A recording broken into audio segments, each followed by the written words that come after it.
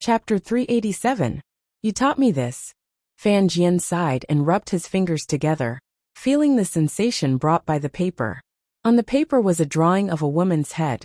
Although there were only a few strokes, it vividly outlined the woman's expression and appearance. In particular, the eyes of the woman in the drawing were compassionate, gentle, and mischievous. As they gazed at Fan Jian, the emperor had the master painter secretly draw your portrait in the royal palace. Fan Jian looked at the woman in the drawing and smiled. But for me, your appearance has always been clear in my mind.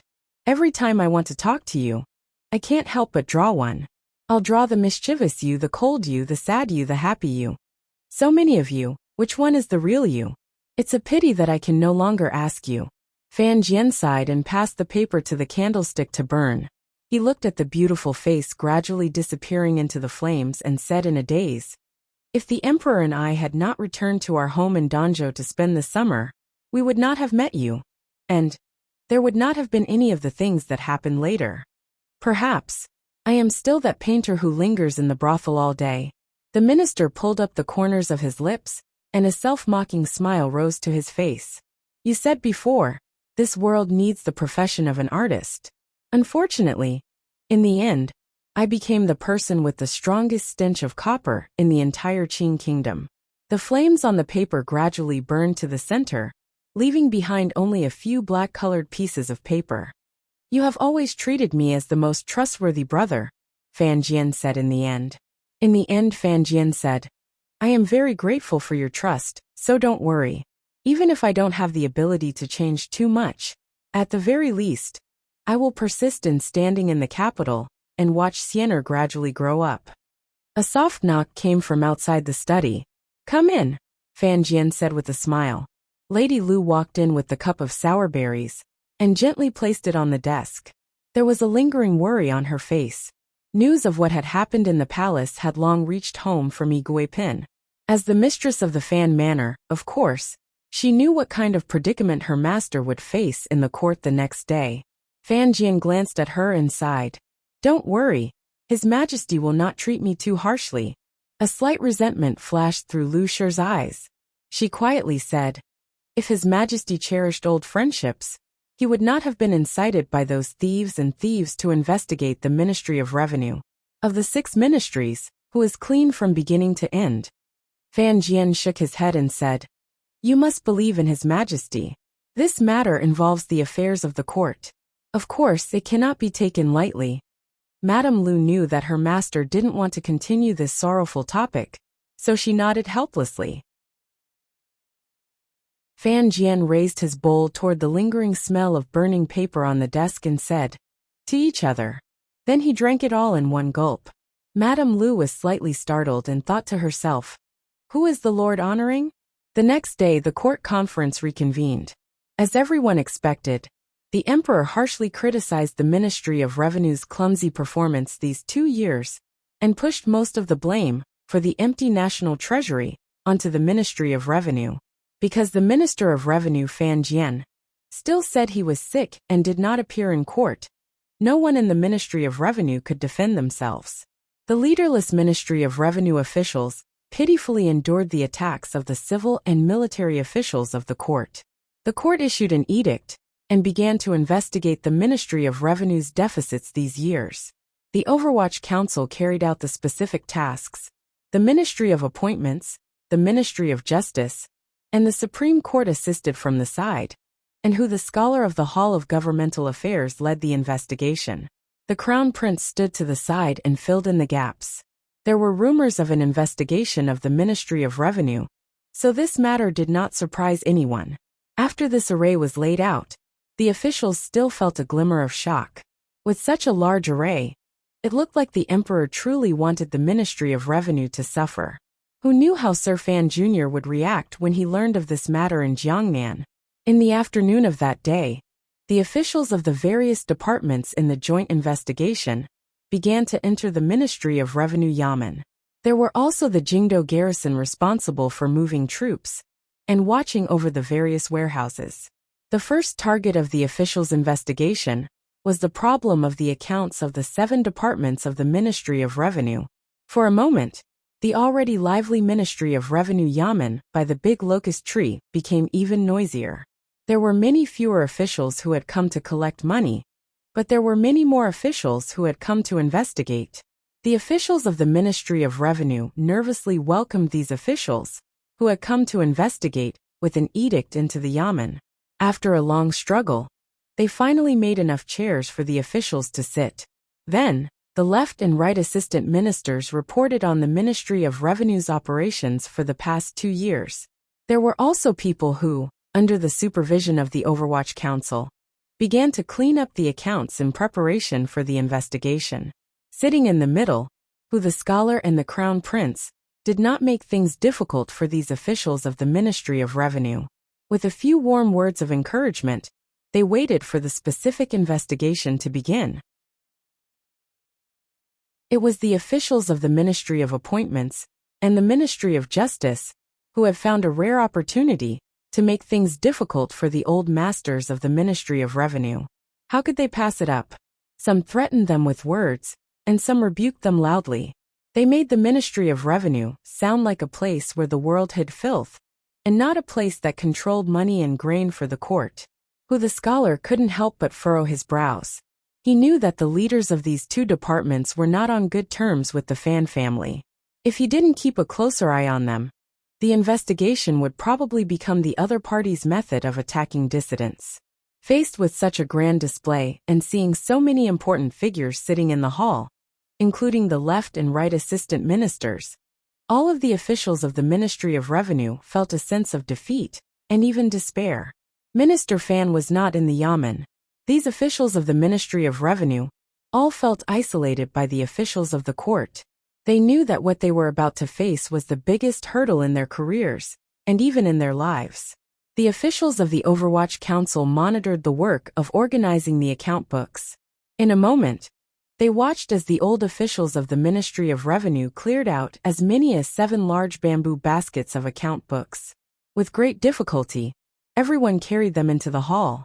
The Crown Prince was startled by so many account books and said in shock, "There are so many account books. Matching them one by one, how long will it take?" The left assistant minister of the Ministry of Revenue angrily said, "Your Highness, there are 7 departments under the Ministry of Revenue that correspond to the finances of the 7 roads. There are also 4 departments for clearing officials that correspond to river works and other matters. There are 3 large warehouses. Shishan Bookstore and 7 other workshops were transferred from the Palace Treasury Transport Company to the Ministry of Revenue's management last year. There are also 17 warehouses near Jingdo.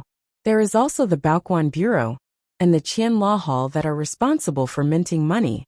As for the warehouse yamen for water affairs, it is far away in Hangzhou, and..." The assistant minister rattled on and on. He spoke for the time it took to drink a cup of tea without stopping. The Crown Prince's mind was confused, and quickly waved his hand to stop him.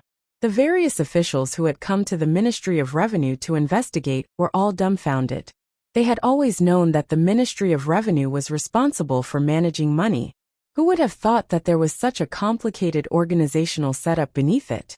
It looked like it would not be a matter of a day or 2 to investigate thoroughly. The assistant minister smiled insincerely and said, "Your Highness, the accounts of the ministry are still being sorted out. The 7 large baskets placed here are the accounts of the Shandong Road Money Department. Because a few days ago, the minister ordered me to be in charge of cleaning up the accounts of this road. We were able to move them out quickly. As for the overall accounts, it will take at least a dozen days to clear them out." Rebuked by the assistant minister, the Crown Prince was so angry that he almost choked on his anger. He angrily rebuked, "I don't care how many accounts you have or how many days it will take. But since His Majesty has ordered an investigation, you better move quickly. Otherwise, don't blame me for secretly resisting the order to investigate." Who would have thought that the assistant minister of the Ministry of Revenue would still carelessly say, "Your Highness the Crown Prince, this lowly official naturally does not have this kind of courage. However, since the officials have come to investigate on the Emperor's orders, we must draw up a plan. Which department should we start investigating? Other than the accounts, When will we start investigating the amount of silver in the treasury? A few million liang of silver. Even if we want to count it, it will probably take a few days. The crown prince angrily waved his sleeve. He couldn't be bothered to argue with this picky official. In any case, when the problem was found, there would be consequences for them. Who the scholar watched coldly from the head seat and felt it was strange. Under Minister Fan's management, the Ministry of Revenue was indeed different from the other ministries. Although the assistant minister was not a minor official, it was interesting that he dared to contradict the crown prince like this. He knew that the assistant minister of the Ministry of Revenue was angry and couldn't resist smiling and explaining. Assistant minister use words are not wrong. Since it is an investigation, it must be carried out in an orderly manner. Furthermore, it is best not to interfere with the daily work of the Ministry of Revenue. The government affairs of the entire country all require the transfer of money from the Ministry of Revenue. If for the sake of an investigation, it disturbs the administration of the Ministry of Revenue too much, presumably, the emperor would not want to see it. This assistant minister, surnamed Yu, was clearly much more respectful toward Hu the scholar. He bowed and said in an even voice, "I will listen to all your instructions." Since they didn't know where to start the investigation, they had to first sort out all of the accounts of the Ministry of Revenue, and then send specialized officials to verify them. The Overwatch Council, Ministry of Appointments, and Supreme Court all had such capable people. However, looking at it, it would be at least the day after tomorrow before they could start. An official suddenly said to Hu the scholar, "In my opinion, why don't we first take out the accounts of the Treasury and the Jiangnan Department to have a look?" The entire hall was silent. The Treasury stored silver from the National Treasury. If the Ministry of Revenue truly moved the Treasury silver to Jiangnan, according to the deductions of all the civil and military officials in court, it would certainly go through the accounts of the Jiangnan Department. This official straightforwardly proposed to first check the accounts of the Treasury and the Jiangnan Department. It was clearly directed at this rumor. Hu the scholar was slightly startled and couldn't find any reason to object. Furthermore, he did want to know if the Ministry of Revenue was truly daring enough to privately move national funds to Jiangnan. He discussed it with the Crown Prince, and then ordered the officials of the Overwatch Council and the Ministry of Revenue to first check the accounts of these two departments. The night passed uneventfully. The second day passed uneventfully. The third day passed uneventfully. From the beginning, the Qing court's investigation of the Ministry of Revenue had sunk into the boundless ocean of battle over accounts. The officials who wanted to find something wrong with the Ministry of Revenue were instantly drowned out by the accounts that were as numerous as a mountain of snow. In the spacious hall, the accounts were piled into a small mountain. The smell of old paper hung in the air, making it difficult for the investigating officials to breathe. Their eyes were filled with yellow paper and numbers that made them dizzy and confused. In the quiet investigation hall, there was the endless sound of pages flipping, the clattering of abacuses, and the occasional sound of tea being sipped. When the silence mixed with the monotonous, repetitive sounds, it was easy to hypnotize. Although the investigating officials sitting in the grand chairs did not have to personally face the terrifying and complicated numbers, they still felt physically and mentally tired and very sleepy. The investigating officials of each department had been busy for a few days, comparing the numbers on the accounts. Still, no problems had occurred. Currently, they were investigating the numbers of the Treasury and the Jiangnan Department. For the time being, they had not found anything that could be used against the Ministry of Revenue. This surprised everyone. Even Hu the scholar, who was secretly leaning toward the Fan family, felt it was strange. With so many accounts, even if it was not intentional, even if it was unintentional, there had to be some mistakes, right? With such a large amount of calculation work, did the Ministry of Revenue not make a single mistake these 2 years? It was said that when the water was too clear, there would be no fish. When the accounts were too clear, there would be falsehoods. It was impossible for such perfect accounts to exist in this world. If there was, then it had to be fake accounts. Who the scholar thought this way. The investigating officials of the Ministry of Appointments and the Ministry of Justice also thought this way. Thus, they investigated with increasing vigor. As long as they could find a single flaw, they could move the whole body and drag the entire Ministry of Revenue down. After this warm but tedious afternoon ended, the officials buried in the accounts of the various departments raised their heads and glanced at each other with astonishment. They then shook their heads at their respective superiors, causing countless feelings of disappointment to surge in the hearts of the investigating officials. There was no problem. At least there was nothing wrong with the accounts of the Ministry of Revenue in the Jiangnan Department and Treasury. The Ministry of Revenue that had been investigated was very clean, abnormally clean. It was as clean as a naked virgin after a bath. Something's wrong. The Minister of Appointments, Yin Hangshu, who had hurried to the Ministry of Revenue this afternoon, shook his head and said to Hu the scholar beside him, "This is too abnormal." Hu the scholar nodded. Yin Hangshu narrowed his eyes and thought for a bit. Of course, we won't be able to find any problems just by investigating the accounts of these two places. Some people are not idiots. They clearly know that the court is suspicious of this area. Of course, they have to smooth out the accounts in this area.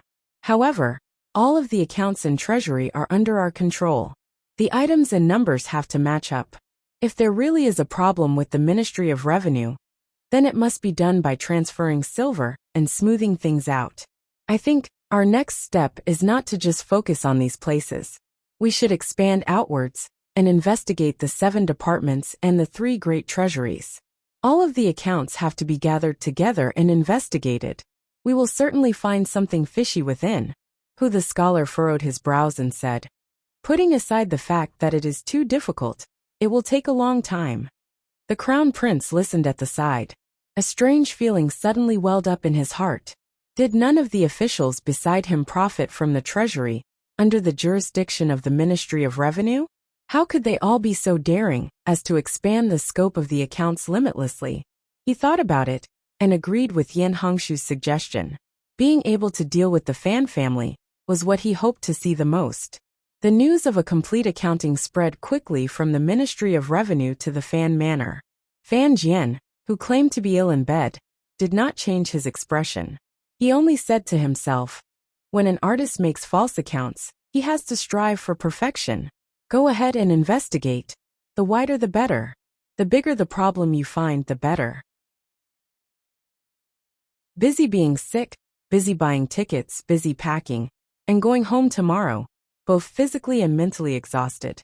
If you want to know what happened next, please log on to www.cmfu.com. More chapters. Support the author. Support original reading.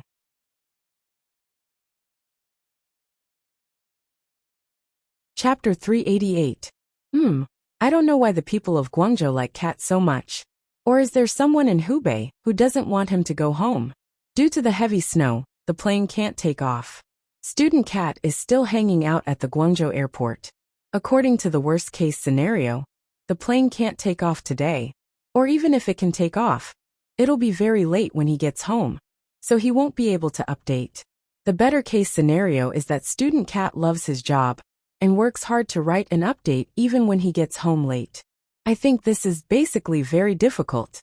To be continued. If you want to know what happens next, please go to www.cmfu.com. There are more chapters. Support the author. Support the original reading.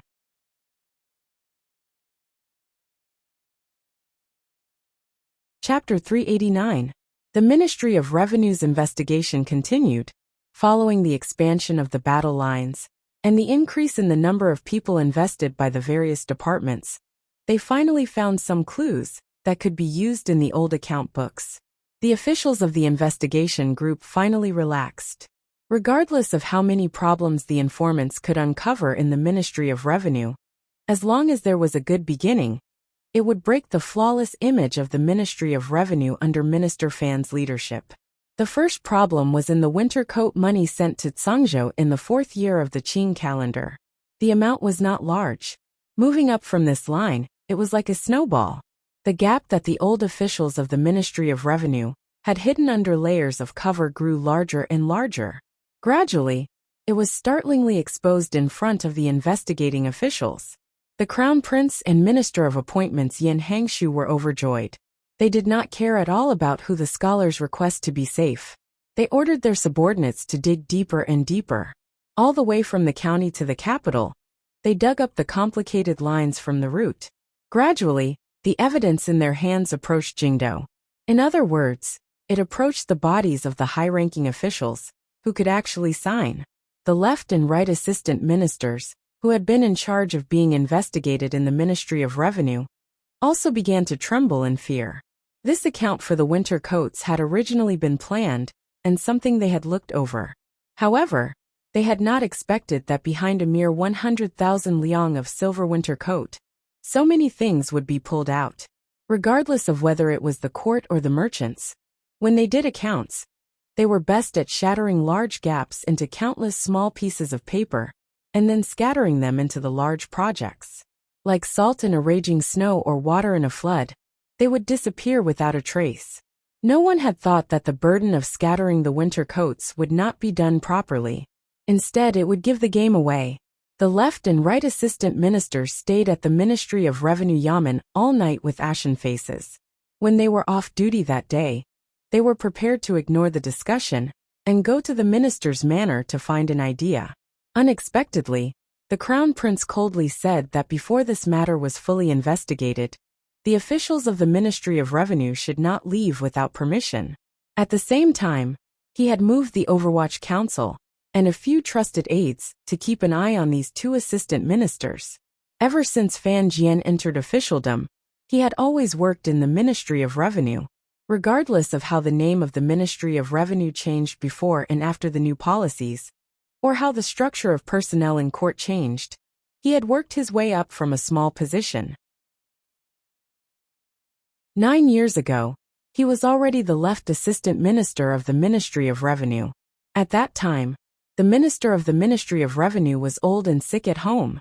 The emperor favored Fan Jian, but it was not convenient for him to skip ranks to promote him. Thus, he forcibly had the sick old minister occupy the position and did not allow other factions to send people in. This made it convenient for Fan Jian to use the position of assistant minister to command the entire Ministry of Revenue. In the blink of an eye, 9 years had passed.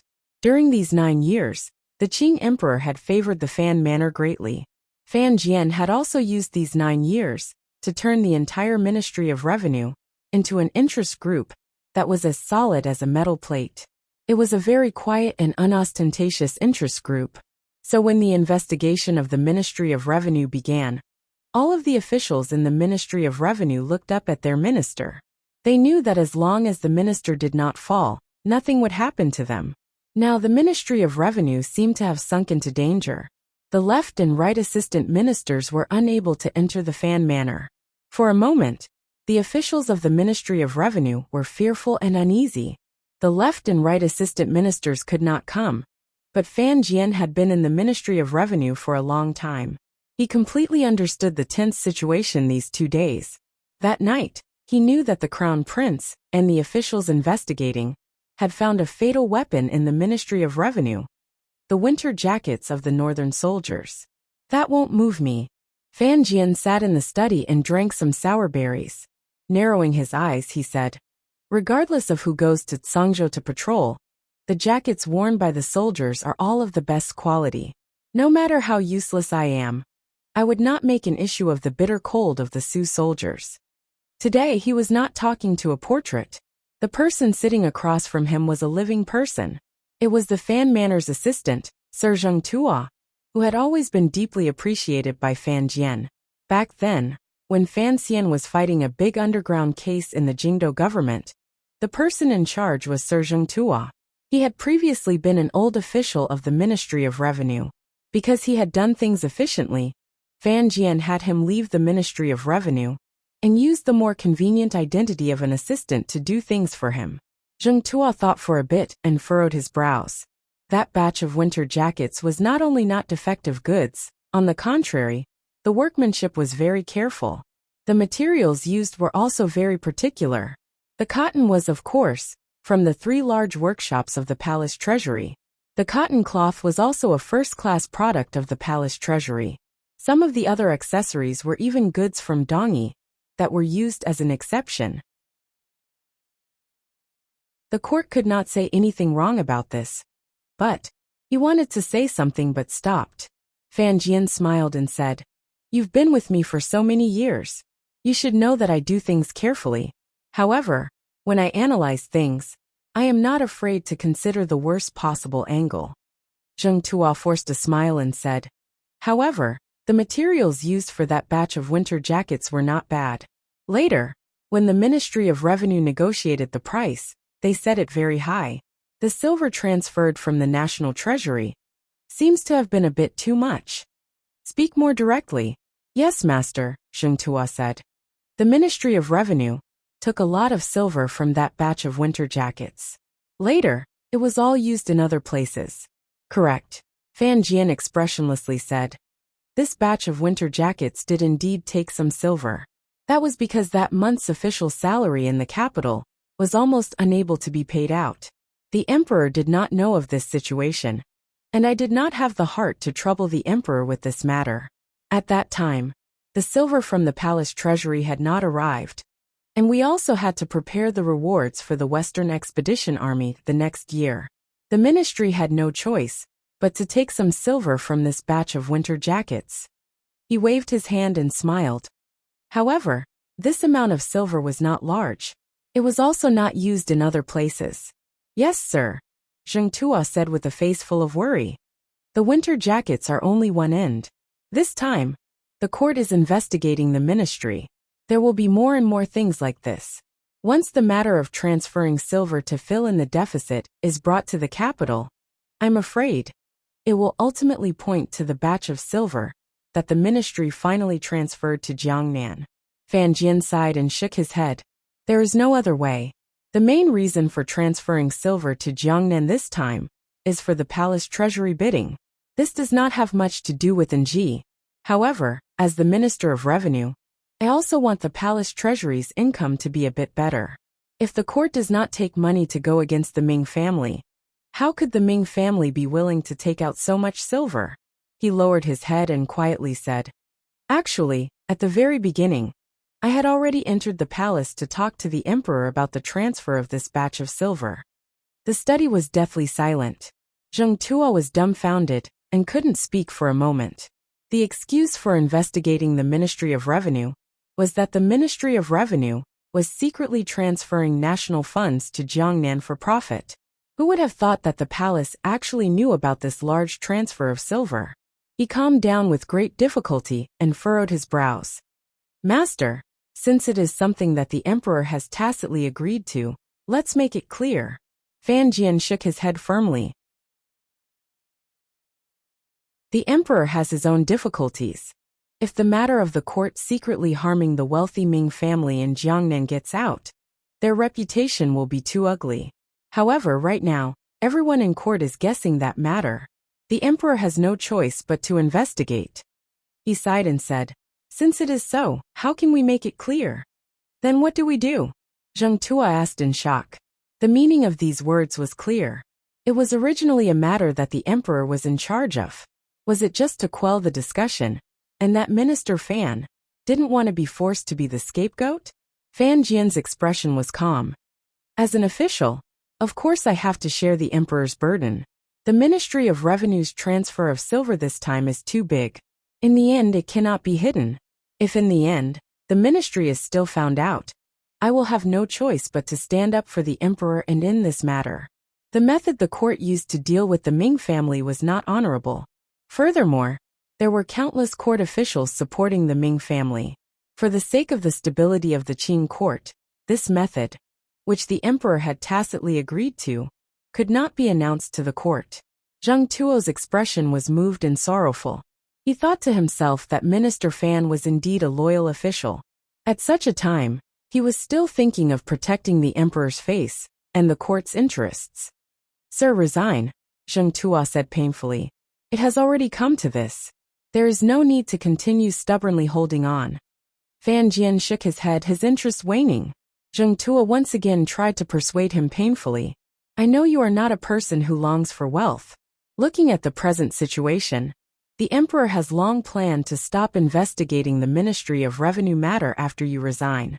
As long as you resign from the position of minister, it can be considered a conclusion to the transfer of national funds.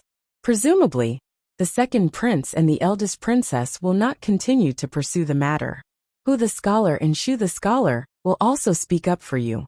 As Fan Jian's confidant, Zheng Tuo had already suggested this many times, but Fan Jian had never agreed. He faintly sighed and said, "There are some things that clearly can be done and left unscathed, but I just can't do it." Fan Jian lowered his eyelids and said, "The Ministry of Revenue has always been managed by me. The court has been at war for many years and has used up countless amounts of silver. The Great River has also been short of banks for 3 years in a row.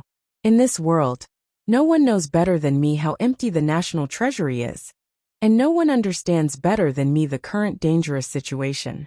All of the officials think that it is still a time of peace and prosperity. In reality, who knows the danger hidden under the prosperity? But Sir Fan Jr. has already gone to Jiangnan. As long as the palace treasury returns to the right path, the danger to the national treasury will be alleviated," Zheng Tuo said anxiously. Fan Jian laughed quietly in his heart. If the situation in the palace treasury was not completely under Fan Xian's control, if the emperor was not confident he could turn the situation around in the Qing kingdom's national treasury within 2 years, how could that son of heaven be willing to let him resign? Although he thought this in his heart, his face was incomparably pained. He said, "It is because Fan Xian has just taken charge of the palace treasury, and the situation is good that I cannot leave right now." Fan Jian sighed and said, "First, it is because it is a crucial period from decline to prosperity. I don't dare to let go. I still want to manage it for the emperor for another 2 years. Second, it is because of Nji. He appears calm and cold, but in reality, he is a passionate and ruthless person. If I truly resign, and it is because of the matter of transferring silver to the palace treasury. Given his personality, I'm afraid he will immediately resign from his position in the palace treasury transport company and come back to the capital to seek justice for me." Zheng Tuo's face was full of shock. After thinking carefully, he realized that what the minister said did make some sense. "It's getting late. You should go back first." Fan Jian closed his eyes and said, "As for the matters of the ministry, you don't have to worry too much. Although the sparks of the various departments have been lit and will one day burn me, or even myself, as long as I can hold out for 1 day, I will stay another day. Furthermore, once the fire grows, who knows how many people it will burn." Zheng Tuo sighed and deeply admired the minister's dedication to the public. He didn't say anything more and left the study. He left the Fan Manor and got into his own carriage. Returning to his home, he spread out a piece of paper and wrote a secret letter. He gave it to someone in the manor and then lay on his bed. His eyes were wide open, and he could not sleep for a long time. Until today, Zheng Tuo, the Fan Manor's assistant, asked himself honestly and still could not be sure what kind of person he was. The Minister of Revenue Fan Jian actually did not know what kind of person his confidant, the assistant who had followed him for so many years, was, but he knew one thing. Zheng Tuo was not one of his people. Zheng Tuo was one of the emperor's people. However, he didn't know if he had been placed by his side through the Overwatch Council, or if he had gone through the internal court. Regardless of which route it was, Fan Jian knew that his every move these years had been watched by that man in the palace. Thus, all of Fan Jian's actions these years had been acted for that man to see, including tonight's painful and righteous analysis. Fan Jian was not Lin Ruofu. He would not be beaten down by the people closest to him. From that night many years ago, amidst the sound of the drums in the west, he had made up his mind. He would never, ever trust a single person in Jingdo again. The Ministry of Revenue had indeed moved a large amount of silver to Jiangnan. Furthermore, the movement of this silver had been tacitly approved by the Qing emperor. Thus, when the palace was angry because of this matter and ordered the 3 departments to investigate the Ministry of Revenue, Fan Jian was unexpectedly angry and felt a sense of absurd drama. He couldn't help but laugh involuntarily. Of course, This batch of national funds being moved to Jiangnan was not to be used against the Ming family. Fan Jian knew that his extraordinary son had long gathered a shocking amount of silver. He just didn't know where this silver had come from. Fan Jian moving the silver to Jiangnan was actually to cover for Fan Xian. Old Fan's way of thinking was clearly more shrewd and ruthless than little Fan's. He did not believe that Fan Xian could use the excuse of the Yi family's inheritance to convince the emperor of the sudden increase in silver in Xia Qifei's hands. Every time he thought of this, Fan Jian couldn't help but sigh. Fan Xian was indeed becoming more and more daring in the way he did things. He dared to ally with Qing Kingdom's long-standing enemy Northern Qi. His son was causing trouble, and as a father, he had no choice but to cover it up.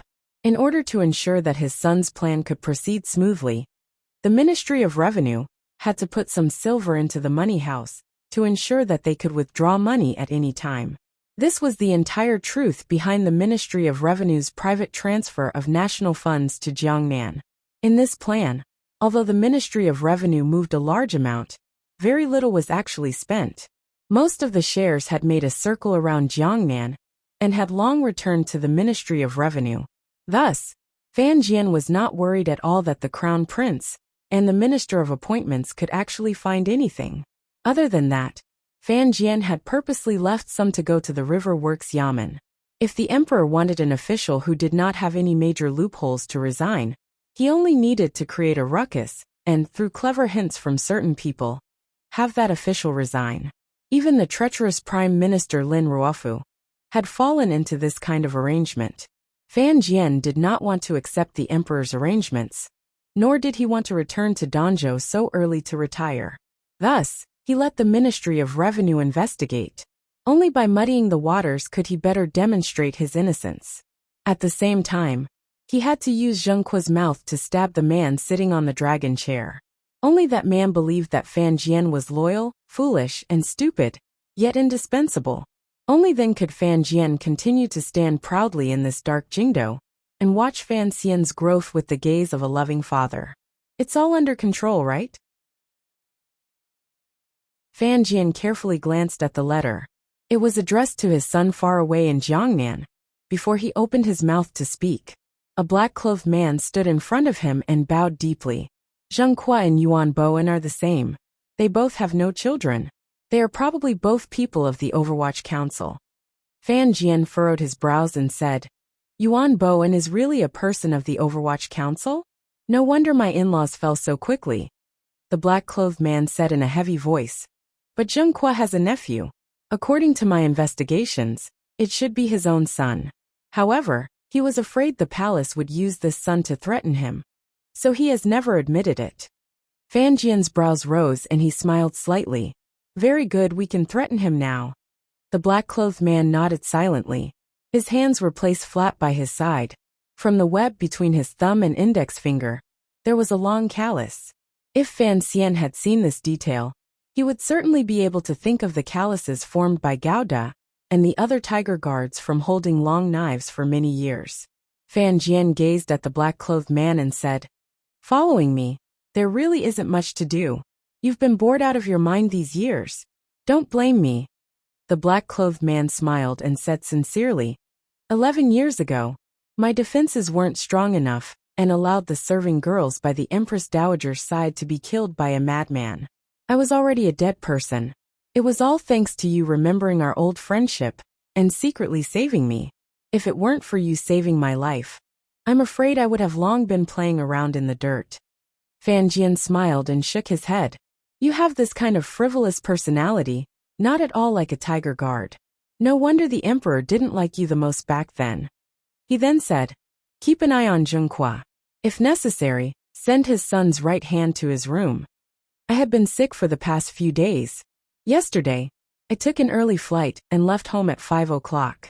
I arrived at the airport and boarded the plane. The plane flew for a long time. Then the gentle voice of the stewardess rang out. Yicheng is snowing heavily. We cannot land. So the plane turned back to Guangzhou. I stayed at the airport and stayed at the hotel to eat Hunan cuisine. Then I was informed that I could land. Overjoyed, I went to the airport again and boarded the plane. The plane flew for a long time through layers of snow and clouds and landed in Yichang, which was 3 degrees below zero. It was very cold. I took the bus back to the city. When I got off the bus, I couldn't find a taxi, so I took the bus. It was said that Yichang's Yanji tunnel had collapsed, and the entire route was sealed. The bus took a detour to number 403. It was said that there was a traffic accident at number 403. When I returned home, it was already dark and I was very weak. So, Yichang had snow that couldn't fall. That was why I had these problems.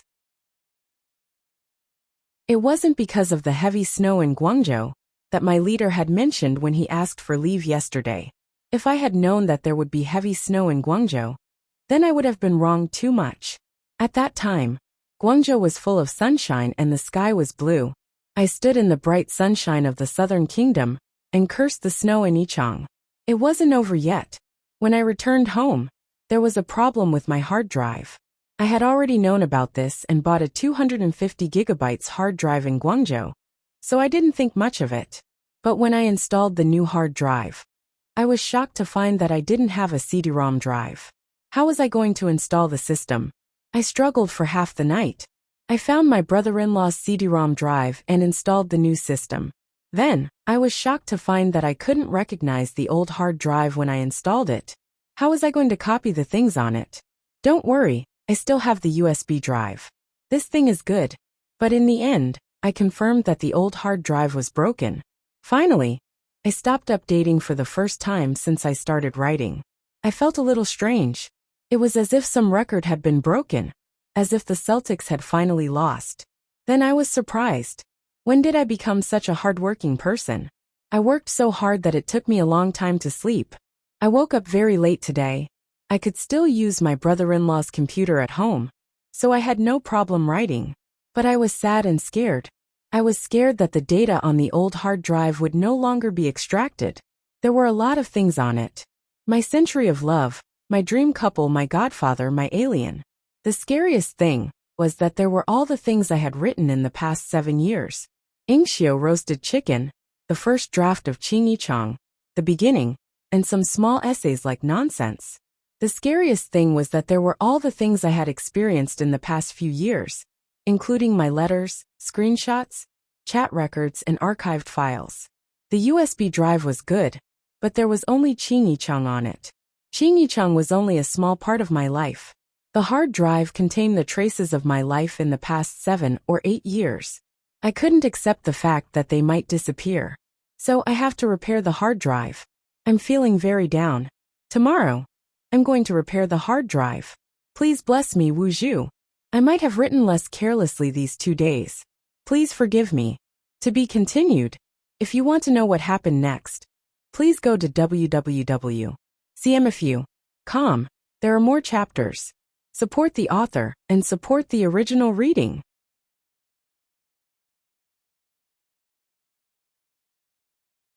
Chapter 390. The investigation of the Ministry of Revenue made great progress. The officials of the 3 departments pressed forward step by step. Seeing that they were digging deeper and deeper, the Crown Prince's expression became more and more boastful. Occasionally, he would reveal a few sighs in his conversation with Hu the scholar. It was unknown whether he was sighing about the purge the Ministry of Revenue was about to face, or the increasingly heavy spring. The description of a rolling snowball was very appropriate. In Sangzhou, where there was year-round snow in the north, the winter jackets worn by the tens of thousands of soldiers did not bring much cement to the Ministry of Revenue. Starting from this, they searched toward the capital and dug up a few more stories from the past. All of the clues were gathered at the Ministry of Revenue in Jingdou.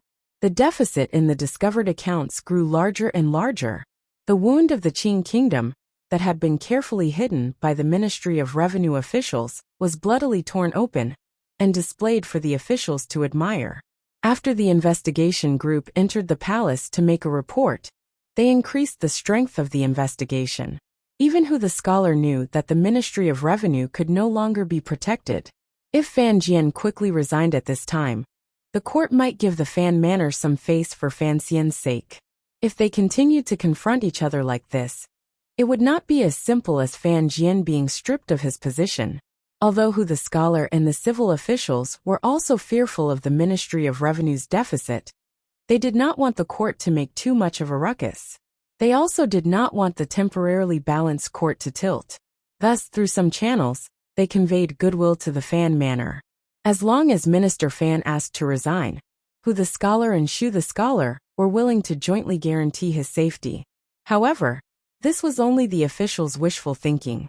For an old official like Fan Jian, who had followed the emperor for nearly 30 years, once he made up his mind, the response he made was extremely stubborn. The Fan manor expressed gratitude for the goodwill secretly conveyed by the various manors. As for the goodwill itself, Fan Jian himself still did not give a concrete response. He did not enter the palace to cry bitterly to the emperor. He also did not send a letter to ask for his resignation. In fact, he was still sick. His condition did not seem to be improving. All the officials knew that Minister Fan was not sick, and so did the palace.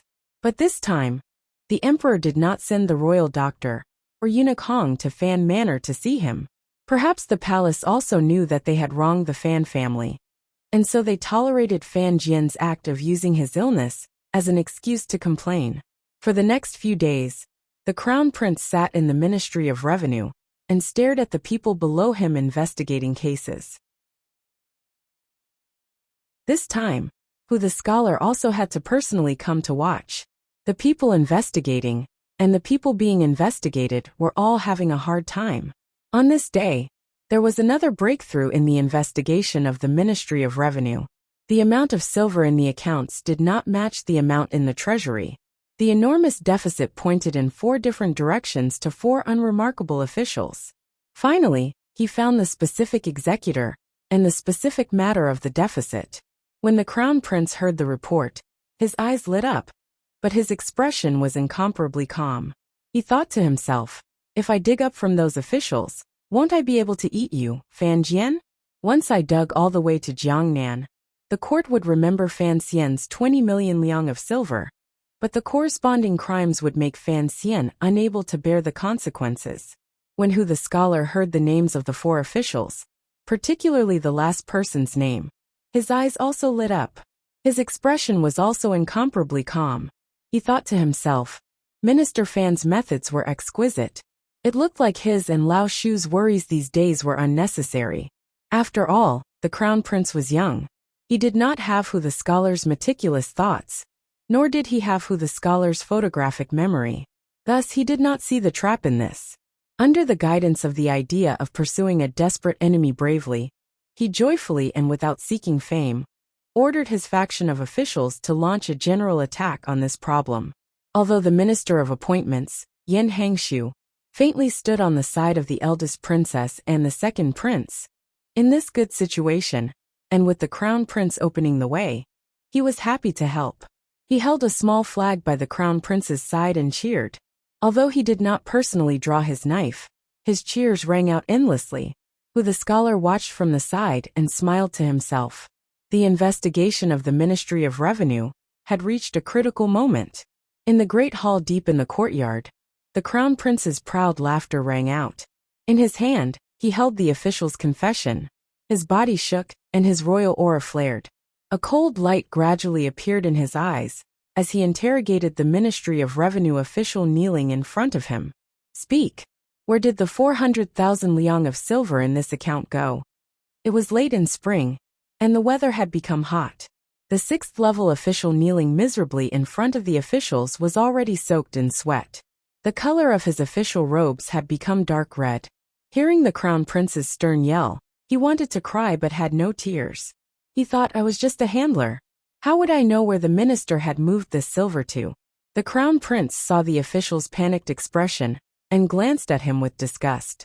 He immediately thought of his own goal and could only say in a gentle voice, You were the one who signed the transfer of this silver. You have to explain the way out. The court silver cannot be used carelessly like this. The official could not stand the pressure of extorting a confession and stammered. It was left behind by the vice director of the Jiangsu Department of Clear Officials. There were 7 departments in the Ministry of Revenue. They were managed by a minister and a vice director. They were 5th-level officials. The vice director of the Jiangsu Department of Clear Officials was named Fong Li. He was already a relatively high-ranking official in the Ministry of Revenue. This name, along with the other 3 ministers of the Ministry of Revenue, were all targets the Crown Prince's investigation officials had already grasped. Today they were going to be interrogated in court, so the Ministry of Revenue could no longer deny it. The Crown Prince was somewhat satisfied with the 6th-level official's performance, but his face darkened. In a cold voice he said, "Go and wait to hear the testimony." The official retreated out of the great hall in a fluster with a sullen face. He didn't know what he was about to face. Summon that person called Fong Li in. The Crown Prince was in high spirits, and had no idea that his conduct was already somewhat out of line. As he gave out orders, he did not even ask for the opinion of the nominal leading official, who the scholar. In a moment, the vice director of the Ministry of Revenue called Fong Li walked in, and bowed to the officials of the various departments around him. His manner was arrogant, as if he did not know what was about to happen. The Crown Prince looked at this person's face, and his heart suddenly thumped. He felt that this face was somewhat familiar. He thought about it carefully, and found that he had heard this official's name before. However, the person had already been summoned to the court. There was not much time for him to think. Hu the scholar and Yin Hangshu still maintained their cunning silence. They gave the entire stage to the Crown Prince, and let him play by himself. The Crown Prince looked at the 2 officials beside him, and quietly snorted. He thought that the world was going to be his in the future. What did interrogating a few Ministry of Revenue officials count for? As long as he could connect Fan Jian to the deficit in these 4 places, and the silver in Jiangnan. Even if his current appearance was ugly, and he lost the dignity of the Eastern Palace, he couldn't care too much. Thus, he slammed the chopping board and asked in a cold voice, "Report your name and official rank." The vice director of Jiangsu Road of the Ministry of Revenue, Fong Li, paused. His lips trembled as he looked at the Crown Prince with a face full of shock. He had not expected the Crown Prince to be so strict with him. His face flushed red. With great difficulty, he raised his hands in a salute and replied, "I am the Vice Director of Jiangsu Road of the Ministry of Revenue, Fong Li." The Crown Prince furrowed his brows, and had an Overwatch Council official hand over the files he had found these few days, as well as the statement of the earlier official, who had signed to transfer the silver. He asked darkly, "Tell me, where did these 400,000 liang of silver go?" It was like Fong Li had been struck by lightning. He looked at the Crown Prince like an idiot. Or perhaps, he looked at the Crown Prince like an idiot? He trembled for a long time before he said in a trembling voice, "Your Highness, I truly do not know." The Crown Prince furrowed his brows, and looked worried for the country and the people. "Just to say I do not know. I'm afraid. It doesn't make sense." Fong Li was truly dumbfounded, particularly when he heard the Crown Prince say the word, "I'm afraid," with a twist. His heart dropped into an ice cellar. He understood what he heard and saw. It looked like the Crown Prince had not only forgotten who he was, he had even completely forgotten the 400,000 liang of silver. His heart was sorrowful, mocking, and helpless. That's right, what was he? He was just a minor official in the Ministry of Revenue. In the past, he had done things for the Crown Prince, and drank with him at the same table. Why did the Crown Prince need to remember his ordinary and unremarkable face? What was that 400,000 liang of silver? The Crown Prince of that time liked women, liked to spend money on women, liked to build gardens for women to play with, and liked to reward his trusted officials. Who was the Crown Prince? The Crown Prince was the future master of the country. All the money in the world would be his in the future. If he used it, then he used it. Why would he waste his noble thoughts to remember where the money had come from? Fong Li's mouth was dry. He stared at the Crown Prince dumbfounded.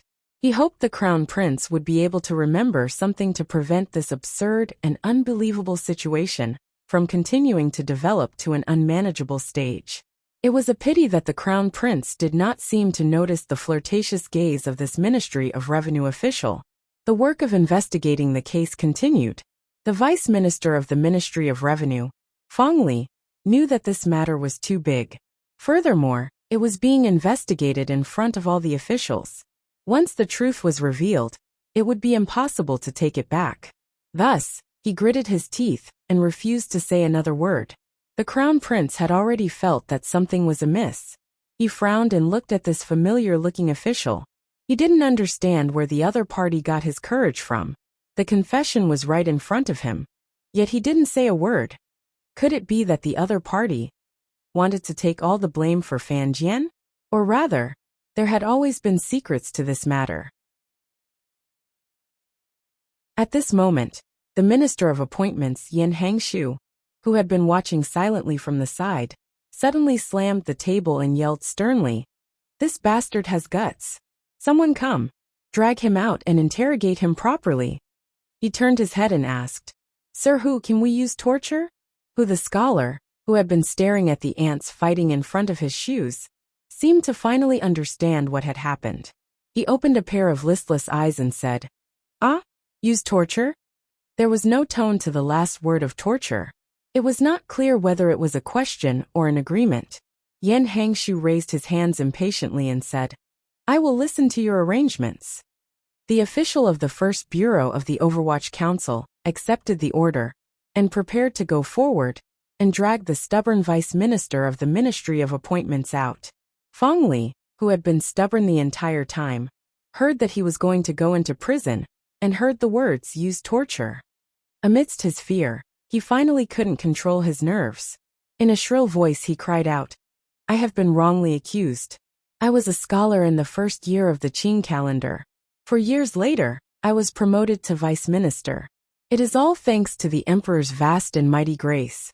How could I do such a perverted thing?" A string of words sprayed out, but this person had some ability.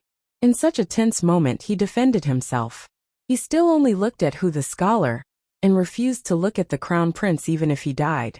When Yin Hangshu broke his silence and jumped out to suggest using torture, the strange feeling in the crown prince's heart grew deeper. When he heard Fong Li's defense, he felt a chill run down his back, piercing deep into his bones. A scholar in the first year of the Qing calendar? The son of the previous Minister of Rites, Guobaoquan, a palace who had always been on good terms with the crown prince, had been born in the first year of the Qing calendar. Fong Li and Guobaoquan were the same year. The crown prince was shocked. Countless things from the past resurfaced in his heart. In an instant he remembered many things. Back then, because of Guobaoquan's recommendation, he had lowered himself to have a meal with this minor Ministry of Revenue official called Fong Li. Through the eldest princess's arrangements, he had been promoted twice in the Ministry of Revenue. Later, the crown prince had hinted to Guobaoquan and his trusted aide, and Fong Li had secretly moved a batch of silver from the Ministry of Revenue for him to use. However, a few years had passed. That sum of silver had long been spent to an unknown place. Guobaoquan had also long died somewhere unknown. The crown prince had originally forgotten about this matter, and this minor official called Fong Li. Who would have thought that he would meet this person again when investigating the Ministry of Revenue today? Had the 400,000 liang of silver flowed into his pocket? The crown prince looked at Fong Li being dragged out of the hall by the Overwatch Council officials with a face full of shock. His mouth began to taste bitter, and his heart began to tighten. He knew that he could not allow this official to be interrogated by the three departments. Otherwise, there would be a big problem. He knew that he had already made the stupidest mistake. He could not allow this mistake to continue. He glared viciously at the smiling Minister of Appointments Yin Hangshu beside him and shouted angrily, "Wait!" The manner of the Minister of Rites who had been brought down by Fan Xian was nominally close to the Eastern Palace, but in reality, he was the eldest princess's trusted aide. The Crown Prince had discovered this fact the night the Crown Prince had recited poetry. Since the other party was the eldest princess's person, then Yin Hangshu would know that he had borrowed money from the Ministry of Revenue through Guobaoquan. The Crown Prince thought hatefully. It would have been fine if this old man didn't remind him, but he actually wanted to kick him when he was down. "Your Highness, what is it?" Yin Hangshu gazed at him with a slight smile. The Crown Prince was momentarily speechless. He was already riding a tiger. He had single-handedly created such a large-scale investigation. In the end, the investigation had reached him. How was he going to wrap things up? He furrowed his brows and narrowed his eyes. It looks like this official has something to say. There's no harm in asking first. Yan Hangshu smiled and nodded. Naturally, the scholar had no objections. Fong Li had escaped death, and knew that the crown prince had finally remembered him. He let out a big breath. However, when he met the crown prince's worried gaze, they both knew that the matter today was truly difficult to deal with. Ruthlessness flashed through the crown prince's heart. He suddenly remembered that Guo Baoquan had long disappeared.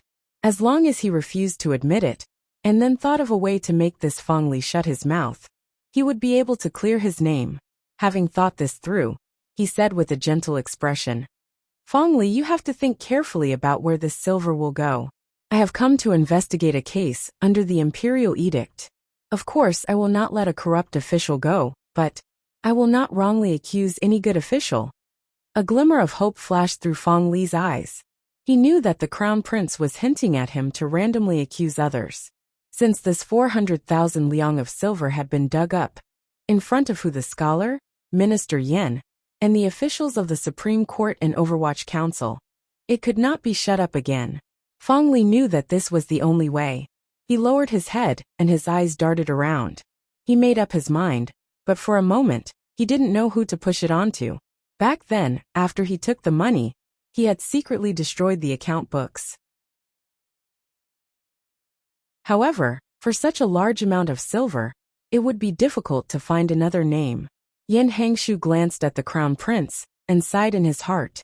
He knew that the other party was prepared to sacrifice a pawn, and this pawn also seemed to be prepared to be sacrificed. He couldn't help but be surprised. How could such an incompetent person like the crown prince make this minor official, Fong Li, so convinced? Earlier, the crown prince had clearly forgotten this person. He didn't understand that in Fong Li's heart, the crown prince was going to inherit the throne. As long as he didn't die in this matter, then there would come a day when he could turn things around. But for 400,000 liang of silver, how could the emperor spare the life of a minor minister counselor? It was clear that Fong Li had not thought of this. Without letting Fong Li think for too long under the scrutinizing gazes of all the officials, a slightly tired voice had already helped him answer, and helped him out of his predicament. At the same time, it put a rope around the crown prince's body. I remember this debt. Back then the Ministry of Rights sent out an order. Because the emperor had ordered the repairs to the various roads for the autumn examinations and the schools, silver had to be transferred from the ministry. In total it was transferred 14 times. In total, it was 400,700 liang of silver. The silver has already been sent to the Ministry of Rights. The Ministry of Rights should have a receipt. However, I did not personally take care of these matters. I will find out in a moment. All matters are carried out according to the laws of the Qing court. Everyone, please do not make things difficult for these pitiful officials under my command. As for whether or not there is a problem with this sum of silver, we only need to send an order to the various provinces to see the status of the repairs to the schools these 2 years, and we will know for sure. Minister Fan, who had been sick for many days, finally forced his weak and sick body to the Ministry of Revenue Yamen that he had not seen for many days. He leaned against the door and weakly explained each stroke to the officials in the hall. An official of the First Bureau of the Overwatch Council quickly went forward to support him, the scholar led Yan Hangshu, and a group of investigating officials to quickly stand and bow.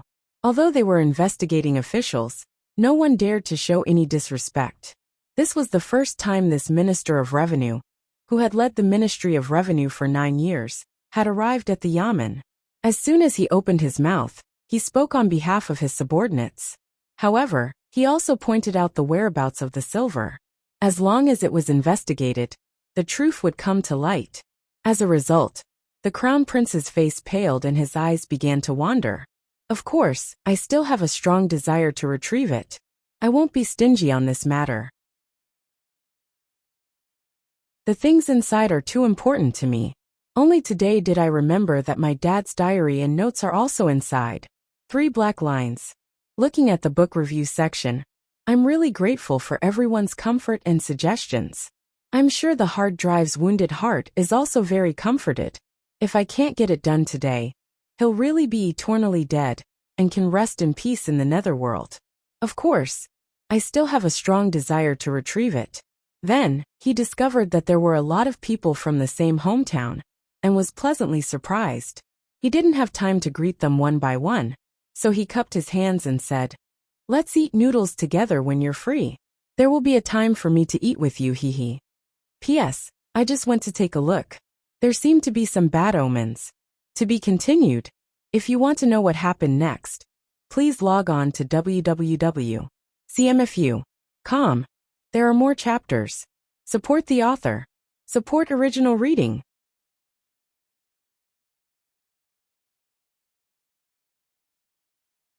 Chapter 391. Minister. Sir Hu. The scholar's face was full of smiles as he welcomed Minister Fan in. The officials responsible for investigating the Ministry of Revenue also gathered around, and all expressed their comfort to the sick minister. Even the Minister of Appointments, Yin Hangshu, could not stay out. His old face was full of sincere worry and concern. The people of the Overwatch Council investigating the Ministry of Revenue had long carefully helped Minister Fan block the wind blowing in from outside the door. They were very eager. Regardless of whether or not the court truly wanted to investigate the Ministry of Revenue, regardless of whether or not the Emperor truly wanted Minister Fan to resign, as long as Fan Jian was in court, as long as the Emperor did not tear apart this layer of brotherly affection, as long as Fan Xian, far away in Jiangnan, was still alive, these officials in court did not dare to slight Minister Fan. Thus, the scene at this moment had an absurd sense of comedy. The Minister of Revenue, who was being investigated, was being cared for and carefully protected by everyone, particularly the investigating officials of the Overwatch Council. In particular, the investigating officers of the Overwatch Council were all from the First Bureau, led by Mu Tai. The First Bureau was still under Fan Xian's direct control, and Fan Jian was their superior's father. What else could they do? The Crown Prince's face alternated between green and white. Looking at the scene in front of him, a great sense of unease welled up in his heart. Fan Jian had said he was sick, and had not come to the Ministry of Revenue for many days. Now that he had arrived, he seemed to have attracted everyone's gaze. This official, who usually did not show himself, seemed to have some kind of aura about him. Although he was the Crown Prince and the future ruler of Qing Kingdom, facing Minister Fan, he still had no choice but to stand up. Piling a warm smile on his face, he comfortingly said, "Minister, are you feeling better?" The Crown Prince was not afraid of Fan Xian, or concerned about the Overwatch Council. However, as a member of the royal family, particularly the successor to the throne, he had to display a certain bearing. The relationship between the Fan family and the Li family was too deep. In Danzhou, there was still an old woman watching from afar. The Crown Prince did not know what kind of feelings the Emperor still had for that wet nurse. Fan Jian smiled shamefully and said, "The Ministry of Revenue matters were all started by me, yet I have to trouble your Highness and Sir Hu. It is truly my fault." After exchanging a few pleasantries, everyone took their seats. Although Fan Jian belonged to the side that was being criticized, he had always been targeting the Minister of Revenue. Thus, he openly sat in the middle of the room, not wanting to pass on his responsibility. This was the Ministry of Revenue, Fan Jian's territory. After everything had calmed down, everyone turned their gazes to the Vice Minister of the Ministry of Revenue, Feng Li, who was still in his original spot. Everyone had a different look in their eyes. Yin Hangshu was gloating, the Crown Prince was hesitant, the scholar was cold, and the Overwatch Council furrowed their brows. Only Minister Fan's face was calm. It was as if he had not thought that this person called Feng Li would implicate so many people. At this point, the Crown Prince naturally understood everything. Fan Jian was a shameless, cunning, and silent old fox. When the court began to investigate the Ministry of Revenue, it should be said that as early as a few years ago, when the Crown Prince extended his hand to the Ministry of Revenue, Fan Jian had already been watching this scene with cold eyes. Then, he used extremely shrewd and ruthless methods to quietly cover up this matter without anyone noticing. However, on the other hand, he purposely left behind a small tail that did not draw attention. With a light flick, It was thrown to one of the 7 bureaus. In this way, not only did they cover up for the crown prince, but they also had the crown prince's weakness. Most importantly, this kind of cover also covered up the officials on the crown prince's side. Thus, this 400,000 liang of silver turned into nothingness and was wiped clean. It was so clean that even Feng Li thought there were no more problems. In addition, there was the collapse of the Ministry of Rights and a sliver of the crown prince's stupidity. In the entire world, only Fan Jian knew the entire process. This minister, with unusual shrewdness, did not directly throw it out to attack the enemy. Instead, he left a trace of the head of the thread in the weeds. For example, the winter clothes worn by the soldiers in the snowy north, or the siege machines that were not needed on the South Yu battlefront. When the court began to investigate the Ministry of Revenue, they would find the head of the thread and gently pull on it. In the end, they would pull on their own belts. This was a trap that had been buried for a few years. Fan Jian did not need to do anything. He only needed to wait for the moment he was threatened and create a certain situation so that some people would grab onto the belt they had long forgotten and pull it hard. A good trap. The investigation into the Ministry of Rights had already begun. Although the Ministry of Rights had undergone a major change after Guo Yu was tied to death in the celestial prison, and all of the documents were a bit messy, under the powerful investigation of the court's investigation team and the Overwatch Council's careful search, the transfer order the Ministry of Rights sent out matched up with the receipt that the Ministry of Revenue had secretly kept. The 400,000 liang of silver had indeed been sent to the Ministry of Rights.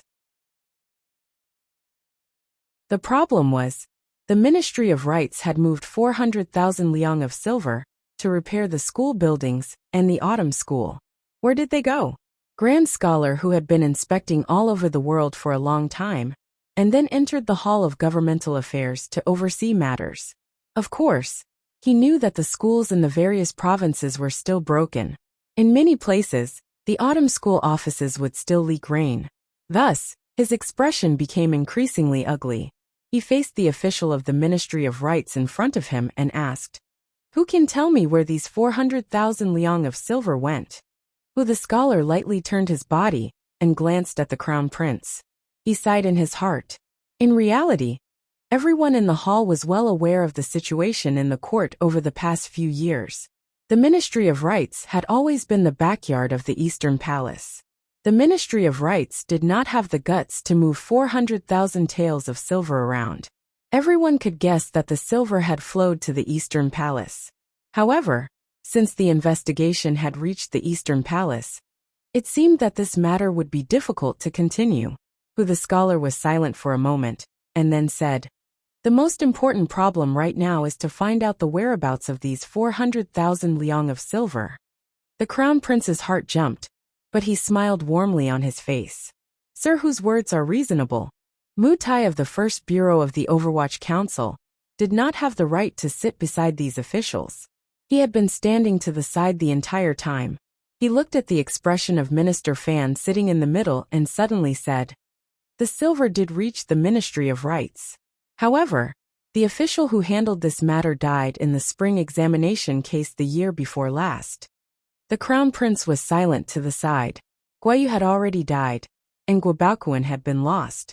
Now that the Overwatch Council had confirmed the specific death of the person who handled it, even if the eldest princess knew of his connection to the 400,000 liang of silver, she would not be able to find any evidence to give to the scholar.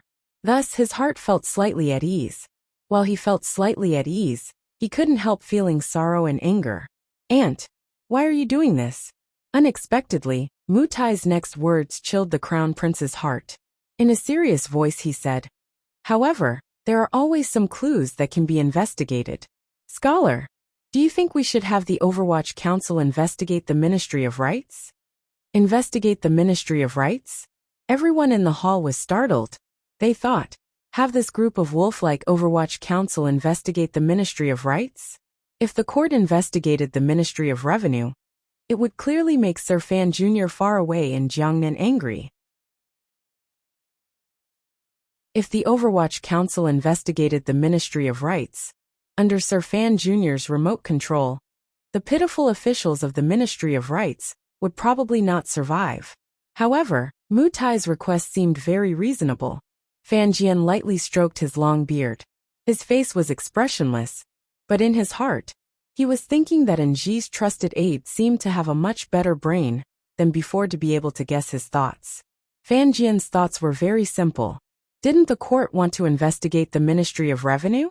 If the Ministry of Revenue wanted to protect itself, it had to open up the battle lines and drag in more departments. The Ministry of Rites was only the beginning. Once all 6 ministries were found to have problems, the wise emperor would not be able to remove all the ministers of the 6 ministries from their positions. The Minister of Appointments, Yan Hangshu, glanced at Fan Jian and greatly admired this old fox. He quickly shook his head and refuted. The court has clearly ordered to investigate the Ministry of Revenue. It is not good to spread it too widely. Fan Jian smiled insincerely and said, "Reasonable, reasonable." Everyone could hear the mockery in these 2 words of reasonable. Yan Hangshu's face blushed. He knew his suggestion was unreasonable. Since the Ministry of Revenue's deficit involved the Ministry of Rites, they should continue to investigate. The scholar's expression was also awkward. He persuaded, "Let's discuss it for a while, let's discuss it for a while more." If they let go and asked for an edict for the Overwatch Council to investigate the Ministry of Rites, in the end, they would certainly investigate the Crown Prince. Thus, before entering the palace to ask for an edict, the scholar did not dare to make such a decision. The Crown Prince gritted his teeth and said, "The matter of the Ministry of Rites has to be investigated. However, there is a priority. The matter of the Ministry of Revenue's deficit has not been clearly investigated. If we expand it too widely, I'm afraid it will hinder the Emperor's edict." Fan Jian continued to smile slightly and said, "The Crown Prince is reasonable, reasonable." The scholar sighed in his heart and said, "Concerning the matter of the Ministry of Rites, please enter the palace in a moment to listen to the imperial edict. According to the Crown Prince's intentions, the Ministry of Revenue should continue. If they continued to investigate, the Ministry of Revenue would certainly find more problems. In the end, the 400,000 liang of silver was only the tip of the iceberg. The Crown Prince did not believe the Fan family would be so clean in the Ministry of Revenue. Of course, the Ministry of Revenue was not clean. Minister Fan had set up a trap, and the Crown Prince was not the only one buried in it.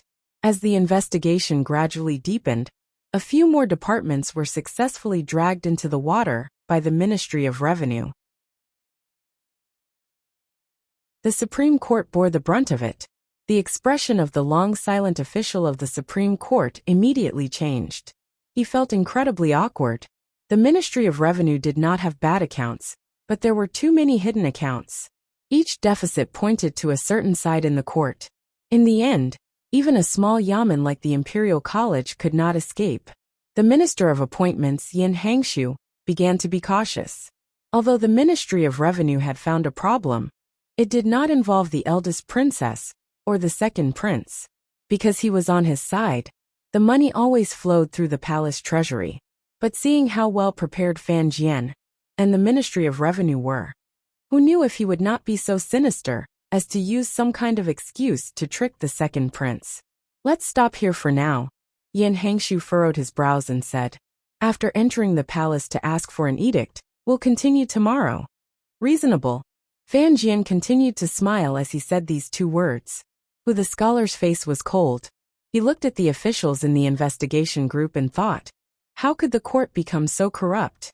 If the emperor truly had the determination to continue investigating, Minister Fan would have to resign. As long as the investigation didn't reach Jiangnan, he would not have to take too much responsibility. However, the other officials in court would probably be mostly unlucky. In the royal palace in late spring, red apricots occasionally appeared on the low walls of the inner palace. The green trees and beautiful flowers contrasted against each other.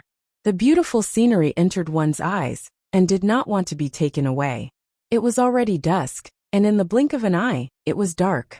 The door to the royal study opened and closed and opened again, and a few ministers came and went in succession. In the end, there was only the lonely emperor left in the room. There was also the old eunuch and a bright candle. Pa! Anger flared in the Qing emperor's eyes. He slammed his palm on the wooden table, but not a drop of tea spilled out. In a cold voice he said, "What a Ministry of Revenue, what a Eastern Palace. Do you really think I don't dare to kill?" The officials who had entered the royal study to discuss matters were the officials responsible for investigating the Ministry of Revenue after receiving the edict.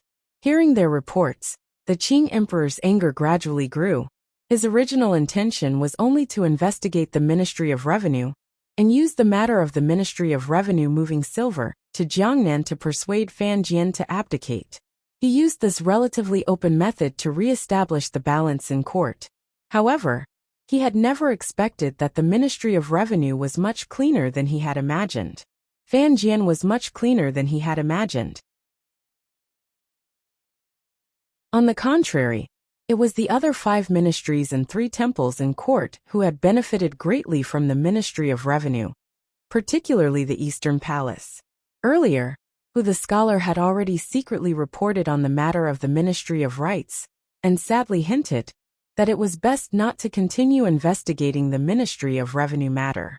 Otherwise, it would truly make the court restless. Before the Ministry of Revenue could bear the blame they deserved, the other officials of the other ministries would probably start eating prison food. While the emperor was angry, he couldn't help but feel chilled by the Ministry of Revenue's methods. That was why he had flown into a thunderous rage earlier. In his view, since Fan Jian had long known about these matters, why did he continue to hide it? It was not until he was prepared to move against the Ministry of Revenue that he suddenly threw it out and caught the officials off guard. Wasn't this also catching him, the emperor, off guard? He and Fan Jian had grown up together, so he knew the abilities of his housekeeper. He was not surprised at the Ministry of Revenue's deep and scheming response. He was angry that the officials in court had failed to live up to expectations and had been tied onto this big boat by the Ministry of Revenue. He was even more angry that the crown prince was so stupid. How could he dare to pass the world to him? Of course, the emperor was even more angry at Fan Jian's sharp counterattack because this comrade was... "He is threatening me." The emperor furrowed his brows and said coldly. Old eunuch Hong, whose face was covered in age spots, shook his head and sighed. "Your Majesty, I'm not afraid to say too much. People are always selfish. Even a loyal official like Minister Fan would have to think of some way to protect himself in such a dangerous situation." The emperor's voice was slightly sharp. With a mocking smile he said, "Playing with schemes like this is considered a loyal official?" Old eunuch Hong sighed and said, "Director Chen loves to play with schemes, but in terms of loyalty, I'm afraid even I do not dare to say I am above him." The emperor slowly closed his eyes and said, "Chen Pingping has saved my life countless times. How can Fan Jian compare? Minister Fan has managed the Ministry of Revenue these years and quietly smoothed out all the hidden dangers. Why? Is it not for the peace of the court?" Old eunuch Hong sighed. If Minister Fan truly had any disloyal intentions, the evidence in his hands would be enough for him to do many things. However, he still hasn't done anything. This means that he just doesn't want the court to be shaken. He should at least tell me first, the emperor said coldly. Old eunuch Hong said quietly, "Based on the news the Fan Manor has sent back these years, the reason Minister Fan has never entered the palace to report in detail is because he doesn't want your Majesty to waste your energy. Your Majesty should still remember the news that came a few days ago." The emperor thought of the news Zheng Ta had reported. His mood gradually calmed. He recovered some of his good feelings toward Fan Jian. He furrowed his brows and said, "However, the Ministry of Revenue still has to continue investigating. Otherwise, if it ends hastily, what will happen to the face of the court? What is important is your Majesty's current attitude toward Minister Fan." Eunuch Hong asked with his head lowered. The emperor shook his head.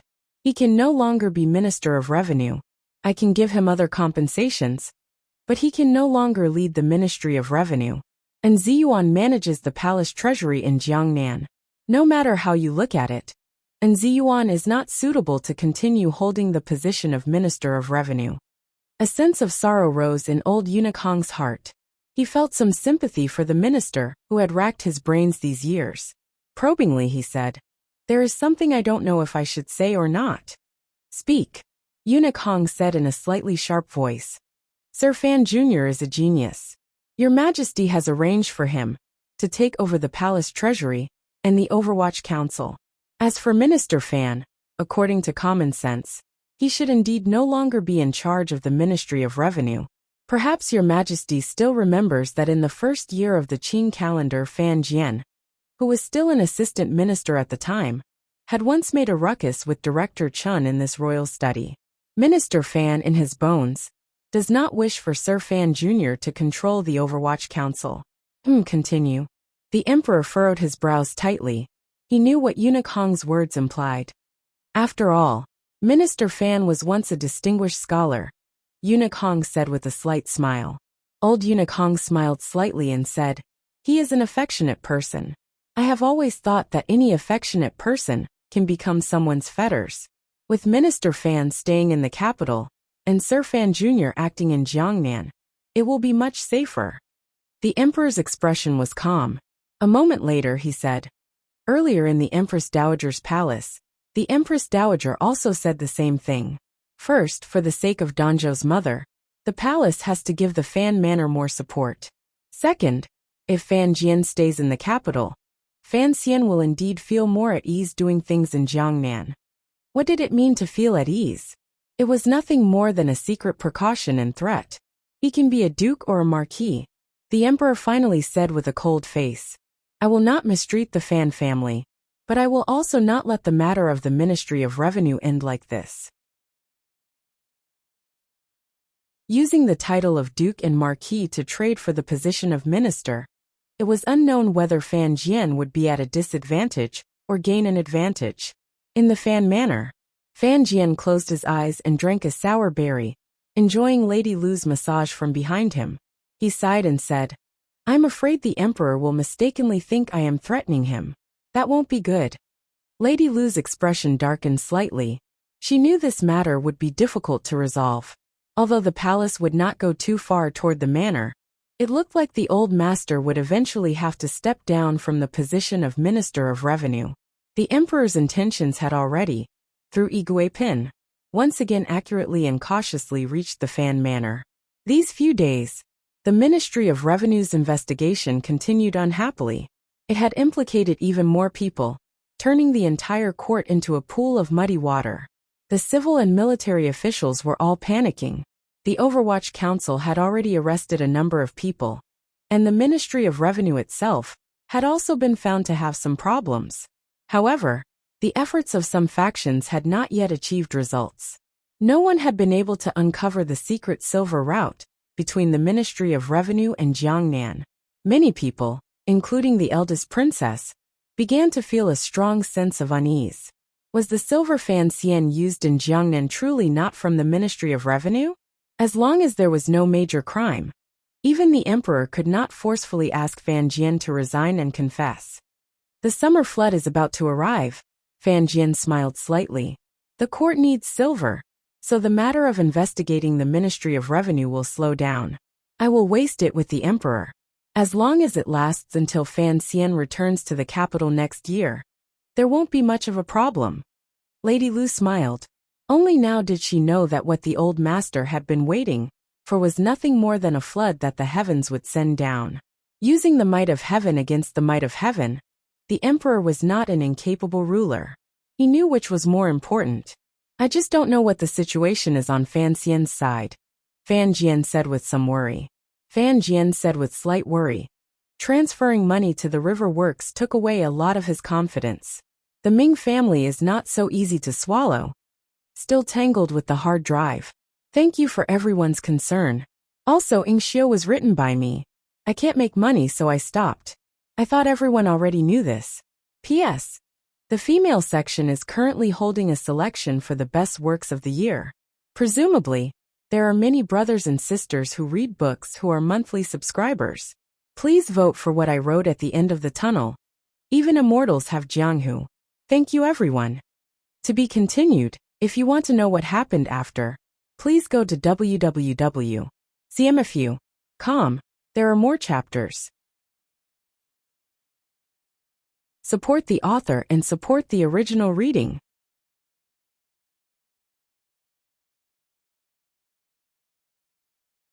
Chapter 392. The rain continued to fall. The flowers in various gardens in Jingdo had long bloomed. They gradually fell and sank into the mud. As for the matter of investigating the Ministry of Revenue, the palace was still waiting for a result. This made things difficult for the officials in court. At this point, the officials knew that if anyone wanted to bring down the Ministry of Revenue, they themselves had to fall first. There was no need for Sir Fan Jr., who was far away in Jiangnan, to speak. Sir Fan Sr., who was in the capital, had already displayed enough trump cards.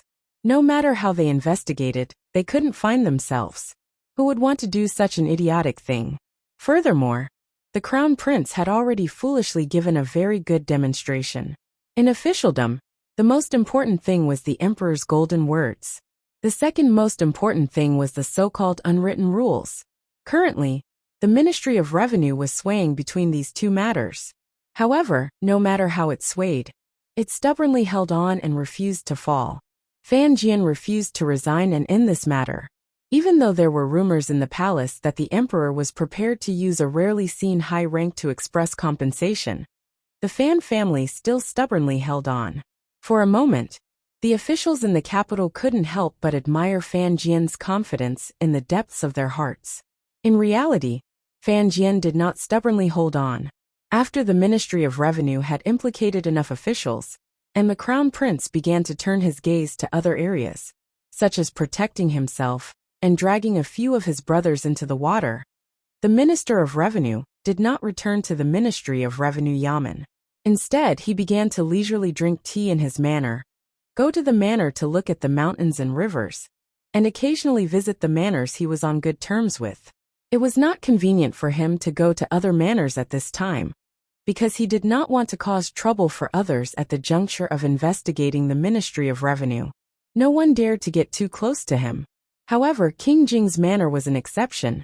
King Jing was the Empress Dowager's son, the youngest son, and the Emperor's younger brother. He had been silent and well-behaved for many years, doing gardening. Everyone in the palace knew what his attitude meant, so they never really cared about him. Fan Jian and King Jing had always been on good terms. It was normal for him to go to his manor. Furthermore, given King Jing's personality, he was not afraid of anything. Then one day, Fan Jian entered the palace and had a deep and sincere conversation with the emperor in the royal study. He very sincerely confessed his thoughts to the emperor. He analyzed it from all aspects and felt that it was more suitable for him to continue to be the Minister of Revenue. On this issue, he did not hide anything from the emperor. Lingering was not a longing for battle. In such a seemingly peaceful but actually complicated situation, Fan Jian analyzed himself and the court stroke by stroke. He advised the emperor that he should take back the order to investigate the Ministry of Revenue. Only then would it be the best choice for the Qing kingdom.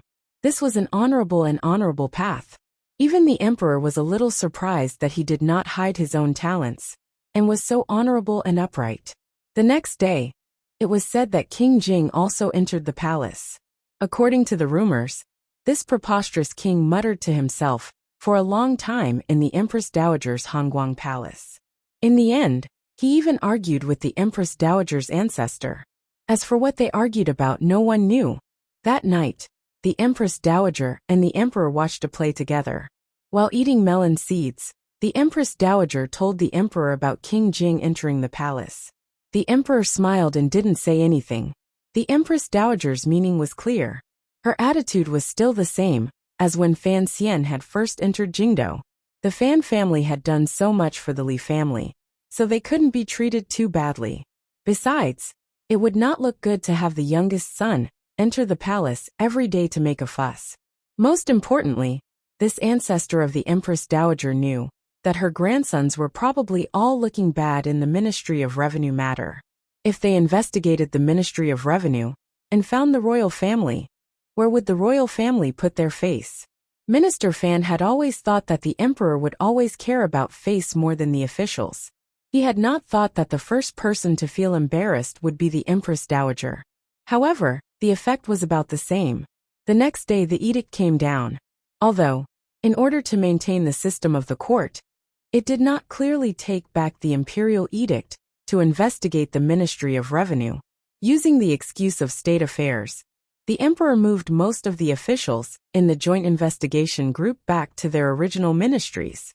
Without question, the strength of the investigation of the Ministry of Revenue would be greatly weakened.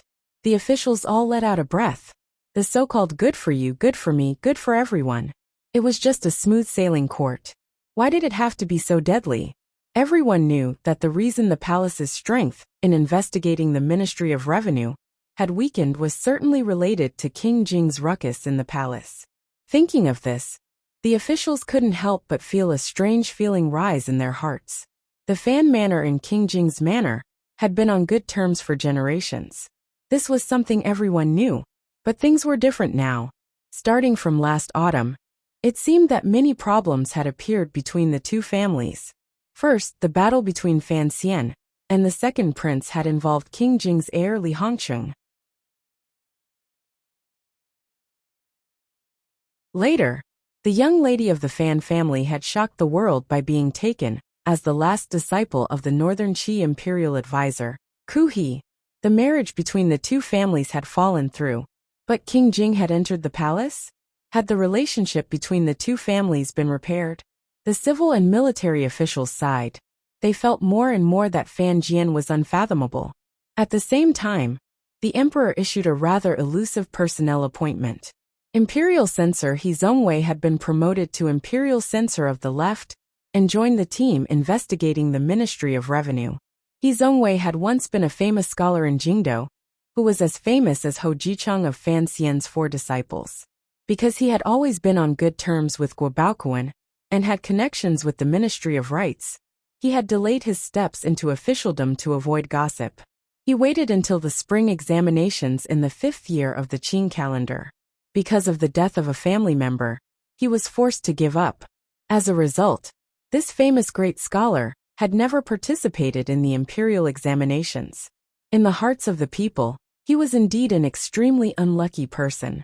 On the other hand, He Zongwei's luck had been very good. Back then, he had been on good terms with the Guo family and met the crown prince. His reputation had risen in the capital.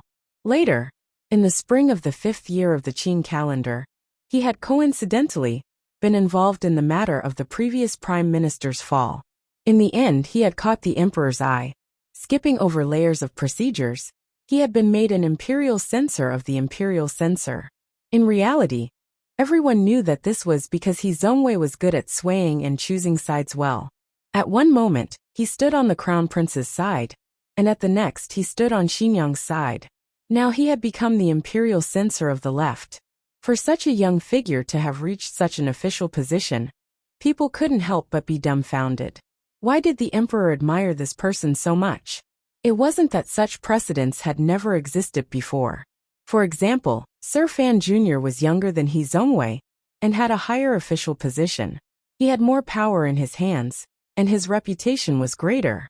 The problem was, everyone knew that Sir Fan Jr. was a prince in the shadows. Furthermore, his reputation for both civil and martial arts was world famous. For him to have his current position was not surprising. But what was going on with He Zongwei? Some gossipy officials couldn't help but secretly laugh. Could it be that the emperor had found another illegitimate child? Regardless of how the officials and people guessed, in the end, this Jingdo talent who had been hidden in the second prince's carriage, in the eldest princess manor, and in the imperial censor's study, had finally officially stepped onto the stage of history. Furthermore, he would shine endlessly in the years to come. Young, handsome, talented in position, and with the emperor's appreciation, the imperial censor of the left, He Zongwei, was like a rising sun that dazzled people's eyes. Fan Xian, far away in Jiangnan, was probably a black hole that could swallow the sun. No one would believe that last year, Fan Xian had used a black fist to beat this popular figure in court into a pig's head. This was He Zongwei's lifelong humiliation.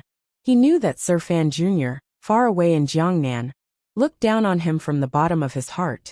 Now that the emperor thought highly of him, he had to do something for the emperor. The situation that had made the crown prince's headache finally eased, but he still had to think of a way to wipe out the 400,000 liang of silver. Last night, the Empress Dowager had given her grandson a good scolding in Hongguang Palace, before telling him that the emperor was not in a good mood.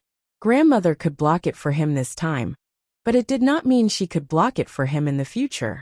The crown prince felt a bit of regret. In reality, these 2 years after Fan Xian entered the capital, he had been doing pretty well. He was honest, peaceful, and even played less with women. However, the him 2 years ago was indeed a bit preposterous. He had left so many loose ends that people could easily grab.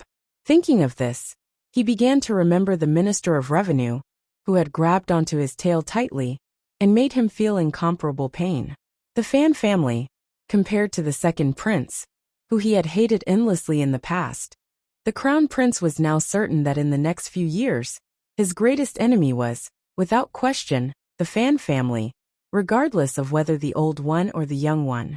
The investigation of the Ministry of Revenue had already brought the Eastern Palace and the Fan family into close combat. This time, the Fan family had the upper hand. Regardless of whether or not the crown prince was willing to resolve this matter peacefully, given Fan Jian's intelligence, he knew that if the crown prince ascended to the throne, the Fan family would not have many good days. The crown prince was not the emperor. He had no feelings for the old woman far away in Danzhou. As for Fan Xian, because of the Yi family matter, this was an irreconcilable enmity. The crown prince could not hope that Fan Xian would stand on his side. He did not even hope that Fan Xian would not oppose him on the matter of inheriting the throne. Since the main conflict had been established, the other conflicts were secondary. All of the unhappiness of the past could be casually swept away. When his trusted aide sent him the second prince's invitation to meet on Lujing River, the crown prince thought for a moment, and then agreed. He smiled coldly. He knew that his second brother also knew that if he wanted to defeat Fan Xian, relying on his own power was far from enough. There was only one chair. Regardless of whether it was the crown prince's or the second prince's, everyone could flash their daggers and snatch it again afterward. At the moment, they had to at least ensure that this chair would not fall under the third prince's butt. In the current situation, the emperor's 2 sons had to let go of their former enmity and unite. Only by uniting all the power that could be united could they defeat that abnormal bastard far away in Jiangnan. On Lujing River, the spring was as thick as a woman's eyes, gradually warming up. It was as if summer was coming. On a pleasure boat, the crown prince and the second prince drank and chatted merrily, admiring the scenery and the beauty. It was as if nothing untoward had happened between the two of them in all these years. Since the second prince had taken the initiative to extend his hand, he had to express his stance first. First, he expressed his apologies for Minister of Justice Yan Hongshu's dishonorable act of adding insult to injury during the investigation of the Ministry of Revenue. Of course, he would not say it clearly. Although the crown prince could sometimes be a bit of an idiot, most of the time he could still be considered a smart person. The crown prince also sighed and said that after Fan Xian entered the capital, he had suppressed him less. The 2 brothers met each other's eyes and saw the faint worry and a glimmer of helplessness in each other's hearts. The power in Fan Xian's hands was too great. Furthermore, the old men standing behind him were too powerful. More importantly, it seemed that there were some people in the palace who were leaning toward his side. Li Qingping and the third prince had always been by Fan Xian's side. What exactly did father mean by this arrangement? The crown prince and the second prince sank into silence at the same time. In the end, it was the second prince who slowly opened his mouth and said with a light laugh, "Your Highness, I heard that Fan Xian has opened a branch of Baiwa brothel in Suzhou. There are 2 girls inside who are very famous. One is a girl he stole from Hongqing's hands. The other is rather interesting. I heard she is a female slave in brother's manner." The crown prince lowered his eyes and gritted his teeth. With a cold huff he said, "That big brother of ours, that day in the royal study, didn't he also speak up for Fan Xian? It looks like he is truly afraid of that great princess from northern Qi. Second brother, you and big brother are always close. How come you can't see that he is a fool? The second prince raised his eyebrows and smiled. He chuckled and didn't continue to say anything. At this time, a warm breeze was blowing gently on the river. The pleasure boat swam slowly. The willow branches by the shore could not stand the gradually hot weather, and hoped that the rain that had stopped in the morning would fall again. The expressions of the two people by the window were gentle. In reality, they each had their own ulterior motives. However, they had no choice but to sit together and discuss matters. He Zhongwei will continue to investigate the Ministry of Revenue, the second prince said with a slight smile. Don't worry, he knows his limits. The crown prince huffed coldly. Including the Ministry of Rights and He Zhongwei, these people were actually originally close to the Eastern Palace.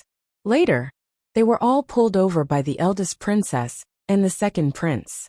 Now, He Zhongwei had already established himself in court. How could the crown prince not hate him? He coldly said, Don't forget, He Zhongwei is passionate about fame and is a true slave of 3 families. Today he stands on your side. Who knows how he will stand in the future? The second prince looked at the deep spring scenery outside the boat in a daze and sighed. Don't worry, he won't throw his lot in with Fan Xian. The crown prince said.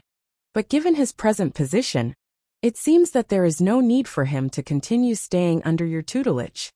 He mockingly said, When all is said and done, this position was given to him by father. The second prince was slightly startled.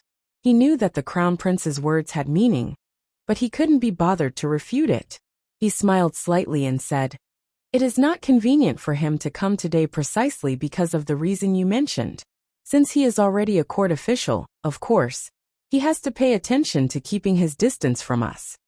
However, the second prince turned to look at the crown prince. His face still held a harmless and gentle smile, but a glimmer of disgust grew in his heart. He also felt a bit uncomfortable that this person, whom he had always looked down on, was now forced to work together with him.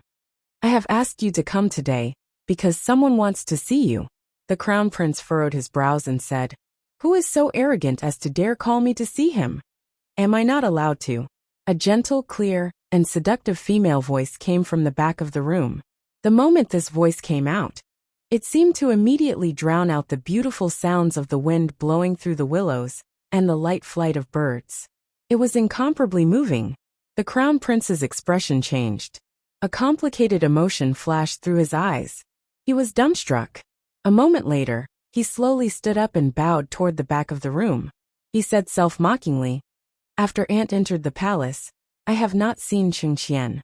Chengqian thought Aunt was not happy to see me. The eldest princess, Li Yunrui, lifted the beaded curtain and slowly walked out. She gazed at the crown prince with a faint smile. The crown prince involuntarily felt a wave of nervousness. He didn't dare to look directly at that beautiful, otherworldly face. This time, it seems that we have all fallen for the Ministry of Revenue matter. Exhaustion appeared on the eldest princess' face, but it could not hide her brilliance.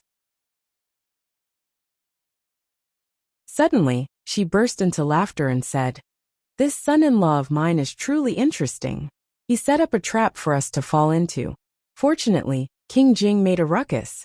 Otherwise, if the matter got out of hand, and we couldn't find evidence of the Ministry of Revenue stealing national funds to Jiangnan, it would be difficult to explain to the civil and military officials in court. The Ministry of Revenue's silver had made a round in Jiangnan and had long returned. Naturally, they couldn't find anything. Although some silver was still in the Jiangnan money house, the amount was not large. Given Fan Jian's ruthlessness, it was naturally covered up without any loopholes. The crown prince looked at his nose and quietly said, Aunt, please give me some pointers.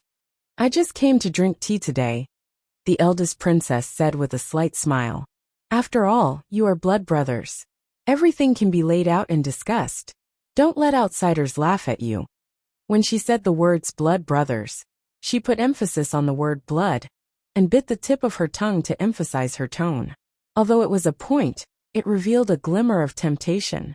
The crown prince said in a trembling voice, But if the Ministry of Revenue can't find anything to use against Fan Xian, this person, there are no loopholes to grab. We can only wait for him to cultivate his wings in Jiangnan.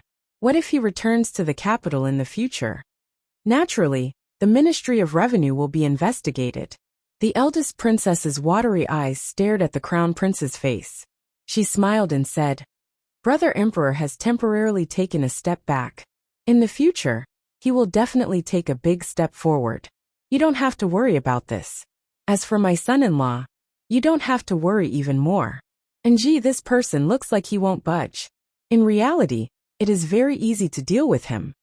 The crown prince and second prince were both stunned, wondering where these words came from. For a person like Fan Xian, it was not easy to ruin him, and it was even harder to bring him down. It was impossible to destroy him spiritually, and it was even more difficult to destroy him physically. Why did the eldest princess say it so lightly? "My son-in-law," the eldest princess said gently, "looks heartless, but in reality, he is heartless but full of affection." After the secret conference on Lujing River ended, the second prince boarded the carriage under the protection of the 8 generals and returned directly to his manor in the north of Jingdou. Presently, one of the 8 generals had been killed by Fan Xian, and Fan Wuxia had been scared back to his home by the swordsmen of the 6th Bureau. There were only 6 people left. They had long lost their former prestige. The second prince had been a king for many years and had been married for many months. His relationship with Wang Fei had always been very good. There had not been any bad rumors. Wang Fei's surname was Yi, and her name was Ling. In the bedroom, Yi Ling draped a thin sky-blue robe over her husband. A faint worry floated on her usually cheerful face. The second prince turned around and glanced. His heart was slightly apologetic. Holding her slightly cold hands, he comfortingly said, "What are you thinking about today?" Yi Ling bit her lower lip. A glimmer of struggle flashed through her bright jade-like eyes. Finally, she gathered her courage and said, "Where did you go?" The second prince lowered his head and was silent for a moment. He then replied straightforwardly, "I went to Lujing River to see my aunt and the crown prince." A warmth welled up in Yi Ling's heart. It seemed that since the second prince did not hide such an important matter from her, it meant that he was truly treating her as someone close to him. She couldn't resist persuading. "Why? Isn't it better for us to live peacefully?" After being married for many months, the second prince was gentle and considerate. He did not show the domineering and shameless side of the royal family. This was partly because Yi Ling's background was also very deep. It was also because he had some affection for Yi Ling. The younger generation of the Qing kingdom had actually all grown up together, such as Wan the princes, Yi Ling and the young lady of the Fan family. The division between the royal family and the trusted families was not clear. The second prince knew that his wife was thinking for him. He couldn't resist sighing and said, "There are many things that we have no choice in." Yi Ling stared at him in a daze and suddenly said, "In the past, it was the emperor who pushed you out, but now, teacher, Fan Xian has already taken over your role. Why do you still want to participate?" The second prince sighed again. After a moment of silence, he said, "If it is really as you say, my historical mission has already been completed. I should indeed not participate in these matters, but don't forget," he said with slight mockery. "The teacher you speak of, the most famous Sir Fan Jr. in the Qing court, is actually someone who holds a grudge the most." Yi Ling furrowed her brows slightly and said unhappily, "What grudge can't be resolved? Do you want me to go talk to him?" Although the second prince secretly laughed at his wife's childishness, he was also faintly moved. Pulling her into his arms, he comfortingly said, "There are many grudges between men that can't be resolved through friendship in the boudoir." He didn't explain in detail, but he knew that the grudge between him and Fan Xian would be difficult to resolve. The guards who died on Yilan Street, the Baowa brothel incident, the dead prostitutes, and many, many more, Fan Xian had placed all the blame on him. This was actually also something the second prince did not understand. It was clear that only some unimportant subordinates had died. So why did Fan Xian hate him so much? In order to protect himself, He had to have power. Of course, the most important reason was that the second prince was still not satisfied even now. Everyone was not satisfied, but few people knew of Fan Xian's good intentions far away in Jiangnan. I've even read the reviews of the book. Thank you. I just don't have time to add to it. I'm really sorry. If you want to know what happens next, please log on to www.cmfu.com. There are more chapters. Support the author. Support the original reading.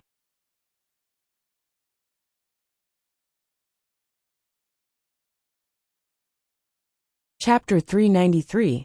The Crown Prince had been scolded, the scope of the investigation had shrunk, and the Ministry of Revenue was temporarily safe. The Overwatch Council could straighten its back again. This matter was very interesting. Whether or not the first bureau of the Overwatch Council could straighten their backs depended on the angle of the Minister of Revenue's body and the ground. The scholar slammed the table in the Hall of Governmental Affairs and pointed at the faces of the elders of the 6 departments, cursing these officials for their uncleanliness. In any case, he was still young and hot-tempered. He did not need to be like Xu Wu and always put on the bearing and demeanor of a senior official. What the emperor needed was the scholar's reputation and drive. However, in the matter of investigating the Ministry of Revenue, the scholar had not completely satisfied the emperor's requirements. In his opinion, at least from the situation of the investigation, the Ministry of Revenue was truly not easy. What made the scholar most angry was that, even now, some officials in court still could not forget and wanted to find evidence of crimes related to Jiangnan in the Ministry of Revenue's accounts. The sound of slamming the table rang out again. The scholar furrowed his brows deeply and stared coldly at the official beside him.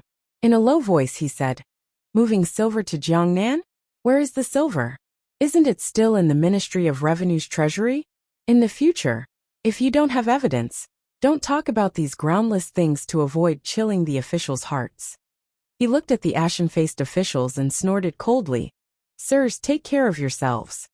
After saying this, the scholar shook out his sleeves and walked out of the little room beside the royal palace, leaving behind many officials in the room looking at each other. Everyone felt deep regret and embarrassment. When investigating the Ministry of Revenue, the Ministry of Revenue was clean. On the contrary, it was their faction that had countless problems found. The backers behind these officials were all inextricably linked to Jiangnan. From the situation in Jiangnan, these major figures determined that the silver Fan Xian used to clash with the Ming family had certainly been moved out of the national treasury. It was because of this judgment that these people dared to attack the Ministry of Revenue so confidently. Since so much silver was still stored in the Palace Treasury Transport Company, then the National Treasury would certainly not be able to erase it. Yet there was not a trace of it. These officials gnashed their teeth in hatred. Even after being reprimanded by the scholar, they did not dare to talk back. Who told them to shout so loudly, and yet not be able to find any problems? The father and son of the Fan family were too treacherous.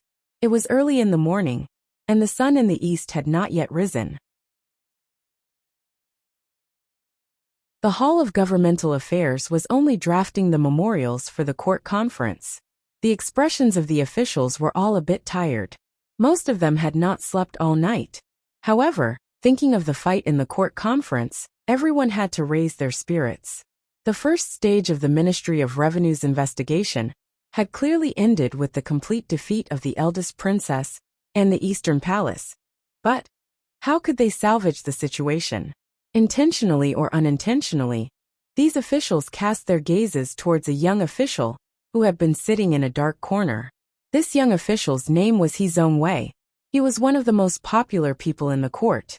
He had some previous connections with the eldest princess's Eastern Palace, and was now deeply appreciated by the emperor.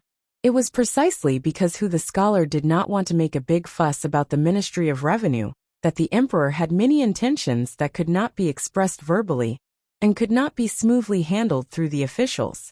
This was why the imperial censorate's new imperial censor of the left, He Zhongwei, was transferred to the team investigating the Ministry of Revenue. The officials looked at He Zhongwei. Naturally, They wanted to know from this young official's mouth exactly how the palace was going to handle this matter. He had been specially ordered to listen in on matters in the Hall of Governmental Affairs for 3 days. He had been steady and proper. He was respectful and strict toward the scholar and the other officials. He did not say much and did not act rashly. He was deeply steady. However, being stared at by these officials, Zhongwei knew that he had to show some ability. This was not only for himself, but also for the emperor. What a mess! He sighed and warmly said to the officials. It looks like this matter will have to be slowly tormented. The scholar was a bit anxious earlier. Please do not worry too much. Slowly dealing with it showed the palace's attitude. The fan manor's response was clever and unyielding.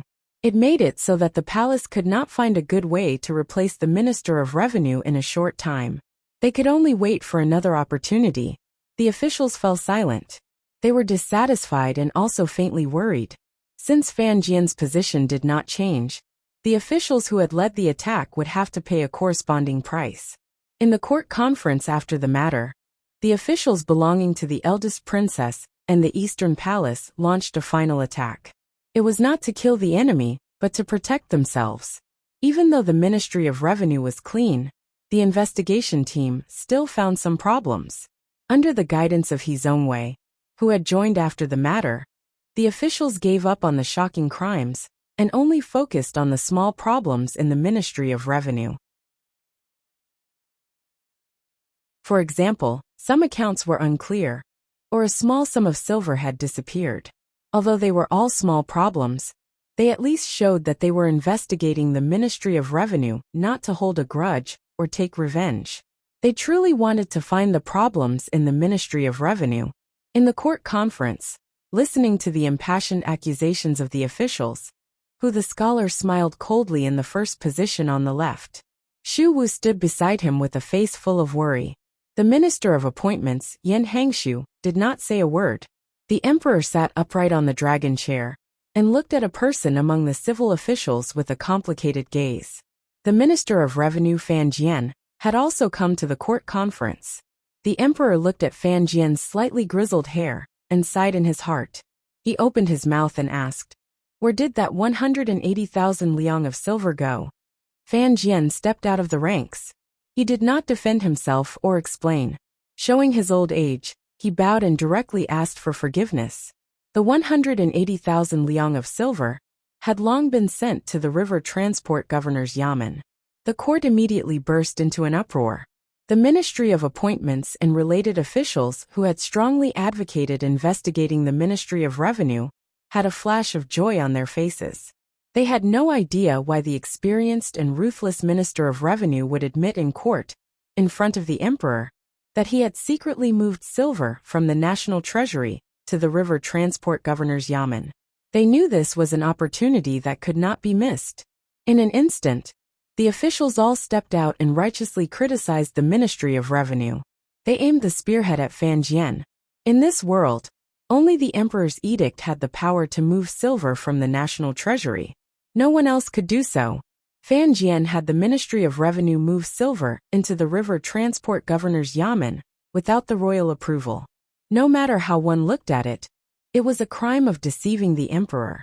The emperor stared at Fan Jian's tired face. A faint light flashed through his eyes.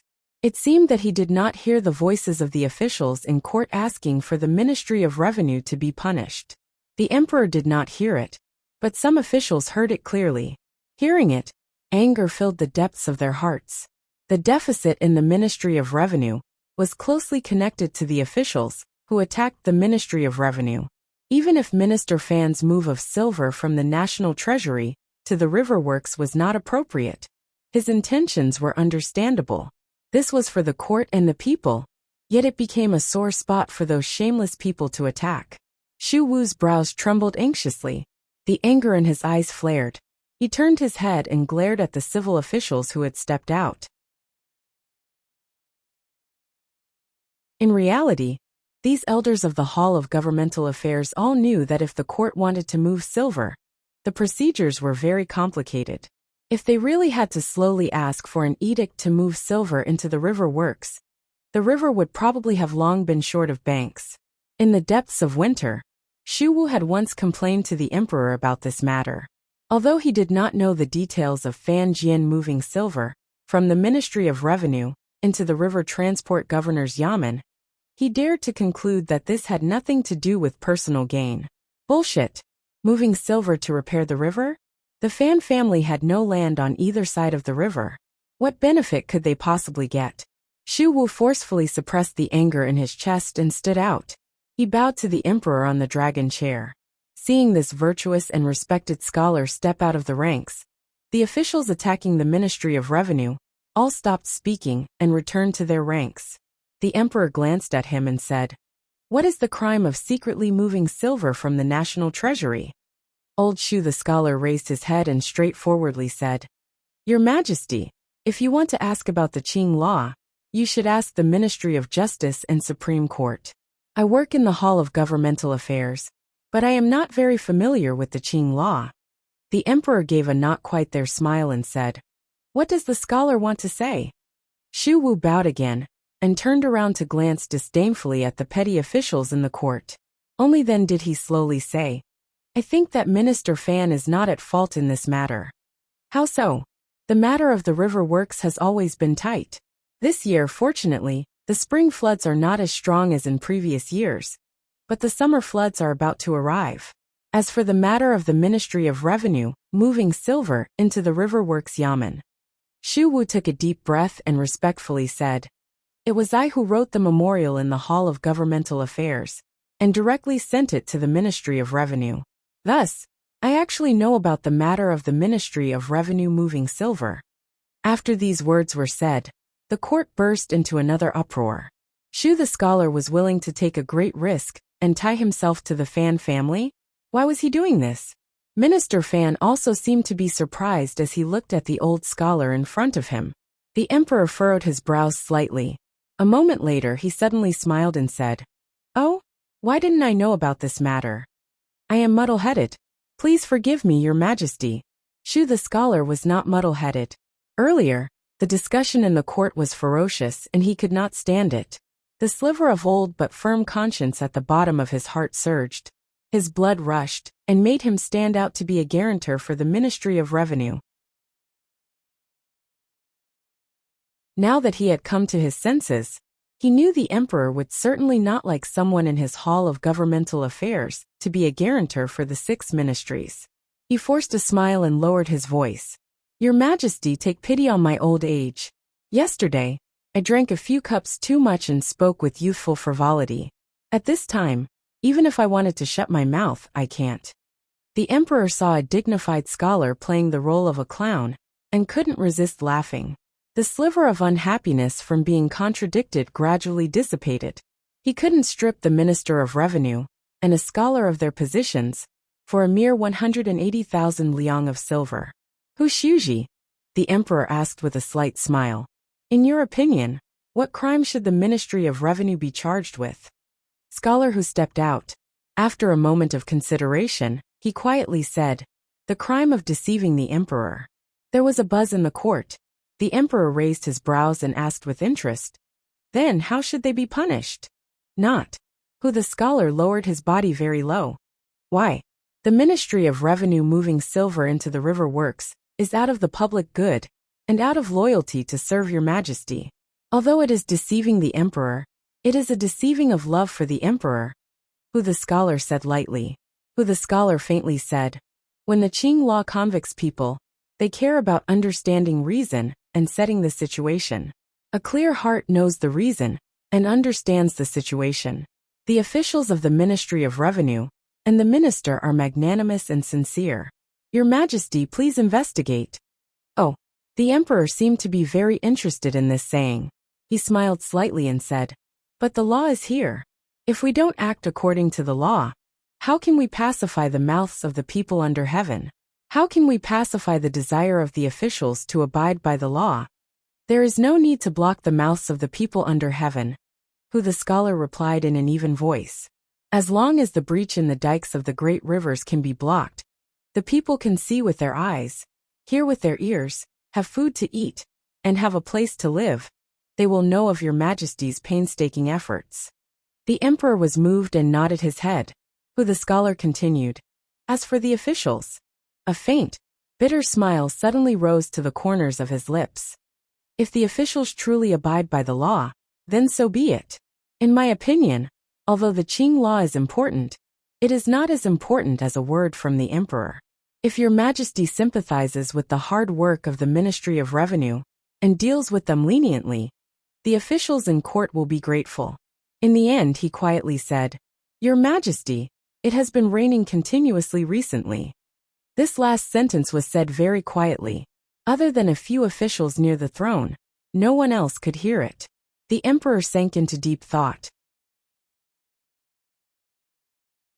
He knew that the scholars of the Hall of Governmental Affairs closest to him were standing on the side of the Fan family, for the sake of the court and the wealth of the Qing kingdom.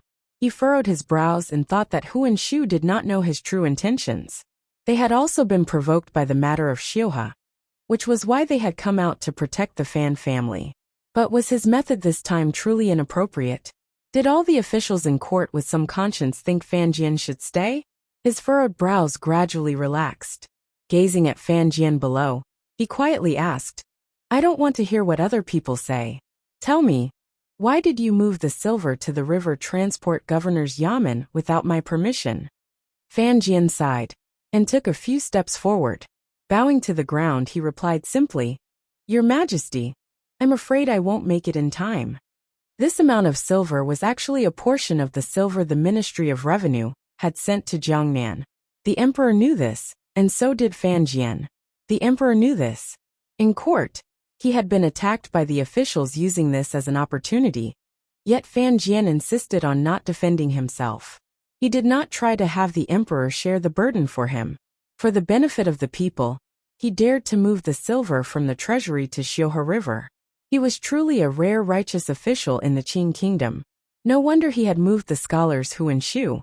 For the emperor's face, he dared to not defend himself in the face of a serious crime. He was truly a rare loyal servant in the Qing kingdom. No wonder the emperor was moved. The emperor thought deeply, and then slowly nodded his head. After the court meeting, a clear edict came down. The Ministry of Revenue was in a serious deficit. The emperor was furious and ordered the investigation to continue. The problems that had already been found were handed over to the Overwatch Council and Supreme Court to be responsible for investigating. The Minister of Revenue Fan Jian was stripped of his second-rank title, fined his salary, and kept in office. Speaking of which, it was funny. This second-rank title had been added by the palace after Fan Xian had saved the emperor in the Hanging Temple. As for the salary forfeiture, adding on to the salary forfeiture last time, Fan Jian would not receive a salary for a full 2 years. However, he still sat firmly in the position of Minister of Revenue. Correspondingly, the deficit that the Ministry of Revenue had found implicated many officials. A vigorous investigation began. The various powers were forced to cut off their own hands and feet to prevent the deficit the Ministry of Revenue had suppressed for so many years from cutting off their own heads. The Crown Prince's 400,000 liang of silver had been filled by the Empress Dowager's private savings.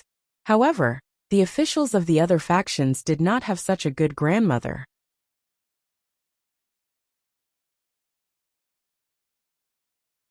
Regardless of whether it was the Eastern Palace faction or the eldest princess faction, large numbers of officials fell one by one.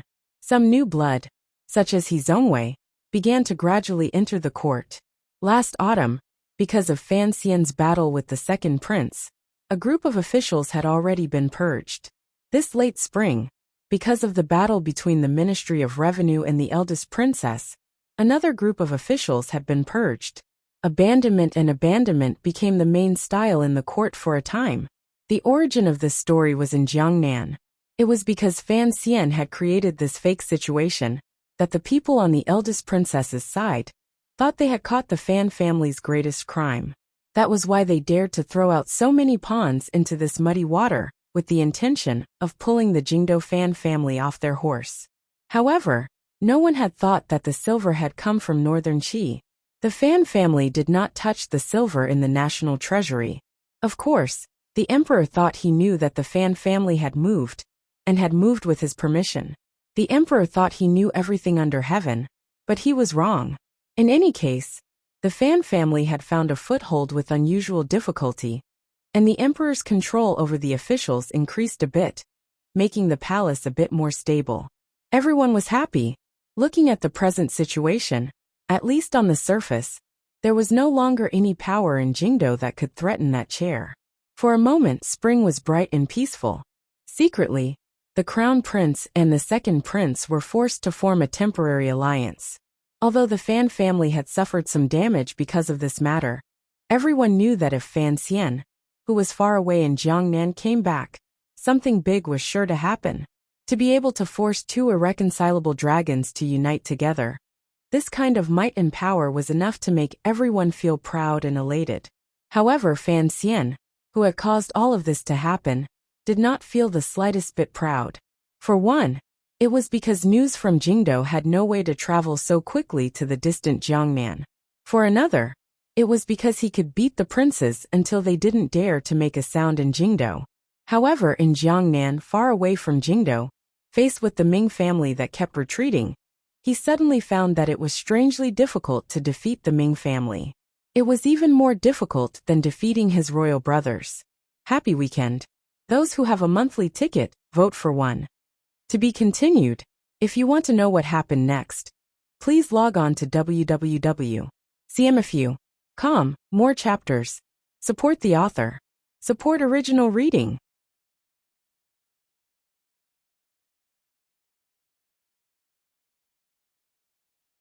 Chapter 394. The battles in politics and business often had a common point. Every time it looked like they were at the end of the line, it was as if there was a glimmer of hope at the end of the tunnel. Just as the oil was cooking the fire, who knew that it would instantly turn into a cold autumn? Xinyang and the Eastern Palace thought they had a clear grasp of the Ministry of Revenue's battle in Jingdo, and had grasped the Fan family's biggest weakness. They arrogantly and eerily took action, wanting to have the Fan family's circumference insignia change owners. Who would have thought that in the end, it would be the complete opposite, and they would lose a large amount of power for no reason? Going back to Jiangnan, Fan Xian held the imperial envoy Ming Jian in his hand, cleared out the palace treasury, took control of the transport company, and through Xia Qifei, forced the Ming family's money to tighten. Then, through that lawsuit, he successfully plunged the Ming family into chaos. Then, through the enormous Overwatch Council's help, he made things difficult for the Ming family everywhere under heaven. His manner was overbearing, as if he could crush the Ming family into a pile of powder at any moment. At such a moment, who would have thought that so many shocking things would happen? My people want to enter the garden. Fan Xian slapped the table. His eyes were like hooks as he looked coldly at the person in front of him. Enunciating each word, he said, "Sir Shui, I have already waited 10 days. I will not wait any longer today." The person sitting beside him was the most powerful person in Jiangnan, Governor Xueqing of Jiangnan Road. The place the two of them were having their secret discussion was in the study of the governor's manor. The accounts master of the Juanshang conference, who was also the Ming family's housekeeper Zhou, had already been discovered by the Overwatch Council and was currently hiding in the Ming garden. Regardless of whether it was for the assassination attempt at Jiangnan restaurant or Fan Xian's strong interest in the Juanshang conference, the Overwatch Council had enough reason to kill their way into the Ming garden and drag out that person. However, it was after all the Ming garden, one of the 3 great gardens in the world. It represented the interests of countless people in Jiangnan, countless people's lives, and countless people's hopes. Even if Fan Xian wanted to send people into the Ming garden to search, he had no choice. He had to first go to the Jiangnan governor's manor to communicate with Xueqing. As long as Xueqing was willing to nod, Fan Xian did not care much about the Ming family or the Jiangnan aristocracy. It was a pity that time was pressing, so he could not send a Bao to Wuzhou first. Naturally, he would not be able to clearly find out what Xueqing's bottom line was from his father-in-law's mouth.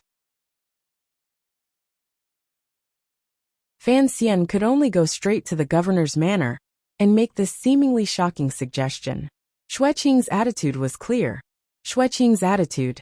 Yes. Did. Wanted the governor's manor to send people to the investigation? No way. The Jiangnan governor was not afraid of offending the Ming family. But he knew how ruthless it was. The Ming garden was like a door. In the first few months, he and Fan Xian had been tidying up the Ming family's property outside the door and tormenting the Ming family's spirit. They had not touched the Ming family's foundation. Thus, the other party had blindly retreated, endured, and appeared weak. Once the people of the government stepped into the Ming family's high threshold, the proper court of the Qing kingdom did not care about overthrowing a wealthy merchant family, even if this family was the wealthiest in the Qing kingdom. The problem was, the Ming family directly and indirectly supported hundreds of thousands of people and affected the lives of most of the common people in Jiangnan. The Ming family did not even need to fight back. As long as this situation came out, the stability of all of Jiangnan would become a major problem. Governor Xueqing looked coldly at the young man beside him. He thought to himself, "You are the imperial envoy. When the time comes and Jiangnan becomes a mess, you can just pat your butt and leave.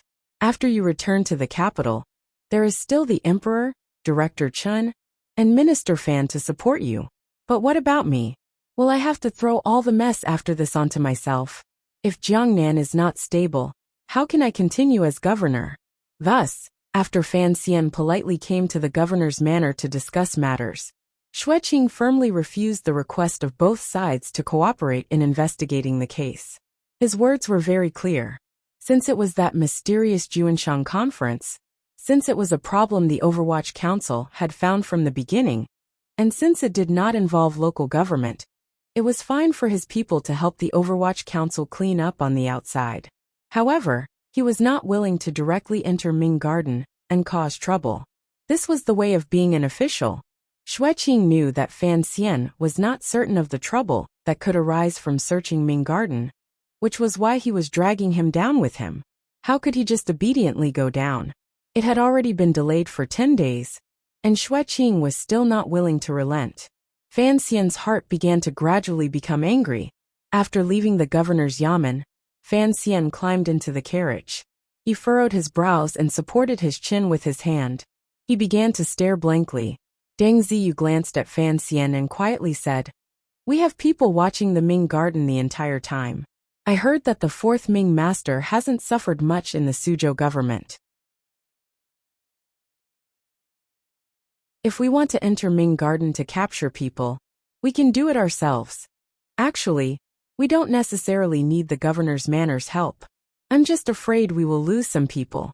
Naturally, Ming Garden had its own thugs and even powerful private military forces. Fan Xian had once glanced at the garden from a distance and knew that with some slight modifications, the garden could become a sturdy castle. If the Overwatch Council wanted to forcefully attack it without the help of the Black Knights, it would be a difficult matter. If Xueqing did not nod, the Black Knights would not be able to enter deep into the bustling city of Jiangnan. Entering the garden is not difficult.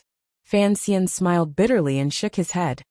As long as the Ming family is not prepared to rebel, the Overwatch Council can take my personal letter and enter the garden to search. Would they dare to stop us? What castle and military forces? It's all fake. The old Ming matriarch wouldn't dare to move a single person. His face gradually became cold. But, if we want to enter Ming Garden to capture people, there are two problems. First, we don't know how many aces there are in the Juanshan conference. If that housekeeper Zhou, who knows the inside story of the Juanshan conference, has not been silenced, will those aces protect him from Suzhou? Second, we can't make too much of a ruckus. The Ming family has already shown weakness for a few months. The atmosphere of sorrow is incomparably thick, particularly after the fourth Ming master was captured and brought into the Suzhou government. The Suzhou government has not been released, and the rumors outside are becoming more and more bizarre. Deng Ziyu listened quietly to the side. He knew what the commissioner was worried about. Presently, all of Jiangnan was saying that the Overwatch Council, under Fan Xian's command, was bullying the Ming family with the intention of taking over their property. It was about to evolve into a story of murder and theft. One had to have a good reason for going against the Ming family. However, The court's reason for dealing with the Ming family had never been straightened out. Thus in Jiangnan, from the gentry to the common people, they all began to stare at Fan Xian with wary and disgusted gazes. The reputation Fan Xian had built in Jingdou for 2 years had already been greatly polluted. Ming Qingda is a smart person.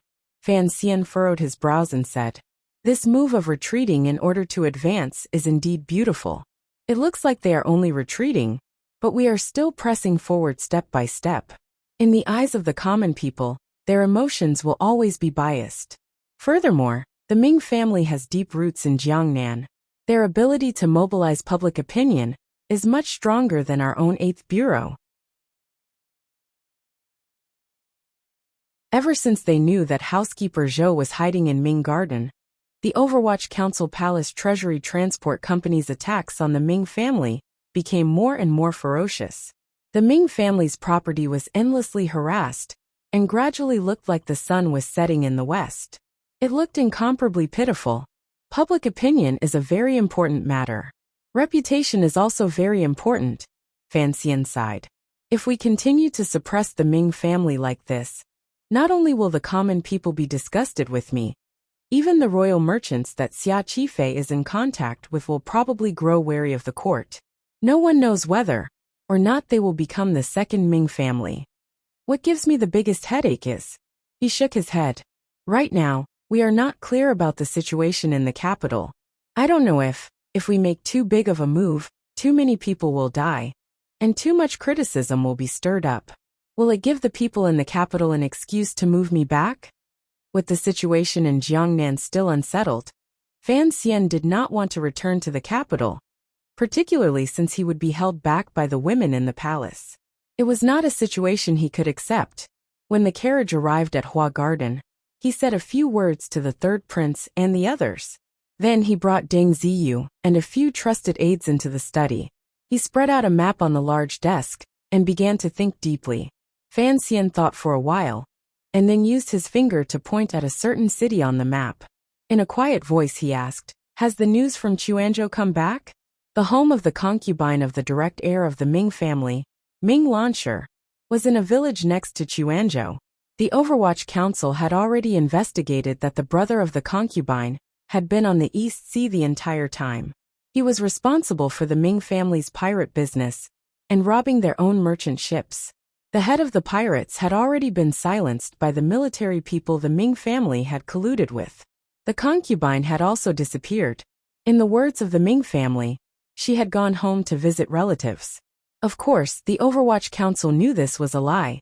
But who could expose this lie? That concubine did not return to the village, a member of the Qinian unit reported. We didn't find any traces of bandits along the way. They were probably killed in Suzhou. Fan Xian nodded. This was something he had long expected, so he was not surprised. Straightforwardly he asked, "What is important is that since that village was the pirate's home, there must have been people who followed him onto the island to become bandits. Those relatives must have some understanding of this matter. Since the Ming family had bathed that island in blood, those villagers would not foolishly stand on the side of the Ming family." A glimmer of shame flashed across the face of the member of the Qinian unit. That village is already empty. Fan Xian furrowed his brows tightly. The village was empty? There was no need to ask for a reason. Since it was empty, it could not be separated from those dirty tricks. What about the families here? His finger was still pointing directly at Chuanzhou. Furrowing his brows he asked, "The officials of the shipping department were killed by those pirates. When did those families come to the Suzhou government to report?" Another member of the Qinian unit replied in a heavy voice. "Most of those families have already returned to the mainland. Only a few are still in Chuanzhou. However, the people of the 4th Bureau went to ask probingly. Those families received a large sum of compensation. Their desire to pursue the pirates has faded. What is important is, the Ming family has indeed treated them well. They do not believe the Ming family would collude with the pirates." Fan Xian was startled. Shortly after, he said with slight mockery, "Of course not collusion. The Ming family is the pirates." Immediately after, He asked a few more about the previous arrangements of the Fourth Bureau, and received not very good answers. Only now did he know that after he cut down the Cui family in Jingdo, and during the days when Yin Bingyan was plotting against the Ming family, the Ming family had already made sufficient preparations. They did not leave behind too many loopholes. Fan Xian sat down on the slightly cold chair. In his hands, he held a bowl of warm tea as his thoughts wandered. His subordinate looked at the commissioner in silence, not knowing what to say. It looked like it would be difficult to bring down the Ming family in a short amount of time if he took the open and above-board path. However, he had to use the Overwatch Council's dirty methods. After all, Jiangnan was not other places. He had to worry about the reaction of the people. If it really caused the entire population to take to the streets for a walk, it would be difficult for the Overwatch Council to clean up. Thinking of this, Fan Xian began to feel angry at Xue Qing's indecisiveness. If the Jiangnan governor appeared, and he followed from behind, one in the light and one in the dark, one red face and one white face, perhaps this matter would be much simpler. However, Fan Xian did not feel too defeated. He knew that in the battle between the court and the Ming family could forever only stand on the passive defensive side. Fan Xian had plenty of time to slowly play with the Ming family. The reason he was in a hurry to enter Ming Garden was because he wanted to clearly investigate the role of the Juanshan Conference. In the battle with the Ming family, he could endlessly try to bring them down. Even if he did not succeed once, he could try again after resting for a while. But the Ming family could not. This large family could not be defeated even once. Once they were defeated, they would be wiped out. Get ready. Fan Xian lowered his eyelids slightly and said, "Get ready to enter the garden to capture people at any time." Deng Ziyu hesitated for a moment and then said, "Not waiting for Governor Xue to make his stance clear?" Fan Xian smiled coldly and said, "When I do things, I never like to follow in other people's footsteps. I've waited for 10 days and given Xue Qing enough face. If I act now, he can't blame me for being ruthless." What about the Jiangnan people's discussion? Discussion? They say I'm bullying the Ming family? I'll go in gently and gently. I won't hit a single person and won't kill a single person. How am I bullying them? A glimmer of a smile appeared on Fan Xian's face. Besides, I've thought it through. Something like reputation. Once it's ruined in Jiangnan, I'll slowly pick it back up in the future. Fan Xian waited for 10 days not because he did not have the confidence to enter Ming Garden and capture housekeeper Zhou. It was not purely because he had misgivings about discussion, or because he wanted to wait for Xue Qing to make his stance clear. More importantly, he was waiting for news from Jingdo.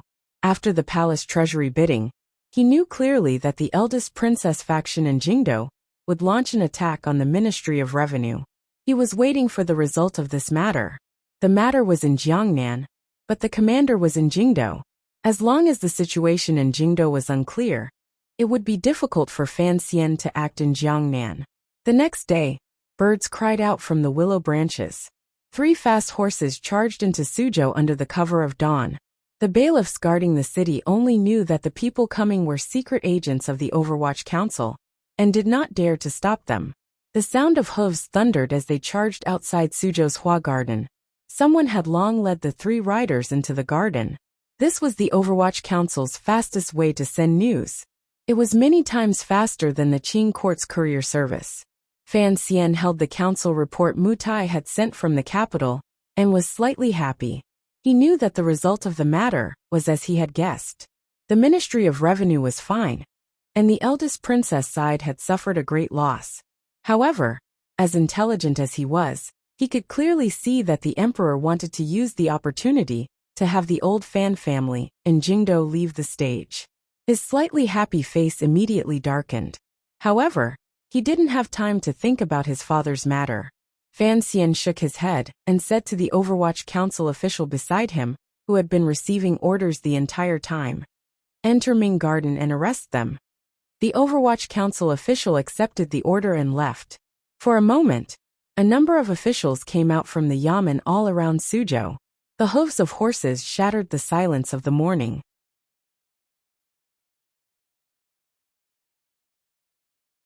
Outside the city, 40 or so Overwatch Council officials rode openly and directly toward Ming Garden under Deng Ziyu's lead. Be careful. Fan Xian turned his head and warmly said. No one knows who else the Juanshan conference has left in Jiangnan. Lady Haitong's 2 hands were in the large pockets of her flowery clothing. She tilted her head and smiled. Early in the morning outside Suzhou, after the early birds chirped once, they returned to the trees to sleep.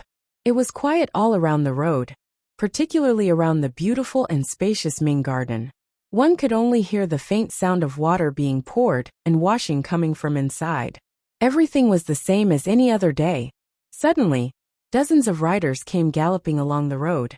The people on the horses were all wearing the robes of the Overwatch Council. Following the arrival of these dozens of riders outside the Ming Garden, the secret agents of the Overwatch Council, who were responsible for monitoring the surroundings of the Ming Garden, also appeared from the trees and behind the mountain. Some of them merged into their colleagues who had come to inspect the garden, while some of the spies disappeared without a trace. Deng Ziyu's serious face sank as he rode his horse to the front gate of Ming Garden. He flipped down from his horse. His subordinates behind him also dismounted in unison. At this moment, Ming Garden was as quiet as a shy virgin. However, Deng Ziyu could clearly see that on the inner side of the low perimeter wall, there was a metallic light shining with a soul-devouring light. On the high ground to the left, he could see longbows and crossbows. The other party was already waiting in formation. If they fired in unison, not a single one of these dozens of Overwatch Council officials would be able to return alive. However, Deng Ziyu's expression did not change because he believed in the commissioner's judgment.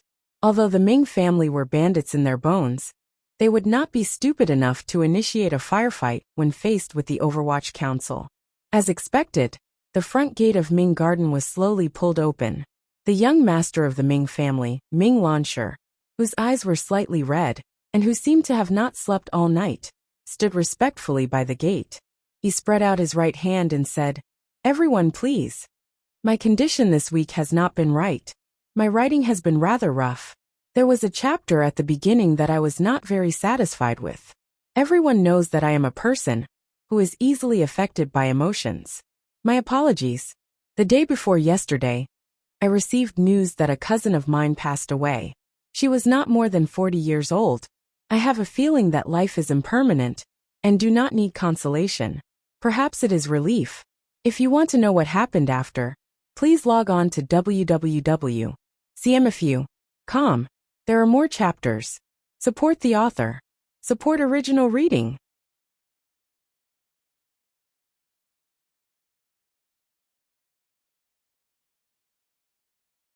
Chapter 395. Report. The carriage stopped 2 streets away from the Suzhou government. The Tiger Guards cautiously watched the movements around them. An Overwatch Council secret agent wearing commoner clothing leaned over and examined the token. He moved closer to the carriage window and spoke in a quiet voice. In the carriage, Fan Xian was holding something and reading it closely. He nodded and said, "Speak." Ming Garden has not resisted. The people of the 4th Bureau have already gone in and are currently searching. For now there are no results. Fan Xian thought for a moment and then said, "Pay attention to propriety. Tell Ziyu not to be too arrogant." The secret agent made a sound of acknowledgement and turned to leave the carriage, disappearing into the morning crowd in Suzhou. The carriage slowly began to move again. It had traveled half a street in the direction of the Suzhou government. Another Overwatch Council secret agent flashed out from the corner of the street and came to the side of the carriage. Lowering his voice, he reported, "There are no unusual movements at the docks." Fan Xian was silent and waved his hand to let the person go. From Hua Garden to the Suzhou government, they had to pass through half of Suzhou. Along the way, the carriage moved silently and did not attract much attention. Most of the people of Suzhou did not know that this morning, the Overwatch Council officials had already charged into Ming Garden like wolves and tigers. During this distance, the crows that the Overwatch Council had temporarily mobilized began to report news from all sides. All of the information related to the Ming family's response was gathered into this moving carriage. For example, the situation in Ming Garden. The the situation of the Ming merchant house opening as usual, and the response of the governor's yamen. All of it was sent as quickly as possible into the carriage and handed over to Fan Xian for him to consider. In other words, this carriage was the central tent of the Overwatch Council's operation. Fan Xian also felt a glimmer of strangeness. Even if the Ming family was showing weakness, they could not be bullied to the point where they had not made any moves to retaliate. On the contrary, it was the governor's yamen that was beginning to grow nervous. There were already rumors of troops being mobilized. In today's plan, seeing the Ming family's response was one thing. Capturing that housekeeper Zhou was the most important. During these few days, Ming Garden had been under the Overwatch Council's close surveillance. Housekeeper Zhou should not have had any chance to escape. Most importantly, the Ming family still did not know that the news of housekeeper Zhou hiding in Ming Garden had already been grasped by the Overwatch Council. Thinking of this, a self-mocking smile rose involuntarily to the corners of Fan Xian's lips. In this world of large families, if they fought their way in from the outside, they would always be like a centipede with 100 legs. They would not die immediately, but if they fought from within, then they would face true difficulties. This was something Chao Shuochen had said in Dream of the Red Chamber. The reason he had such a sigh now was because the place housekeeper Zhou was hiding was a member of the Ming family. A very powerful person within the Ming family had told Fan Xian through some channel. Otherwise, given the tight defenses of Ming Garden, and the fact that the Overwatch Council had not successfully placed a spy from the upper echelons in a dozen years, how could they have calculated that housekeeper Zhou was in Ming Garden? As long as steward Zhou was in Ming Garden, today's matter could be considered a success. The carriage gradually approached the Suzhou government. Another secret agent from the Overwatch Council came to report some news. There was nothing else strange. The carriage entered an unremarkable little alley and leaned against a thick wall, stopping there. No one knew what it was doing. About 100 feet to the side of the Suzhou Yamen was the prison that held the prisoners. The prison killed people in the autumn and raised them in the spring. Right now, it was a time of prosperity. There were 40 to 50 people locked up in one prison, going in through the iron gate of the prison, all the way to the end of the straight path. There was a place where sunlight shone down from above, slightly warming the place and dispersing some of the dampness. Compared to the other dark and sunless prison cells, this place was much more comfortable. This prison cell was padded with hay. Under the hay, one could faintly see forbidden blankets and the like. A middle-aged man was drinking alone with a deathly pale face, enjoying a treatment that normal prisoners could not enjoy. This was the fourth master of the Ming family. Because the Overwatch Council wanted to defeat the Ming family, he had become the first person to be used as a sacrifice. He had been forcefully locked up in the Suzhou government. It had already been a dozen days, and there was still no news of him being let out. However, the Ming family was, after all, a large and powerful family. It was as if the Suzhou government was being raised by them. Living in the prison, there were people taking care of everything from top to bottom. His days were considered comfortable. In the prison cell next to him were a number of great bandits. They all looked at him with envious gazes. The fourth master of the Ming dynasty was too lazy to pay attention to those bandits. He only narrowed his eyes and looked at the three bailiffs outside the prison door. A mocking smile appeared at the corner of his lips and he said, "What is it today?" The prison door was opened with a clang by the bailiffs. One of the bailiffs bowed and smiled charmingly. "Fourth master, it's been hard on you these days. However, the Overwatch Council is keeping a close eye, so it's not easy for us to arrange a single room for you." The fourth master of the Ming dynasty shook his head and sighed. Being able to get out earlier is the proper thing. Did the family say anything? At this moment, two other bailiffs had already brought in good food and good wine. They laid it out in front of him, and the fragrance assailed his nostrils. The fourth master of the Ming dynasty was slightly surprised. It was not even lunchtime yet, so why had they come so early to deliver food? Suddenly he thought of something. His expression couldn't help changing dramatically. In a raspy voice he said, "What do you mean? After eating this meal, you should be on your way." The bailiff sighed. The fourth master of the Ming dynasty's face was deathly pale. He didn't quite believe his ears. He thought to himself that at most, he was a tyrant and did not deserve the death penalty. Furthermore, he was a member of the Ming family. How could the government dare to casually kill him? He unconsciously retreated and looked hatefully at the bailiffs. Viciously, he said, "What do you mean? I don't understand." The bailiffs lowered his head slightly and said, "It is the Overwatch Council's meaning. Fourth master, please don't blame me." The fourth master of the Ming dynasty was not a foolish person. After thinking for a moment, he understood the whole story.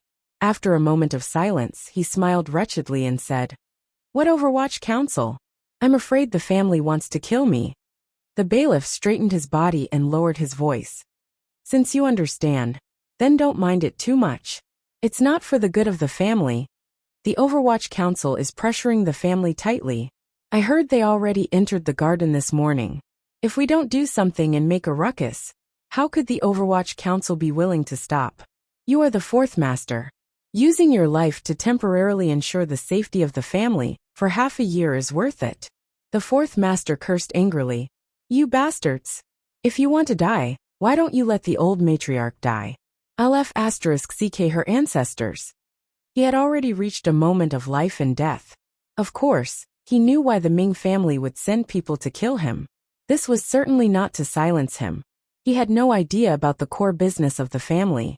This was just a stroke of ink smeared on the face of the Overwatch Council. From the end of last year, the Ming family had planned to show weakness and sorrowful battle. They needed to use the death of the fourth master of the Ming family as the opportunity to explode. Thinking of this, his heart was filled with despair, dissatisfaction, and anger. The expression of the bailiffs changed and he said, "The old matriarch is the protector of the Ming family. Fourth master, please be more respectful with your words." The fourth master smiled wretchedly and retreated to the corner of the wall. Cursing and swearing in his mouth, he said, "I am also a master of the Ming family. Why must I die? Just because I am not her biological son?" Two bailiffs had already walked to the side of the fourth master. Completely ignoring his cursing and resistance, they took out a ball of dirty rag and stuffed it into his mouth, blocking his filthy words. At the same time, they tied his hands behind his back. The ruckus in the inner room had startled the entire prison.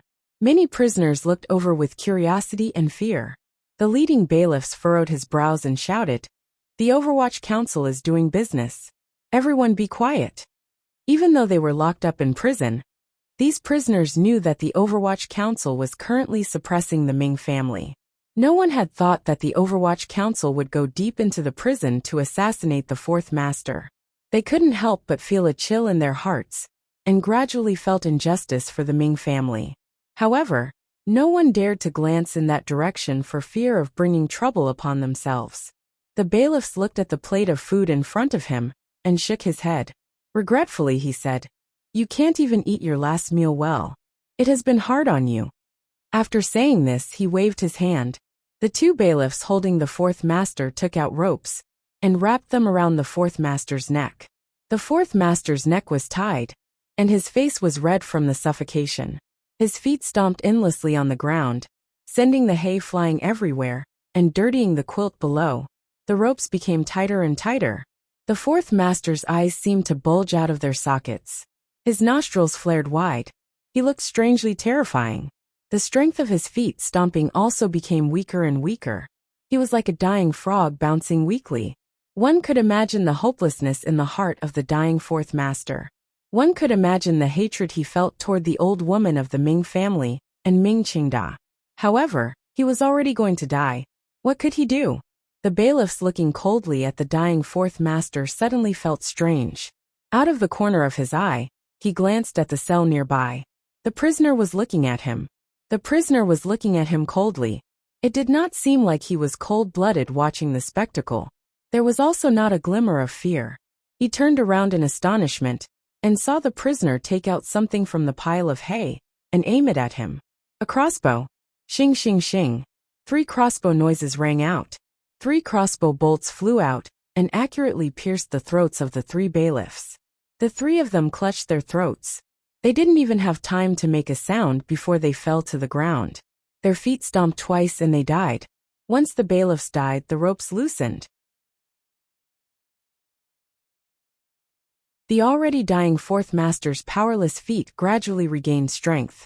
He slowly opened his eyes and glanced at the prisoner next door with a confused and muddy gaze. He didn't know why the other party had saved him, nor did he see clearly how the other party had saved him. The prisoner seemed to have done nothing. His eyes were looking straight ahead as he crouched by the bars. The fourth master's entire body was sore and weak. His pants were wet and smelly, but he knew he had escaped death. At this moment, the thick wall behind him, as if it was being manipulated by a ghost, quietly opened up a hole, revealing the clear blue sky outside. Gouda pulled back his long knife. His face was slightly pale. Forcefully breaking through the thick walls of the Suzhou government prison, had also used up a lot of his jinqi. He entered the prison cell, picked up the fourth master with one hand, and left the prison. Another Overwatch Council official entered, and pulled out the crossbow bolts from the throats of the three bailiffs. He then carefully arranged the situation in the prison cell, before walking to the side of the bars, and extending his hand. The prisoner who had saved the fourth master's life earlier did not say a word. He handed the hidden crossbow in his hand to the Overwatch Council official's hand, and pointed at the food box beside him. The Overwatch Council official picked up a chicken leg, and placed it in his hand. The prisoner smiled with satisfaction. The Overwatch Council official lowered his voice and said, "Wait another 2 months. Sir still needs you as a witness." The prisoner nibbled on the chicken leg and nodded. Not long after the Overwatch Council official left, the prisoner flicked the rest of the chicken leg into a cell diagonally across from him. Suddenly his face changed, and he cried out in a shrill voice, "Help! Save me! Someone is killing and breaking into the prison." The carriage left the small alley behind the Suzhou government, and slowly drove toward the governor's yamen. However, there was now an extra person in the carriage. The fourth master sat paralyzed in fear under the carriage chair. He raised his head to gaze at the young and handsome figure, and was speechless for a moment. Fan Xian shook his head and sighed. Rich and powerful families are indeed always filthy and dirty. Shortly after, he smiled slightly and said, "Now that you've seen it clearly, I don't need to say more. In the future, you have to grasp the Ming family well, and work well with the seventh master." The fourth master swallowed. The scene of him narrowly escaping death had given him too much psychological impact. It did not allow him to think at all. He nodded his head fiercely. Fan Xian said in a quiet voice, "The old matriarch wants to kill you and blame it on the Overwatch Council. She wants to spread it to the people, and create an image of me as shameless and cold-blooded."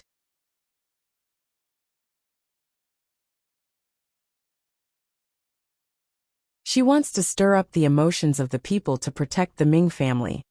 But now that I've saved you, she has instead blamed the Ming family for breaking into the prison. What do you think she will do?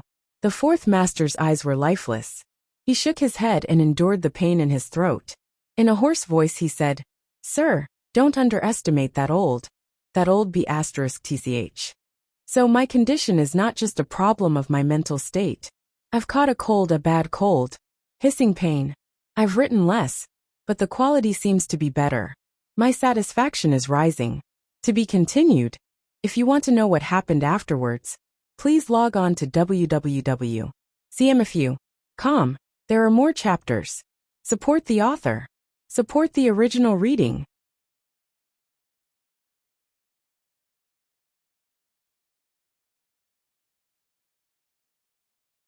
Chapter 396. Regardless of whether you should be dead right now, or have been kidnapped by the Ming family, Fan Xian sat in the carriage and looked outside. In a quiet voice he said, "In any case, during this period of time, it is impossible for you to appear in front of people again. The council has already arranged a place for you. Hide well, and come out after this matter has settled." The fourth master weakly made a sound of acknowledgement. Fan Xian turned his head and glanced at him. He couldn't resist shaking his head. "When I asked 7th Ming to meet you, you should have agreed. Why did you have to suffer such a fright?" The fourth master gritted his teeth and said in a raspy voice, "No one would have thought that mother and son would be so ruthless."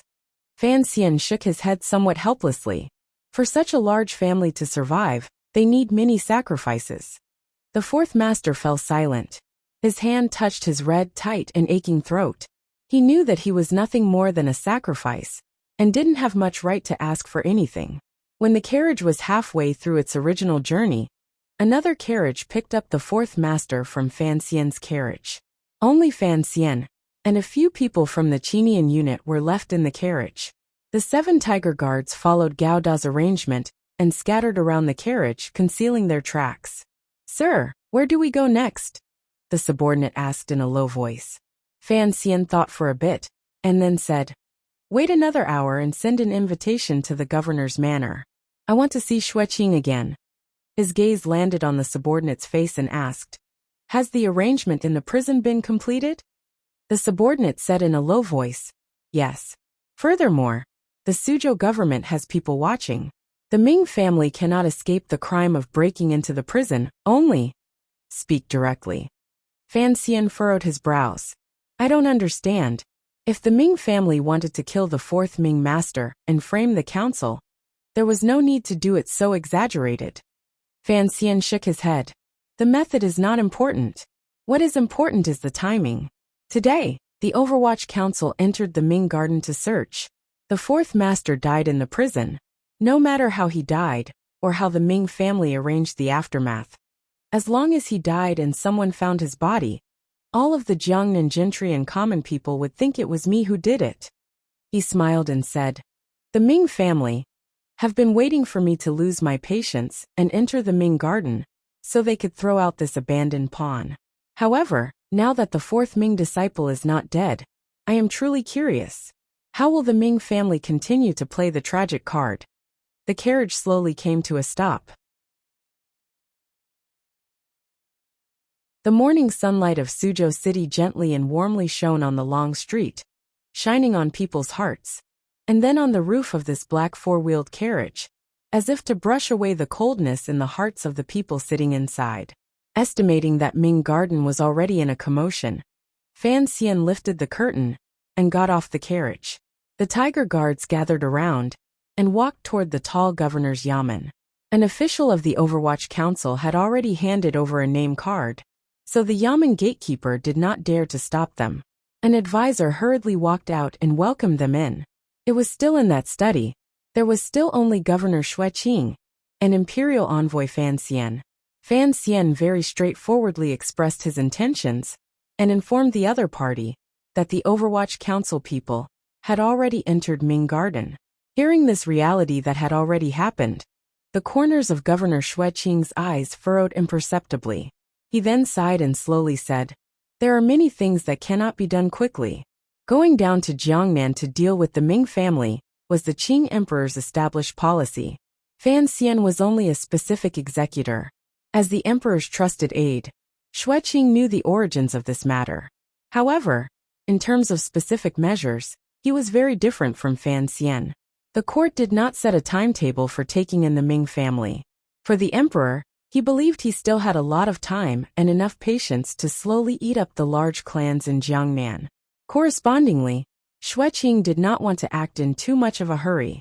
He had always been conciliatory in order to avoid making too much of a ruckus, messing up Jiangnan, and shaking the foundation of the court's rule. Thus, Xueqing's mood was not very good regarding the matter of Fan Xian directly entering the yamen and saying he had already entered Ming Garden. He still did not understand why Fan Xian was in such a rush. He was clearly a young noble, not even 20 years old. What was there to be afraid of wasting a few years? There was another glimmer of anger in his chest. He understood that Fan Xian's action was to force him onto the boat to take a knife. The Overwatch Council had already entered Ming Garden. If the two sides fought, as the governor of Jiangnan wrote, he had to ensure peace no matter what. Then he had to do what he needed to do. A few days ago, Xueqing had not relented because he did not have much confidence in dealing with the Ming family. Furthermore, he was afraid of the rumors in the capital. Now that he had been played by Fan Xian, his anger gradually rose. In a low voice he said, If trouble arises, who will be responsible? Fan Xian thought quietly for a moment, and then seriously said, "There shouldn't be any trouble." Xueqing glanced at him coldly and said, "It's not that I'm being arrogant, but no matter how you look at it, I am still one of your elders. You didn't handle this matter carefully enough." The Ming family has already shown weakness for half a year, waiting for you to bully them. Now that you have already bullied their way in, how could they miss this opportunity? Fan Xian shook his head. Once we've entered Ming Garden, what can they do? Xueqing lowered his eyelids slightly and said, "Although the court has always known that the Ming family keeps 1,000 private soldiers, they have always turned a blind eye to the service they have performed for the court. It was not difficult for a large family of tens of thousands of people to use all kinds of names to raise 1,000 private soldiers." However, Fan Xian couldn't help smiling coldly when he heard these words. Is it for the court or for the Juanshan conference? Hearing the words Juanshan conference, Xueqing fell silent. For such a mysterious and limitless power organization to appear in the Jiangnan under his rule, it had to be said that he had failed in his duty. The emperor had already severely reprimanded him in the secret letter he had sent. Xueqing understood that Fan Xian was using the name of the Juanshan conference to pressure him. He could only helplessly shake his head and say, "Where exactly are your plans?" Fan Xian was silent for a moment and then said, "The Ming family was prepared to kill the fourth Ming disciple and plant it on the Overwatch Council. I stopped this matter." In the Suzhou government, Xueqing was slightly startled. Only now did he understand why Fan Xian appeared to have a card up his sleeve.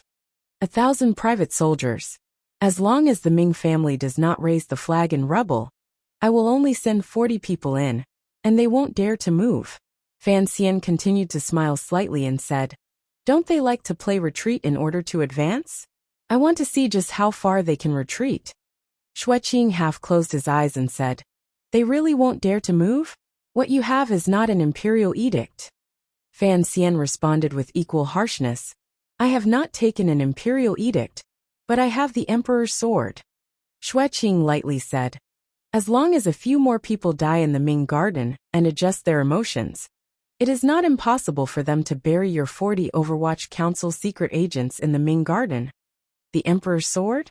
The Ming Garden can find enough excuses to argue that they did not know of this, and only thought that Sir Fan Jr. of the Overwatch Council wanted to kill and steal property, so they were forced to retaliate. Don't forget, the Ming family has laid the groundwork very well these few months. For something like this to happen at this time, everyone under heaven will believe them. These words stabbed into Fan Xian's heart. If the Ming family was truly forced into a corner, it was not as if they could not do such a crazy thing. Given the Ming family's foundation in Jiangnan and support in the capital, they could completely shed all pretenses of cordiality with Fan Xian. Furthermore, the Overwatch Council had entered the Ming Garden first. Even if the two sides fought openly, public opinion would completely fall on the Ming family's side. Unexpectedly, Fan Xian did not seem to care about this at all. There was not a trace of emotion on that young and handsome face. Xueqing couldn't help but furrow his brows. Fan Xian finally opened his mouth. There was a faint self-mockery at the corner of his lips. The Ming family is waiting for me to act, and I am also waiting for the Ming family to act. As long as we shed all pretenses, if they actually dare to touch my subordinates, no matter what, I will frame them as rebelling. Regardless of whether the people under heaven believe it or not, I will place this hat on the head of that old Ming matriarch. To say such a perverted thing in front of the governor, Fan Xian could not be said to not be daring. However, his following words made Xueqing feel a glimmer of coldness. Naturally, no one would believe they would rebel. Fan Xian smiled slightly and said, "However, once we act, the Black Knights that have been staying in Jiangbei will come. I will kill everyone in the Ming Garden. As long as everyone in the 6th branch is dead, who will cry out for them? The Jiangnan people, or the Jiangnan gentry?" He continued to calmly say, "Even if they cry out for their grievances all the way to Jingdou, so what? Even if they file a lawsuit before the emperor, so what? I have killed everyone in the 6th branch. There is only Xia Qifei left. At most, there will be the fourth Ming prince as an ornament. The court will still have the Ming family property in their hands. As long as the goal is reached, it doesn't matter if the methods are dirty. He turned his head and stared into Xueqing's eyes. I trust that if 40 people of the Overwatch Council died, and I moved the Black Knights to Suzhou, you wouldn't still stop me, would you? Xueqing's pupils constricted slightly. If things really developed like this, and the Overwatch Council threw in 40 officials, and he still had to forcefully stop the Black Knights from going south, he was afraid that the Overwatch Council would truly fly into a rage and anger the old man in the wheelchair. Even if he was the governor, he probably wouldn't have a good end. Looking at Fan Xian's warm and pure eyes, Xueqing felt an inexplicable chill in his heart. He had a completely new understanding of the young official beside him. It turned out that Commissioner Fan of the Overwatch Council was indeed a powerful figure who killed without blinking. The way the younger generation did things was indeed sufficiently crazy. What about you? After massacring Ming Garden, Fan Xian would not have a good ending. However, Xueqing still did not believe that Sir Fan Jr. would gamble with the Ming family on this. Me.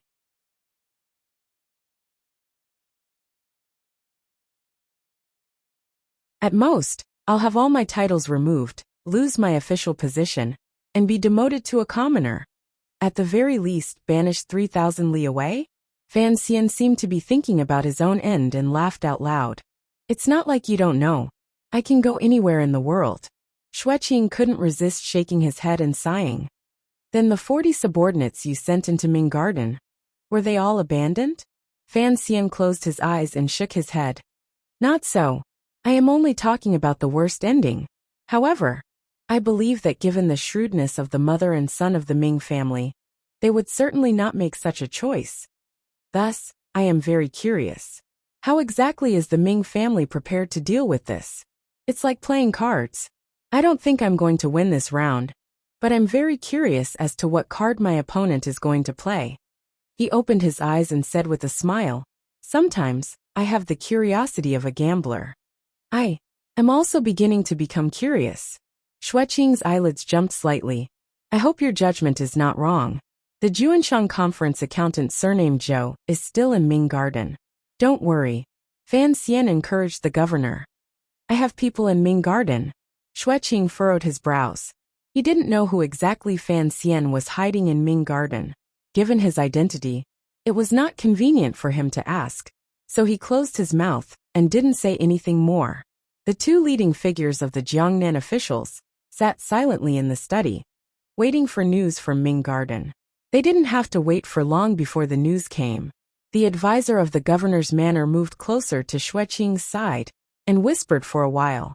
Xueqing fell silent. He then gazed at Fan Xian and sighed. The cards the other party has played seem to have exceeded your expectations.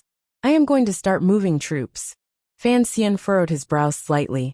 Xueqing continued to smile bitterly and said, moving troops is for the safety of your subordinates and not to prevent you from massacring the garden. Xueqing knew he didn't need to explain it to him in detail. His face was still full of shock as he hurriedly left the study. Fan Xian stood and heard the whole story from the mouth of the Qinian unit member outside the door. The Overwatch Council's news should be faster than the governor's manners.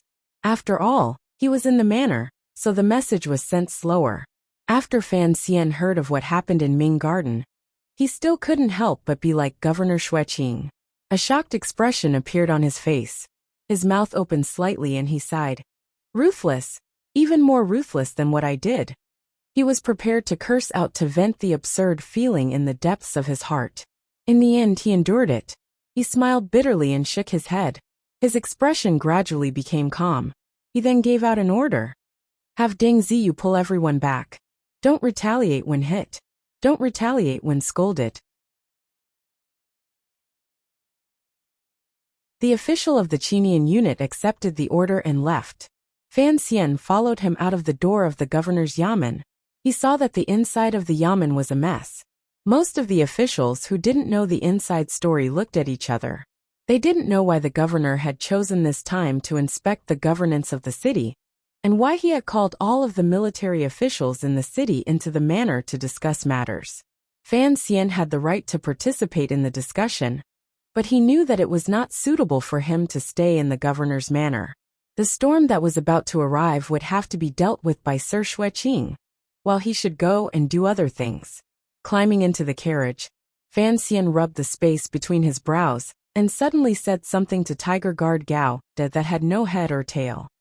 Actually, a lot of the time, how a matter goes is completely dependent on the order of the people who die. Gao De paused. He didn't understand what the commissioner was talking about.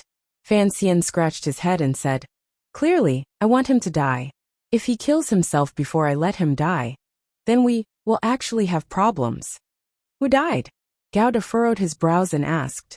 "The great-grandmother in the eyes of the Jiangnan people, the old matriarch of the Ming family, who has saved countless poor people," Fan Xian said with a slight smile. Because she couldn't stand the humiliation of the Overwatch Council entering the garden and Sir Fan Jr.'s many days of oppression, she angrily hanged herself this morning. The old Ming matriarch killed herself? Gao De sank into shock. Although he was from Jingdo, he knew what kind of prestige and position this old ancestor of the Ming family had in the entirety of Jiangnan. Using death to demonstrate her will, Fan Xian laughingly scolded. Ming Qingda is truly ruthless, even more ruthless than his mother. In reality, the old Ming matriarch did not want to die. Of course, this was nonsense. No one in this world wanted to die. Even though the old Ming matriarch was already old, and her breath of life had flowed out for many years, she had enough of enjoying her life in Jiangnan, but she still did not want to die. The Ming family's reputation in Jiangnan was very good. They had done countless good deeds, such as opening shops, giving out porridge and sponsoring students. In people's hearts, this old Ming matriarch was like a benevolent old immortal in the clouds. Her entire body was wrapped in a sweet and glowing clothing. It was to the extent that among the Jiangnan people, and even in some remote places, there were people who had begun to erect shrines for this old Ming matriarch. It was clear that the old Ming matriarch did not connect the shrines to her lifespan. She also did not think that since the shrines had been erected, how many more days could she, or should she live? Recently, all of her attention had been focused on dealing with the Overwatch Council's all-pervasive coercion. She had long drawn up a corresponding plan. On this beautiful morning, hearing that the Overwatch Council's secret agents had entered the garden to search, the old woman's face was filled with anger. She cursed. After Ming Garden was built, how could there be a government search? Even if the governor enters the manor, he has to maintain etiquette. These bastards of the Overwatch Council. The little courtyard she lived in was far away in the deepest part of Ming Garden. She could not hear the clamor of the Overwatch Council searching in front of her. However, this feeling of humiliation still made her angry. Narrowing her eyes, she said, "You plan to let our family be bullied like this?" Standing beside her was the current master of the Ming family in name, the eldest son of the eldest branch, Ming Qingda. His face was slightly ashen. He knew what his mother meant and replied in a small voice, "He has already gone. However, after all, fourth is still a brother." The old Ming matriarch glanced at her son coldly and with disgust. She thought, if you are not ruthless, how can you accomplish great things? How can you allow your family to struggle at death's door, under the Overwatch Council's powerful attacks, and endure until the day the capital turns the tables? You have to be ruthless. The old Ming matriarch lectured. Ming Qingda glanced at his mother's wrinkled face. A filial smile appeared on his face, and he made a sound of acknowledgement. If you want to know what happens next, please log on to www.cmfu.com. More chapters. Support the author. Support original reading.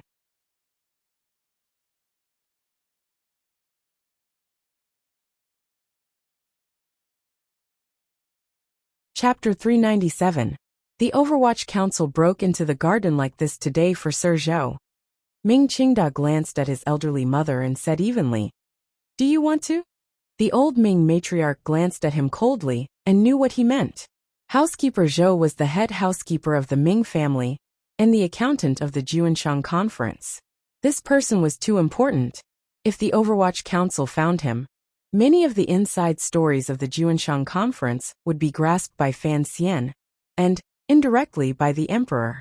Regardless of whether it was for the sake of Ming Garden's self-protection, or for the safety of the Juanshang Conference, Housekeeper Zhou would undoubtedly die.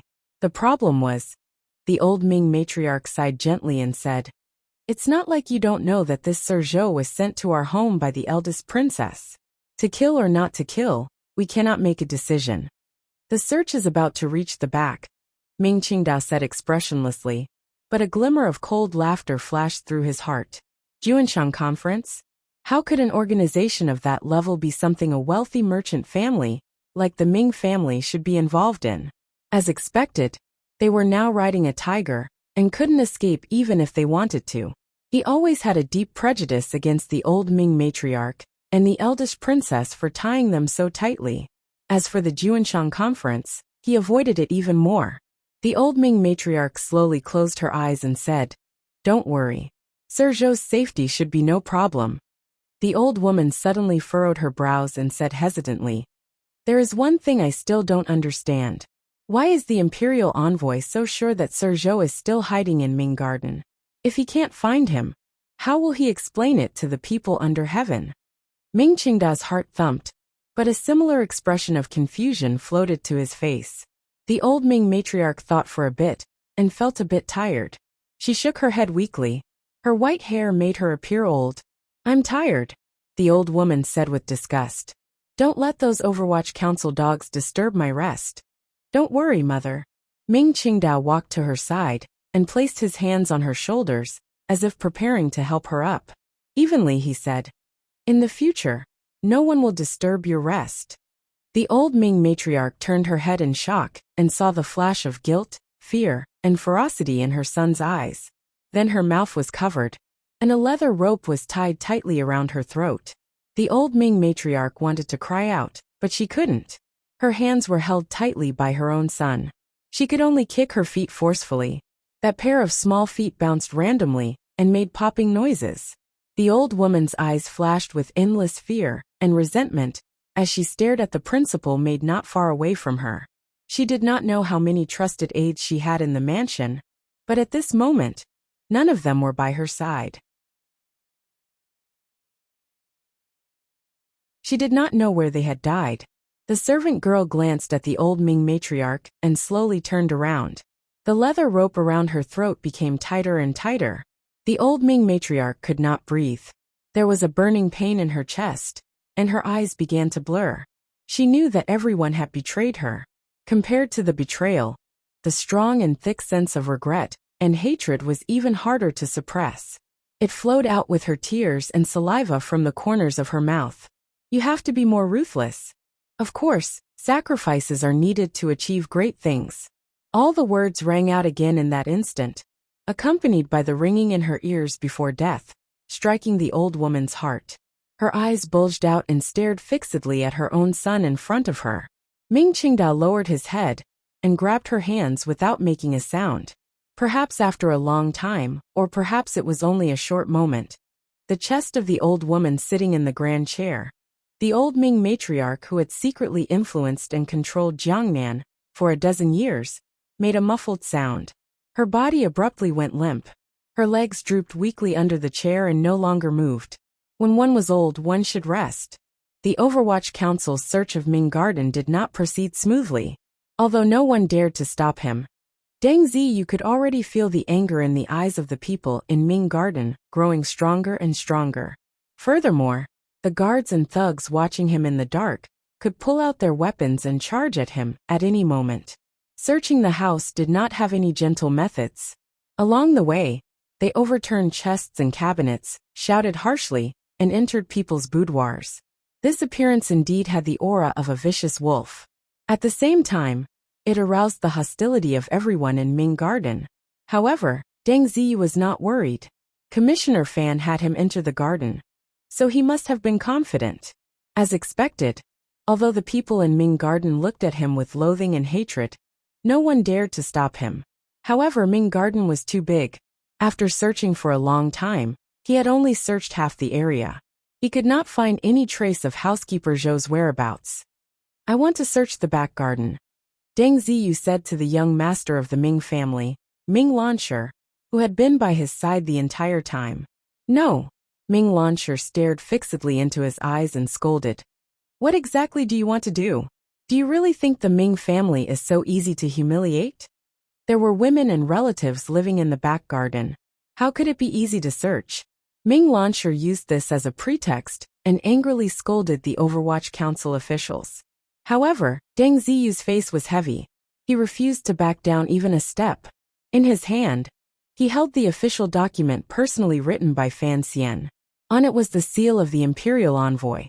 There was sufficient reason to search. Of course, he could not do it in the name of the Overwatch Council. He could only do it in the name of the Jiangnan Road imperial envoy. It had to be known that the Overwatch Council could not interfere with local government affairs, and particularly, could not arbitrarily judge civil matters. Today, they were playing a trick of selling dog meat under the sheep's head. It could be said that Fan Xian had borrowed soldiers. The two sides faced off at the door leading into the back garden. The servants and guards in Ming Garden had endured for a long time. At this time, they finally couldn't hold it in any longer. Profanities came out one after another and cursed endlessly. Under their agitated emotions, the thugs and private soldiers that should have been hidden to the side also appeared and surrounded the nearly 40 Overwatch Council officials in the center. Deng Ziyu's face darkened and he coldly said, Young Master Ming, are you going to continue searching, or are you going to defy the edict? The imperial envoy's journey represented the emperor's edict. Who dared to defy it? Ming Lansher's face alternated between green and white. He gritted his teeth tightly and pretended to be humiliated and embarrassed. A moment later, he roared angrily, Go search. The heavens have eyes. I don't believe that the Overwatch Council will not get retribution for bullying people with power. Deng Ziyu did not care about all this. His hand grasping the hilt of the padao, he strode toward the back garden. Unexpectedly, he had not gone more than 10 steps when a person charged out. Although the person was wearing the clothes of a serving girl, looking at the quality of her clothing and attire, she was also an important figure in Ming Garden. The serving girl's face was deathly pale, and her eyes were lifeless. It was as if she had seen a ghost. She crazily charged toward the crowd. As she charged, she yelled indistinctly, Dead! Dead! Dead! Dead! Deng Ziyu's heart jumped. He felt some kind of inauspicious omen. He furrowed his brows and stopped the serving girl. In a stern voice he asked, What happened? The serving girl's face exuded the temperament of a noble family she usually cultivated. However, at this moment, she seemed to be in too much of a shock. It was completely miserable. She trembled for a long time and couldn't say a complete sentence. She could only tremble endlessly in front of Deng Ziyu. If Deng Ziyu had not held onto her arm, she would probably have collapsed to the ground long ago. The people from the Overwatch Council searching the garden did not recognize this serving girl. But the people of the Ming family knew her identity. They knew that she was the old Ming matriarch's personal serving girl and one of her trusted aides. At this moment, the people of the 6th branch were all gathered here. Seeing her like this, they couldn't help but jump in fright. They wondered what had happened. Ming Lansher anxiously snatched the serving girl from Deng Ziyu's hands and grabbed her by the collar. What is it? Who died? Deng Ziyu watched from the side with cold eyes. A strange light flashed through his eyes. The serving girl was shaken by the young master and finally came to her senses. She opened her mouth, but didn't have time to say anything. First she wretchedly cried, Wah, oh young master, the old matriarch. The old matriarch, she. What happened to the old matriarch? The old matriarch, she's gone. The serving girl struggled to finish this sentence. Her head tilted and she fainted in Ming Lansher's arms. It was like Ming Lansher had been struck by lightning. He stood dumbstruck where he was. For a moment he couldn't believe his ears. The surrounding disciples of the 6th branch of the Ming family looked at each other with wide eyes and gaping mouths. They were frozen like countless frogs. It was as if they didn't know how to use a shocked expression to express the feelings in their hearts. The old matriarch had gone? The old matriarch had gone. In the deathly silent garden, after an indeterminable amount of time, the first cry suddenly exploded out. Immediately after, the cries rose up like a grand chorus. The cries, wretched cries, and painful curses rose and fell. Many people fell to the ground in shock, unable to stand up no matter how hard they tried. The entire Ming garden was completely enveloped in shock, grief, and anger. Other than the fourth Ming master in the Suzhou government prison, and the old Ming master at the old matriarch's side, there were also the masters of the fourth branch present. These 4 men cried and howled. They pushed aside Ming Launcher's dazed body, lifted the robes in front of them, and charged toward the back garden. At this time, no one cared about the rule that one could not enter the back garden without permission, without anyone needing to shout.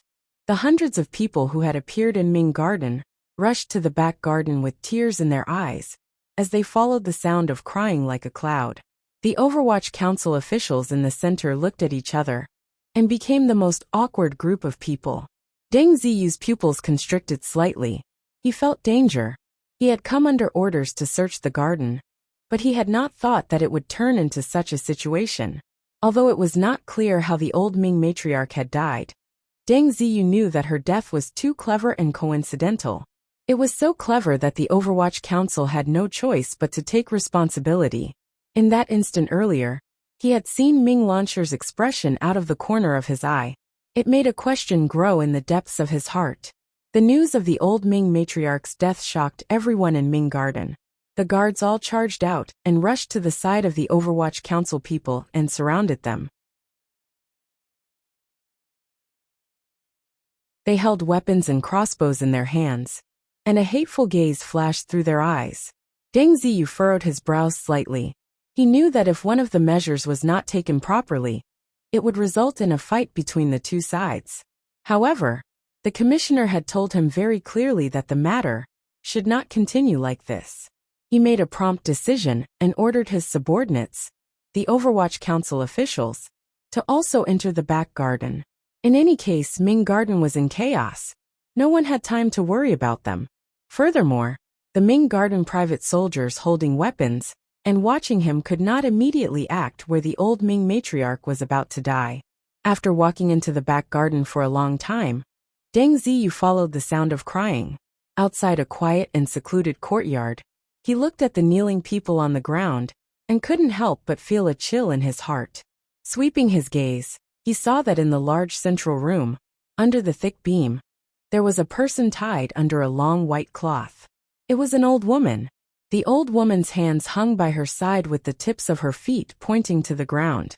Following the gentle spring wind, she floated in midair. This scene was as strange as it could be. In particular, the pair of eyes that refused to close were protruding outwards. Her pupils were filled with the blood that had been forced out when she was dying. They were filled with hatred and unwillingness as they looked outside. Coincidentally, they were looking at the Overwatch Council officials outside the courtyard. Deng Ziyu was shocked by the gaze of these 2 dead people. He hurriedly turned his neck and gave an order for his subordinates to be on guard and prepare to break out at any moment. Crying filled the courtyard. The people on the ground knelt and cried blood as they kowtowed endlessly. The old Ming matriarch was completely dead. Ming Garden would certainly hold this debt on the Overwatch Council. At such an impassioned time, no one knew what would happen. However, the way out in the back had long been blocked by Ming Garden's private soldiers. Filled with hatred, it would be extremely difficult to kill their way out. Not long after, Ming Qingda, whose forehead was already bleeding from kowtowing, and the brothers of the fourth branch untied the old matriarch's body from the beam. The current master of the Ming family forcefully suppressed his sorrow and made arrangements for the funeral. Only then did he lead the 4 brothers out of the courtyard. No one dared to speak, but everyone stared at the Overwatch Council people outside the courtyard with that kind of gaze. In Deng Ziyu's life, he had never found so many people who wanted to eat his flesh. The gazes of the Ming family already displayed this kind of hatred. He knew that this was not the time to retreat. Once he retreated and the news got out, it would bring great danger to the Overwatch Council. Once the old Ming matriarch died, the Overwatch Council people would retreat in fear. If this wasn't a guilty conscience, what was it? Thus, he made his face heavy and narrowed his eyes. The old Ming matriarch colluded with Dong Yi and committed suicide to escape punishment. The funeral will be delayed for now. After the cause of death is investigated, we will deal with it. From the Overwatch Council's point of view, he had to appear particularly unyielding at this time. For the Ming family, the old ancestor had just died and was about to be framed by the Overwatch Council with the crime of committing suicide to escape punishment. No one could endure this. The sixth master of the Ming family liked wrestling the most. He was born big and rough, and his personality was also rough. Additionally, he was the youngest son of the Ming family and had always been the favorite of the old matriarch. His feelings for the old matriarch were also the deepest. Today, his mother had suddenly passed away, and he was feeling sad and indignant. When he heard Deng Ziyu's words, he turned around and grabbed a chair and threw it at him. Deng Ziyu raised his padao and blocked the chair with a clatter. The sixth master's eyes were red, and the muscles on his face twisted. With a sharp howl, he said, "Someone beat this group of heartless dogs to death." The guards and servants of the Ming family had been waiting for these words. During this half a year, they had been oppressed by the Overwatch Council until they could barely breathe. No matter how much they tried, they could not protect themselves. Today, even the old matriarch had been forced to death.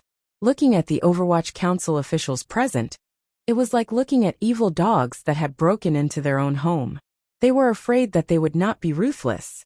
Everyone let out a cry, picked up their weapons and charged forward, giving a flurry of attacks. From the moment he learned of the old matriarch's death, Deng Ziyu knew that the matter was about to get out of hand. He had his subordinates prepare for battle. Although the battle was sudden, they were not caught unprepared. The people around them formed a small defensive circle and pulled out the padao at their waists to fight. For a moment, only the sound of wind could be heard, only the light of knives and the shadow of swords could be seen, and occasionally, a wretched cry accompanied by the terrified screams of the Ming family women.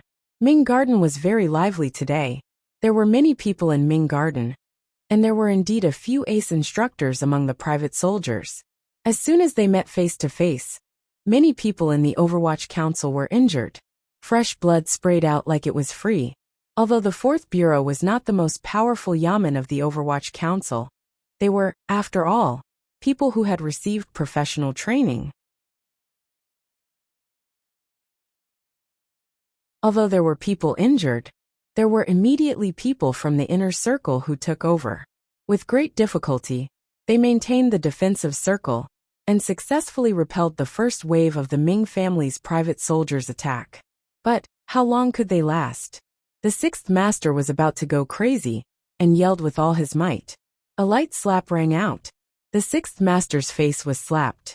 He turned his head in shock and saw his older brother's face, which was still sorrowful but mostly angry. Ming Qingdao lowered his voice and gritted his teeth. "You want the entire clan to accompany you in death?" Without waiting for the stunned sixth master to reply, Ming Qingdao's face darkened and he yelled, "All of you stop!" His voice was not very loud, so many people did not hear. An excited flush appeared on Ming Qingdao's pale face. He raised his voice and yelled, "Do you want to rebel?" After all, he was the nominal master of the Ming family. Particularly after the old Ming matriarch's death, the word nominal could be removed. Thus, with Ming Qingdao's order, all of the Ming Garden thugs stopped and retreated. The crowd opened up a path. Ming Qingdao walked coldly along this path until he was in front of the people of the Overwatch Council. The master of the Ming family looked coldly at Deng Ziyu like he was looking at a vicious dog waiting to die. Deng Ziyu did not show any weakness. He smiled coldly and said, "Master Ming, you asked a good question. Are you really preparing to rebel?" Ming Qingdao's gaze carried a glimmer of desolation and disdain, but he still did not say anything. How could the Ming family respond at this time? Kill the 40 Overwatch Council officials in front of them? Then, without waiting for an edict from Jingdo, Sir Fan Jr., sitting in Suzhou, as well as Governor Shui, could mobilize troops at any time to destroy Ming Garden. But they had forced his mother to death. All of this doubt and painful psychological struggle appeared on Ming Qingdao's face, and fell into the eyes of the Ming family and Overwatch Council officials. "Big brother!" The sixth master cried as he rushed to Ming Qingda's side.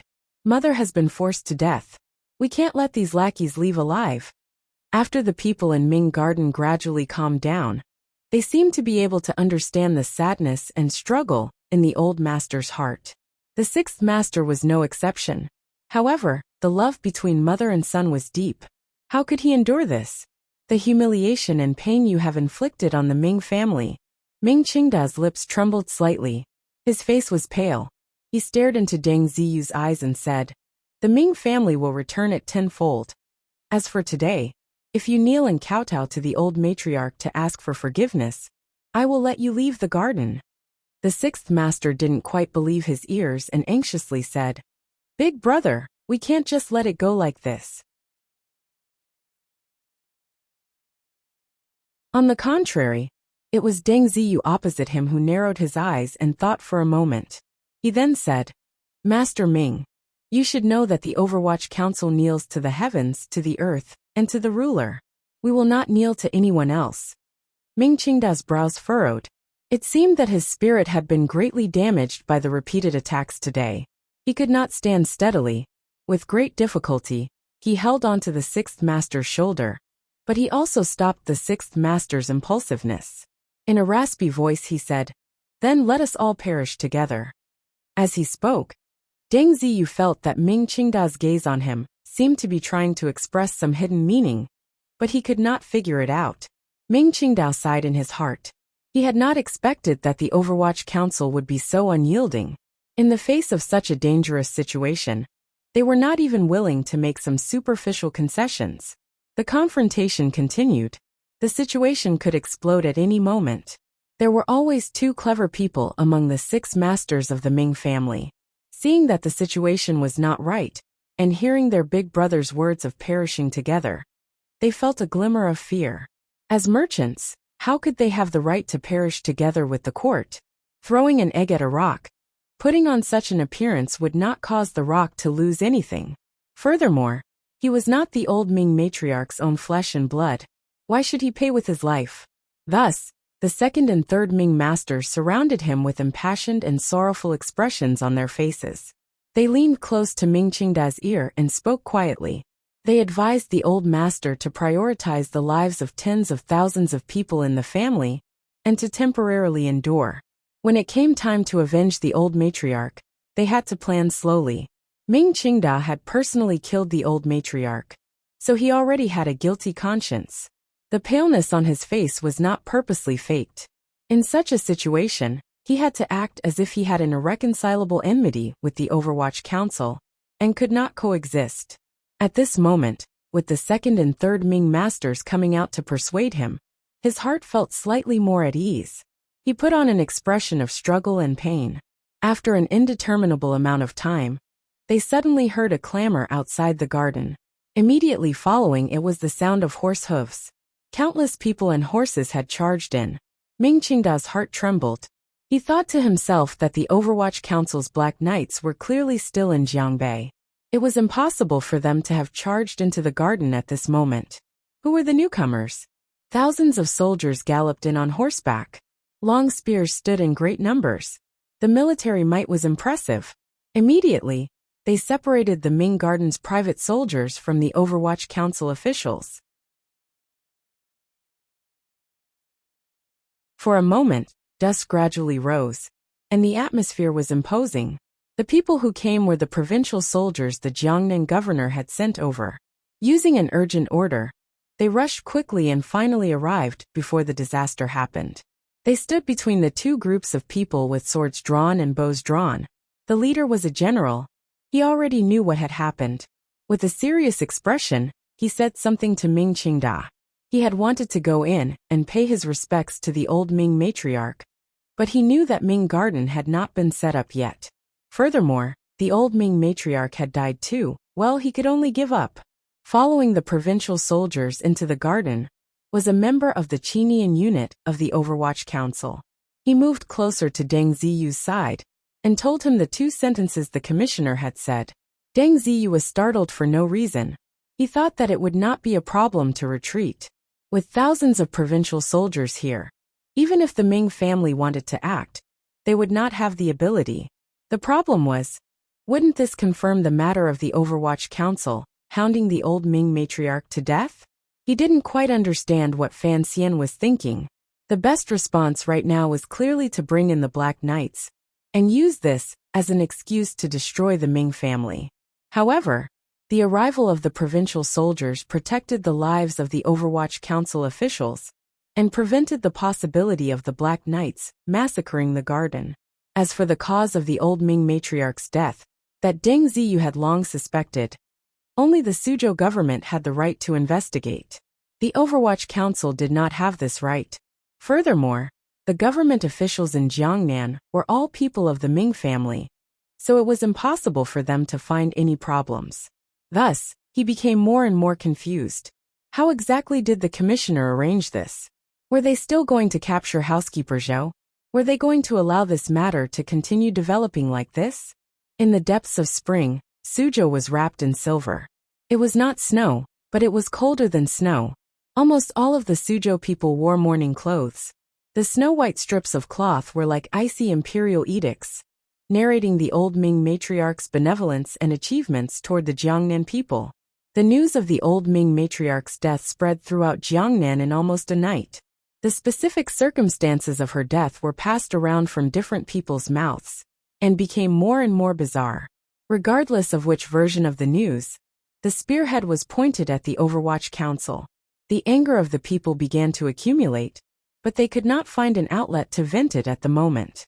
The Overwatch Council Yamen had always been secretive, so there was temporarily no heroic scene of tens of thousands of people closing their doors to demand justice.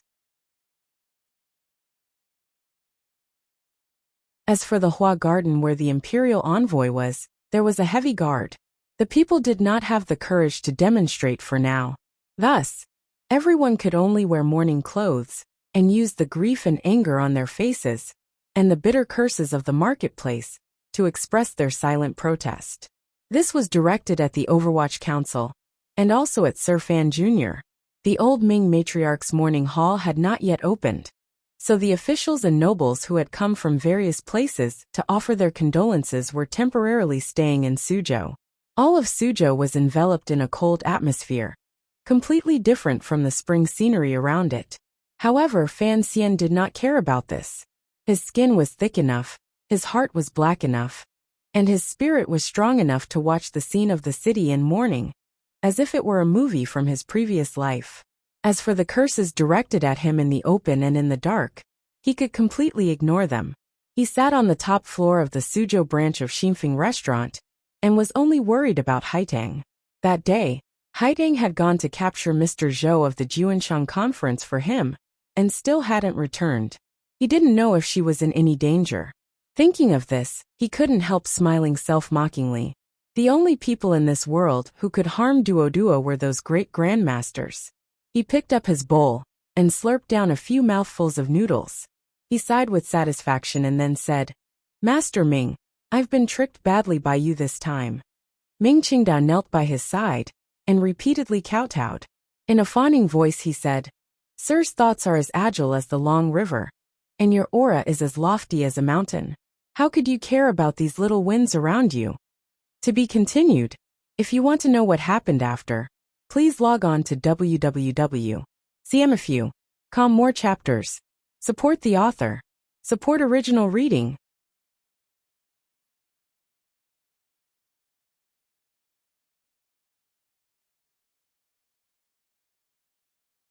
Chapter 398.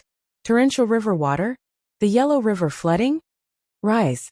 Now you are the true master of the Ming family. You don't have to be so careful in front of me. Fan Xian used an amused gaze to examine Ming Qingda. He then picked up the bowl of noodles and slurped it down. Ming Qingda had secretly come to Xinfeng restaurant, and avoided everyone's eyes and ears. He was incomparably careful and nervous. After all, at this moment, an atmosphere of grief and indignation was accumulating in Suzhou. The tens of thousands of people in the Ming family were all looking at him, the master of the family. If people knew that he had secretly come to see the imperial envoy, he would probably not be able to continue being the clan leader. The problem was, after seeing him today, Imperial Envoy Fan Xian still refused to give a clear answer. This made Ming Qingda feel a glimmer of strangeness in his heart. Fan Xian put down the bowl and thought for a bit. Let's not talk about anything else for now. I only want to ask you, the Mr. Zhou you promised me, where is he now? Ming Qingda felt the coldness and coercion in the Imperial Envoy's words, and unconsciously lowered his head to defend himself. That person. I was unable to control him, and let him out of the garden. This was my mistake. Please punish me. Punish? Fan Xian laughed self-mockingly. Now that you've done this, how can I punish you? Ming Qingda sighed and said, even now, do you still not believe in my sincerity? Fan Xian shook his head and said, last time in the palace treasury courtyard, I had already said it. Hold the bowl like a dragon spitting out pearls. Use chopsticks like a phoenix nodding its head. Eat until you're 80% full. And if you can't finish, take it away. Being a person and doing things is the same as eating. Your posture has to be beautiful, and you have to know your limits. He stared into Ming Qingda's eyes. In our agreement, you sold people to me and acted as a mediator, but it did not involve the contents behind. You did not report this matter to me and did it yourself.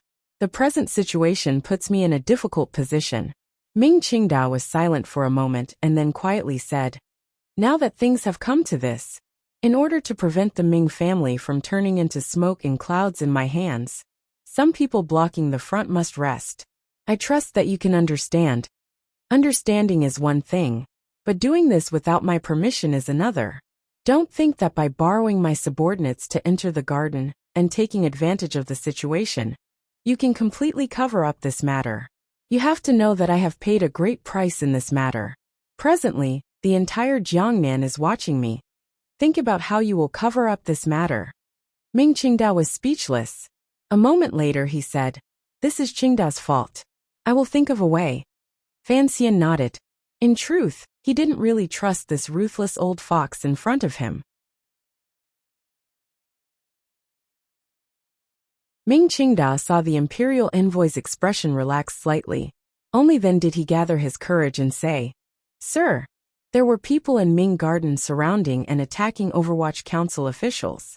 This matter should be investigated. Fan Xian listened to these words and couldn't resist smiling. Not only was this old Ming master ruthless, his skin was also as thick as his own. He sighed and said, if these words were heard by outsiders, I don't know how scared they would be. The master of the Ming family is actually urging the Overwatch Council to investigate Ming Garden. Ming Qingda smiled slightly and said, if I don't do this, how can I make you believe in my heart? Relax. Fan Xian calmed down.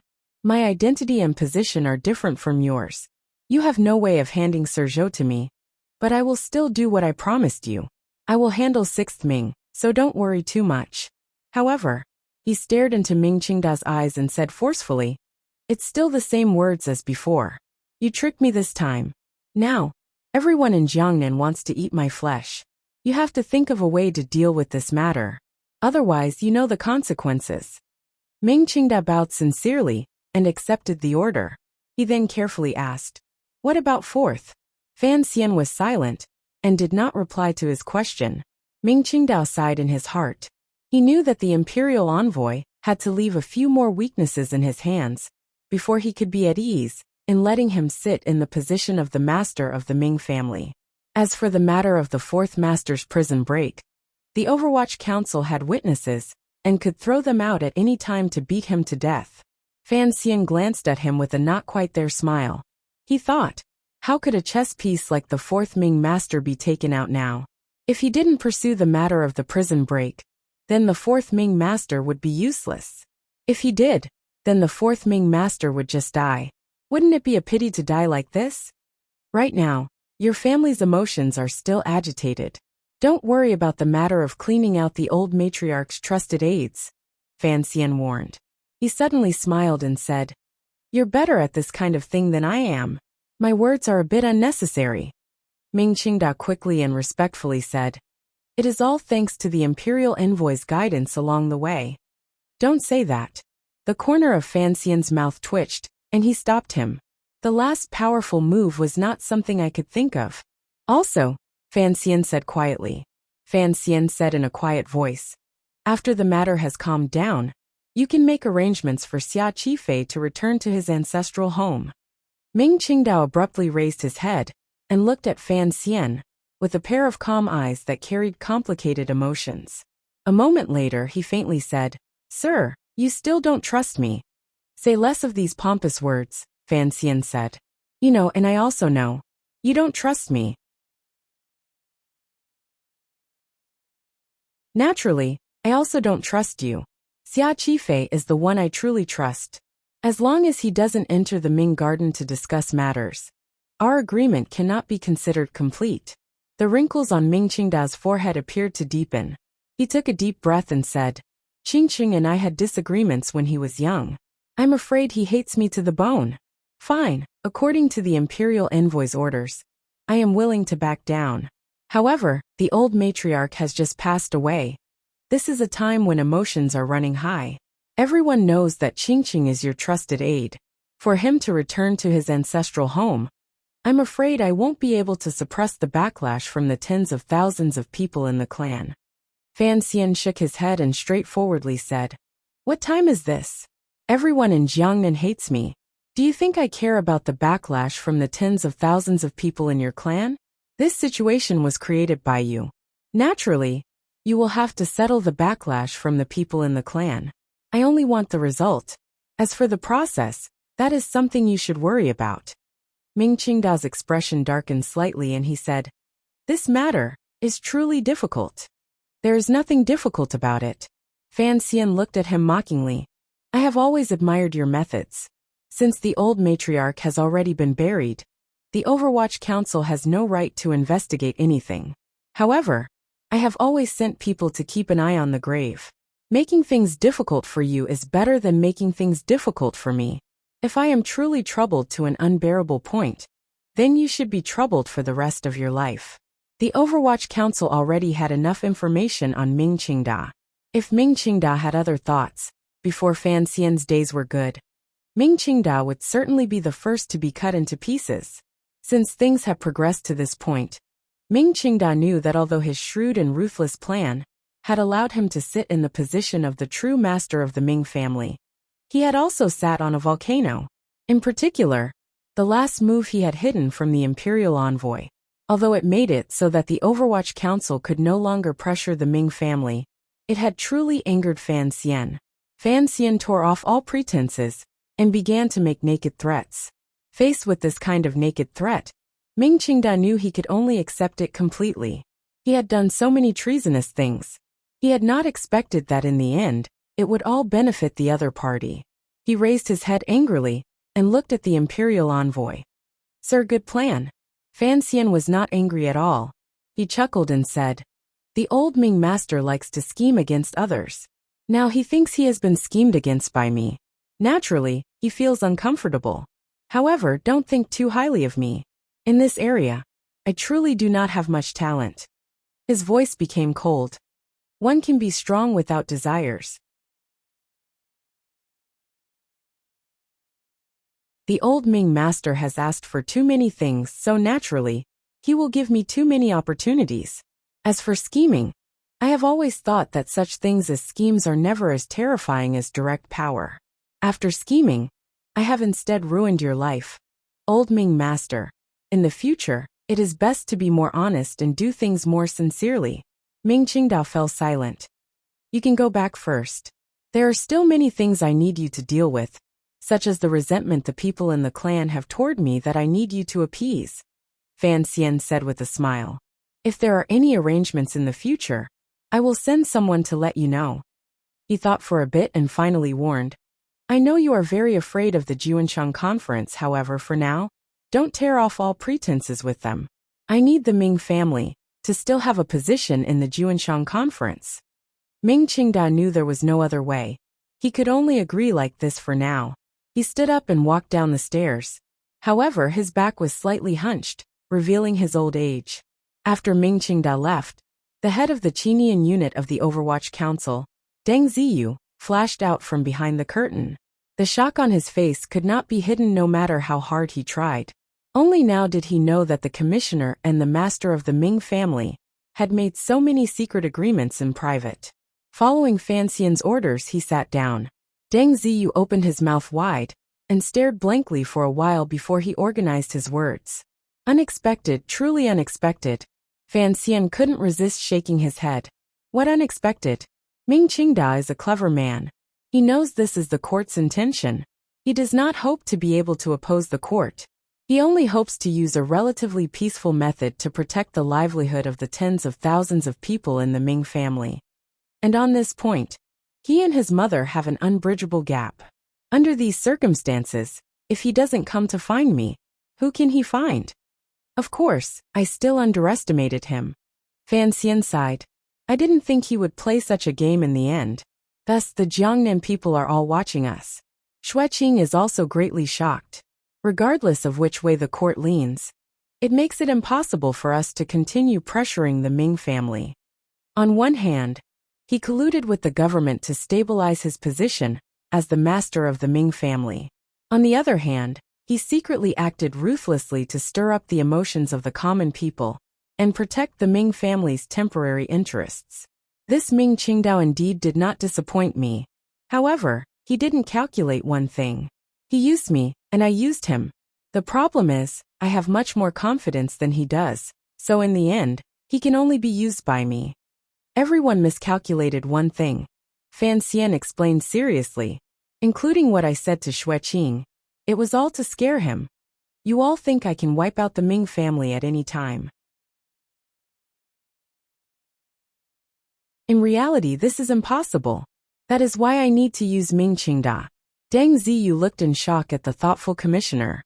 Fan Xian closed his eyes for a moment, and then opened them again. Slowly he said, if the Ming family truly rebelled, what could I do? Would I really move the Black Knights into Suzhou to slaughter the garden?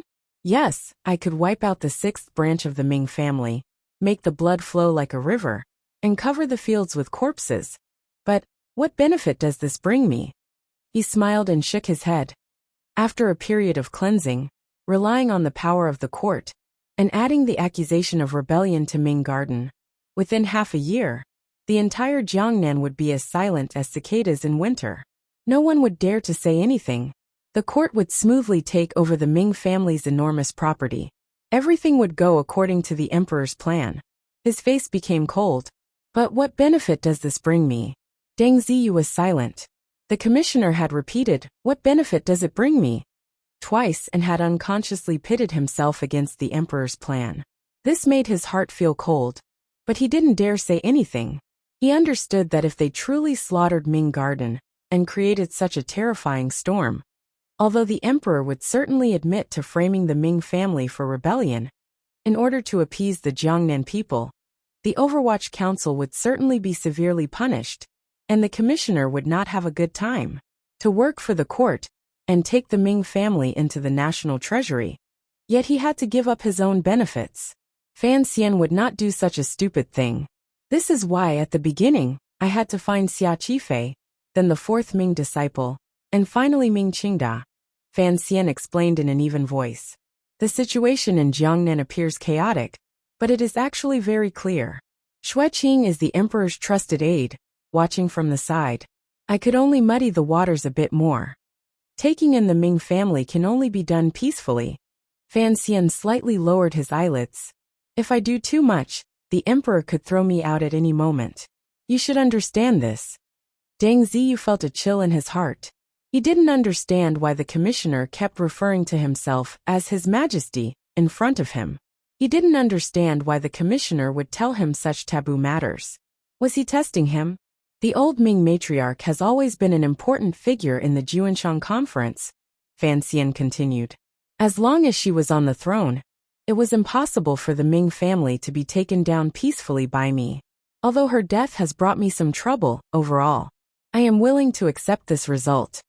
Fan Xian looked into Deng Ziyu's eyes and quietly said, You've always been by my side. Of course, you know it has not been easy for me. Deng Ziyu sighed in his heart and bowed without saying anything. Fan Xian walked to the railing on the top floor of Xinfeng restaurant. Narrowing his eyes, He looked at the people in mourning on the street below, and the incense shops working hard in the distance. He knew that all of Suzhou was busy for the old woman who had died. Countless nobles had already gathered here, waiting to go to the mourning hall to pay their respects. Deng Ziyu followed behind him and looked at the scene below. He sighed and said, "There are too many ways to deal with the Ming family. The current situation does not seem to be the best." Fan Xian calmly replied, "So Ming Qingda's last move against me. I'll get it back in the future." In the present Jiangnan, the old Ming matriarch had mysteriously died, and Ming Qingda had secretly thrown his lot in with Fan Xian. On the surface, the Ming family and Xinyang might still be able to guarantee something, but in secret, it was very different from previous years. Fan Xian held down the fort in Jiangnan. With both hands open, the palace treasury's smuggling business would be carried out with great fanfare. Without the Ming family holding him back, it would go much more smoothly. When all was said and done, the price Fan Xian paid was nothing more than the illusory word of reputation. In his view, forcing the old Ming matriarch to death had thrown the hearts of the people into chaos. The emperor would certainly find some reason to give an edict to reprimand him. He was very happy to bring shame to himself like this. In reality, there were a lot of inside information that affected Fan Xian's decision-making that he did not tell Deng Ziyu. For example, why he could not move the Black Knights, and why he was afraid the emperor would throw him out. Fan Xian knew very well that in the present world, it was already an anomaly for such a young and powerful official like him to appear with such great power. Although the emperor still trusted him very much, who knew when the emperor would suddenly change his mind? Judging from the emperor's actions these years, he was a suspicious person. Thus, he had always watched him strictly to prevent him from getting involved with the military. Move the Black Knights into the province? Fan Xian smiled self-mockingly. Even if he used his, but to think, he knew how many people would be afraid once such a ruthless method was displayed. The recent disturbance in the Ministry of Revenue in the capital made Fan Xian even more clearly see that before the emperor made up his mind to eliminate the eldest princess power, he had already begun to be wary of the existence of the old Fan family. In Jingdou, the emperor did not use the matter of the Ministry of Revenue's deficit to successfully force his father to step down. Who knew if the Ming family matter would be blown up and he would take away his power? The word power appeared simple, but it was like a drug. Once consumed, it was difficult to get rid of. Although Fan Xian was clear-headed, he could not bear to reduce the power in his hands. For one, he was used to the benefits of power. For another, in order to protect himself and others, he needed the power in his hands. Taking a step back in order to advance, he would first let his reputation be damaged. Deng Ziyu followed beside him and lowered his voice. Recently, the situation has been tense. Based on the 8th Bureau's opinion, perhaps you can condescend to offer a few sticks of incense. Given Fan Xian's identity as the imperial envoy, if he went to offer sacrifices to the old Ming matriarch, it could clearly ease the present situation. However, Fan Xian only shook his head with a cold expression and said, "There's no need." Deng Ziyu was slightly startled. He didn't understand why. Fan Xian extended his hand and pointed at the grief-stricken commoners in the street. In a quiet voice he said, "Actually, the hearts of the people are not scary. What is scary are those who stand above the people and can use the hearts of the people. As long as I can satisfy those people, what the people think will not affect the overall situation." To be continued. If you want to know what happens next, please log on to www.cmfu.com. More chapters. Support the author. Support original reading. You're tuning in to the Li Mei's Wuxia Whispers YouTube channel. We're so grateful for your support, and don't forget to subscribe to join us on this incredible journey through captivating stories. Your generosity through donations truly makes a world of difference, as it's the primary source of revenue that allows me to expand and enhance this channel for you. Thank you from the bottom of my heart for being a part of this adventure.